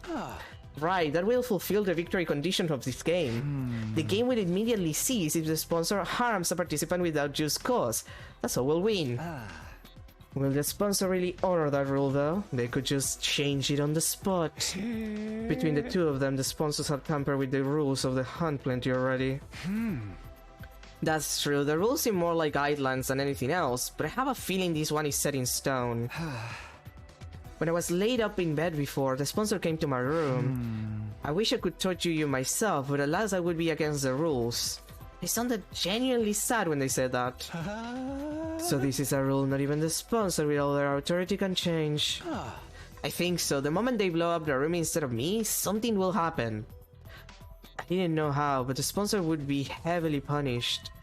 That would give us the opportunity we needed to beat them. Hold up, you're talking like it's a given I'll get blown up in your place. Why's it gonna be me? It doesn't matter who does it, right? Couldn't you use Ima or one of the other guys? Hey! No, you have to be the one. It absolutely has to be you, I've decided. Yeah, and why is that? Because you got to kiss Tsubasa before me.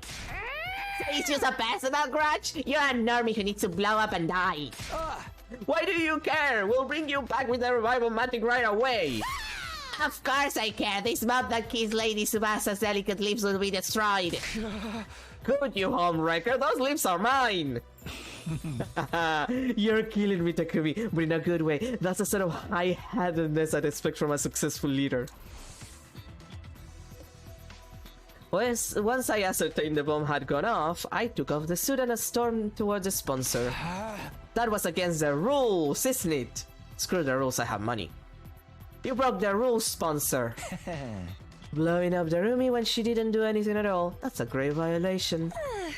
You kill me, some amiga. Yeah, give her back to us. Huh? What? You're back already? The revival-matic is fast. For a while, the sponsor said nothing as we surrounded and hurled accusations at them. You really had me fooled. Eventually, they let out a subdued sigh. Darn it, I totally miscalculated. You switched the bombs in your bodies, huh? When I pressed the detonator, I ended up hurting the roomie without just cause. You're right. I've broken the rules of the game. So you see, therefore, I officially surrender. Damn, that was easy. That's it? No mortified denials, sloppy excuses, death pleas, nothing at all? Huh? I thought you'd bring out at least one last desperate gambit. What am I supposed to do? Have you seen the state of my unbeatable weapons? We followed the sponsor's glance to the ceiling. Huh? Yeah, what? The bees are falling. Bees are dead. Are they dead? Apparently. Those bees are like embodiments of the game itself. Since the game's over now, of course they're going to die too.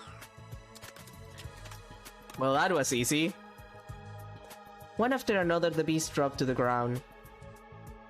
Finally, the last one fell, and they were all dead. See, I have nothing to fight with now. Feel free to do whatever you want to me. You're definitely not getting off easily, but before that, show us your true face and tell us who you really are. There must be a zombie, right? Or a monster that looks even more hideous. I'm going to take your suit off for now. Resist and you die, understand? What's the point in desisting now? Go ahead! Igama quickly and skillfully started removing the suit from the sponsor's body. Soon we would see the face of the person who'd been tormenting us for days on end. Open sesame! Igama tore the suit and helmet off from the sponsor in one breath. What? Everybody was dumbfounded by the face that had been hiding beneath the suit. I couldn't believe it. It was him all this time? Oh my god, it was Eito. But how was it possible? It was him! I fucking told it! It was his bitch! It was him!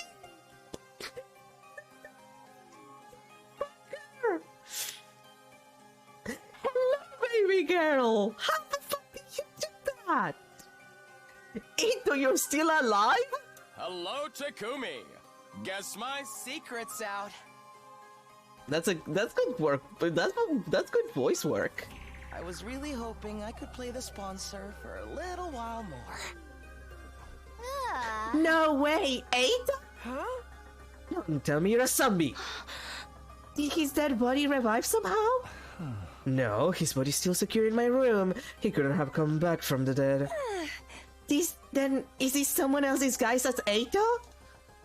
I couldn't believe Eito Aotsuki was standing before us again, but there was no mistaking his malicious presence. You're really the real Eito. It's been a while since we've spoken face to face like this, hasn't it, Takumi? I am indeed Eito Aotsuki, in the flesh. Not the Eito Aotsuki you know, though. I've come from another slightly different world. What? My thoughts were thrown into confusion. Confusion. How could Eito still be alive? How did he become the sponsor? And as the second sponsor, how was he connected to the first? You look completely flabbergasted. Wouldn't you like to know who I really am? It goes without saying. Spit it out already. You have no right to remain silent. Just what kind of alternate universe did you come from? Why did you make Takumi do that to those people in the mansion? We surrounded Eito and bombarded him with questions. Calm down, everyone. Don't worry, I'll tell you anything you want to know. I was surprised. He actually promised to answer our questions without leaving us hanging. Except, I just have one condition. What is it? I'll only answer questions from Takumi, and we have to be alone. No answers if anyone else is there. What? Why do I have to be stuck somewhere alone with you? Is that a no? Do you really want to turn this offer down? It's the biggest chance you have to get information out of me, team leader. You got a lot of nerve. I could always squeeze that information out from you through my various torture techniques. Oh. You're not much of a professional assassin if you can't tell torture won't work on someone like me, Yugamu. I've already made up my mind. I'll only talk when I'm alone with Takumi. You're still trying to toy with me at this stage? What do you want, to suck my dick? Yes. Why are you so obsessed with Takumi anyway? I just said I want to suck his dick, did you not hear me? Why wouldn't I be? Why wouldn't I be mean to him after all? You're the version of you that killed me, aren't you? Yeah, we did kill him at the beginning of the route. I did kill Eito, or so I thought. How could he be standing before me again now? So this is all about revenge? You even became the sponsor of the killing game too. Not really, but I just couldn't get over it, you know? How you offer the other me like you were stamping out a past to be exterminated, looking oh so righteous while you were at it. I wanted to make sure you came to terms with your true vile nature. And you never feel inclined to act so righteous again. How does it feel to be an even worse serial killer than me, Takumi? Just for that? You made me kill those people just for that? And now that's an expression better suited to a disgusting creature like you. Are you in utter anguish yet? I took over the killing game from the previous sponsor so I could see you looking tortured by guilt and desperation. The game may be over, but my fun has only just begun. Because now it's your responsibility to interrogate me! I wanted to kill Eito again right there and then to avenge my friends who died in the game. But I knew I couldn't. We needed the information he had. It's starting to smell more and more like the multiverse theory is true. This Eito came from another timeline, right? Huh? Does that mean he knows how to travel between timelines? Can we see Takemaru alive again if we went to another timeline? If this Eito really did came from a different timeline, the information he held was priceless. We could solve our most immediate problems by learning how to travel between timelines from him. We wouldn't have to fight Ashlia or struggle to get the escape pod started up. Nobody else needed to die to get that information. Shall we have a little chat, Takumi? You have to tell me what I want to know first. Like the sensation you felt when you killed those people, the feeling of bathing in the warm blood of your victims. That squelching sound was so nice and satisfying, wasn't it? In that moment, the faces of those people suddenly surfaced in my mind, clear as day. The faces of the people I had killed. My breathing quickened and I broke out in cold sweat. Eito really did have the potential to be the best assassin in the world. His ability to ride people into dead ends and make them wish they were dead with words alone was unparalleled. It's not so bad to be caught if I can get to see you looking like that. But I'm nowhere near done yet. And you think you can get away with that ugly soul of yours for even a moment? I'll be sure to remind you of your sin from now on, every single day.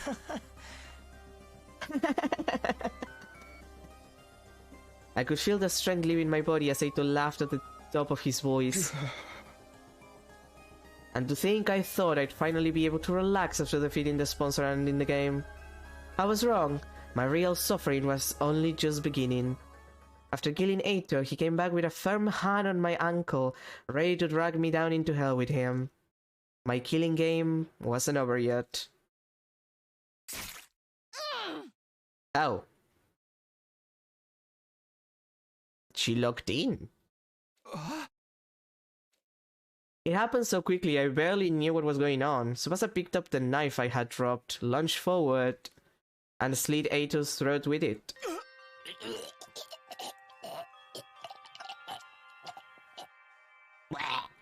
Tsubasa! Don't you dare bully Takumi. I respect this woman. My sweet Takumi. Tsubasa? Anyone who dares to hurt him is going to have to answer to me.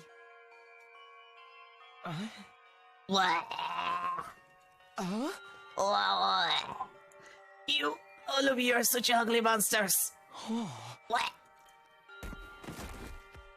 Aito coughed up blood and collapsed on the ground, and within a few seconds he stopped breathing.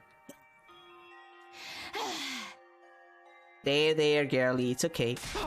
Tsubasa! I ran over and held her in a tight embrace. I'm sorry, we were supposed to ask him for more information, but I couldn't take it anymore. I couldn't bear to see you in so much pain. No need to apologize, Tsubasa. If you hadn't jumped in, I'd have done the same thing. 3 cheers for Miss Kawana. The sponsor got what was coming to him and it feels so good. Vengeance for Takemaru! Someone like that doesn't deserve to leave. I approve of anything Mr. Tsubasa does. Besides, this is the perfect end to a killing game. The perfect end? Killing games just love to drag out the story for as long as possible and then suddenly drop the ending on you with zero fanfare. You know, without answering any of the subplots it was alluding to the whole time. It's not a real killing game these days if it doesn't end super abruptly. That's why this is a perfect end to our killing game. I'm here all day for it. She is right, the ending of Danganronpa 1 really leaves a lot of threads hanging. And so the invader hunt ended abruptly, in perfect killing game style, 60 days after it began. As relieved as I was, I'd be lying if I said I wasn't bothered by the many unanswered questions he left behind. But there was no time for us to run around trying to solve those mysteries now. The game was over, and that meant we had more important matters to deal with. With our eyes keenly focused on the price of a true happy ending, we quickly moved toward our next objective. Unfortunately, Eito Atsuki's cryptoglobin is not strong enough to power the pod. Right, I didn't think it would be that easy. We had drained all the blood out of Eito's body and pumped it into the escape pod fuel tank, but it still wasn't enough. Even though he was so strong, Eito's cryptoglobin is totally useless. If you really think about it, 80% of his strength came from those bees. Speaking of the bees, I have analyzed their remains and discovered something.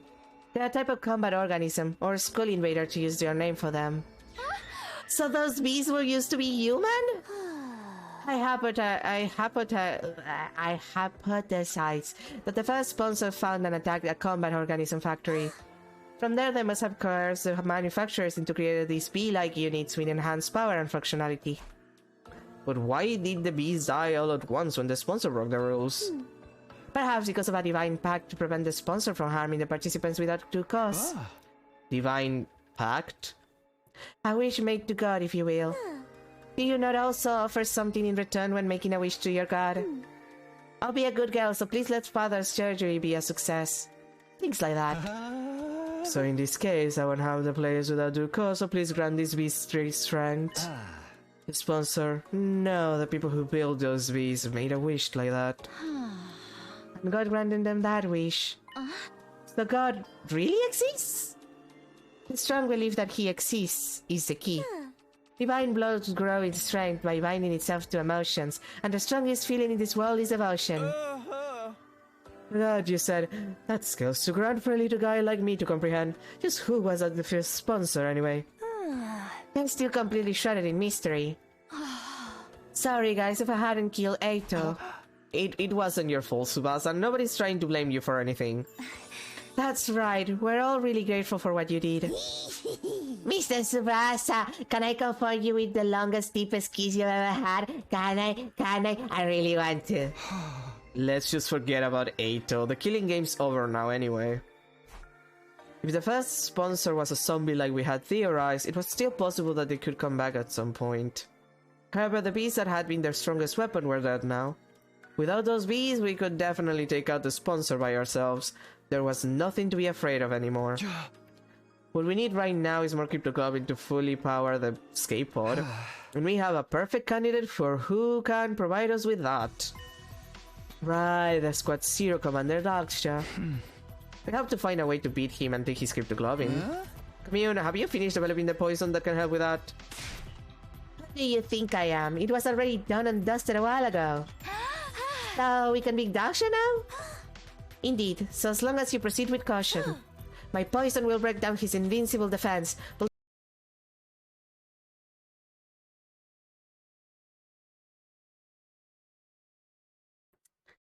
And we should be back now. Okay, I don't know what the fuck happened. Thanks, OBS. Apparently just disconnected.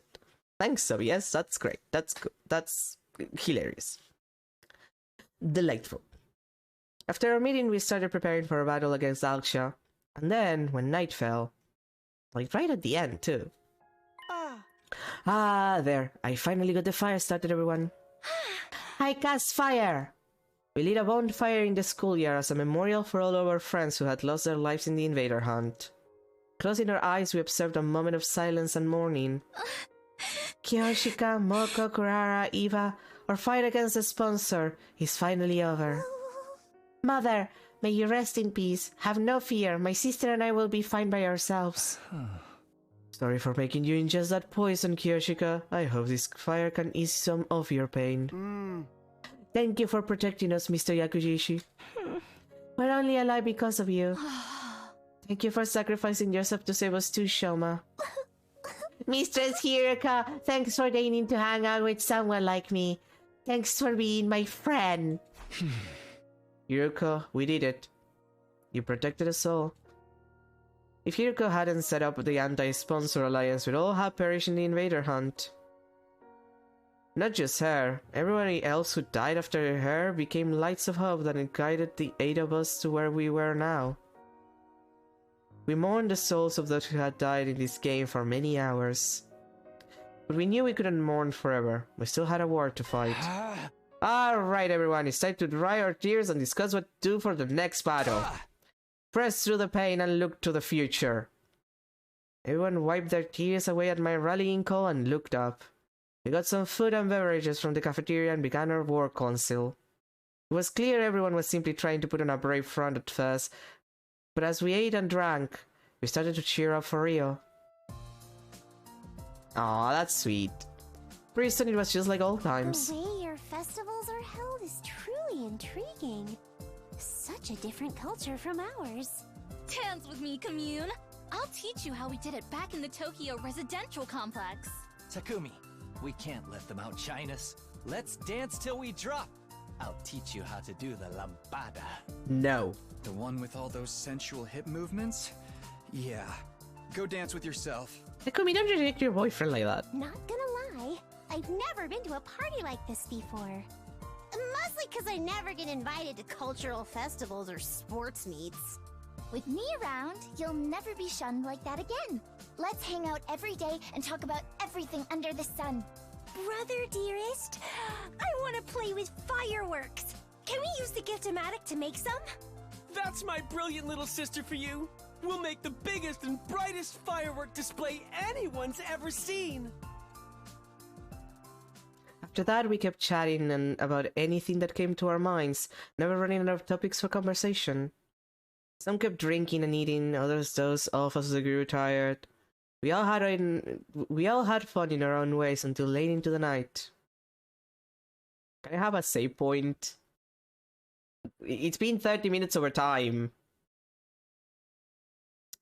You know what? I'm gonna save. Like, the game will start me right at the beginning of this game. It's been 30 minutes over time. We had a lot to do. I think it's a good place to end. For now, like, I don't know how many more this route has. Oh god, I'm just looking at my BPs. I can't level up anyone and I have so many BPs. It's painful. So we're gonna end up here. Oh boy. Right after the OBS crashed because, well, crashed. Disconnected for some reason. Because it's funny like that. But anyway, we'll continue on Friday. I'm guessing we can end this route on Friday. We'll probably end before the 4 hours go, like, finish. So I'll probably do, like, small little dead ends. I'm guessing most of the other, like, choices in this route are dead ends. So it shouldn't, like, we can do a couple. And then I'll probably leave the game for a minute, like for a hot minute, and we'll play something else. I still need to finish the Apollo Justice trilogy, so we might do that. I might emotionally prepare myself to do that. play a couple of different things, and then we'll come back to this and do the rest of the runs, or at least, I don't know, 10, 15 more runs. Like, it's 100 runs, it's 100 routes, it's a lot. Some are probably gonna be dead ends, and they're not gonna be that long, but still. But anyway, that's gonna be everything for today. Thank you a lot for being here. Tomorrow, something different, maybe more Call of the Lamb, maybe something else. I'll think about it. It might be some more Call of the Lamb. I do feel like playing Call of the Lamb. And then on Friday, we're finishing this route, I assume. But anyway, again, thank you for being here. Have a good rest of your day, a good start to your week, and I'll see you tomorrow for something completely different.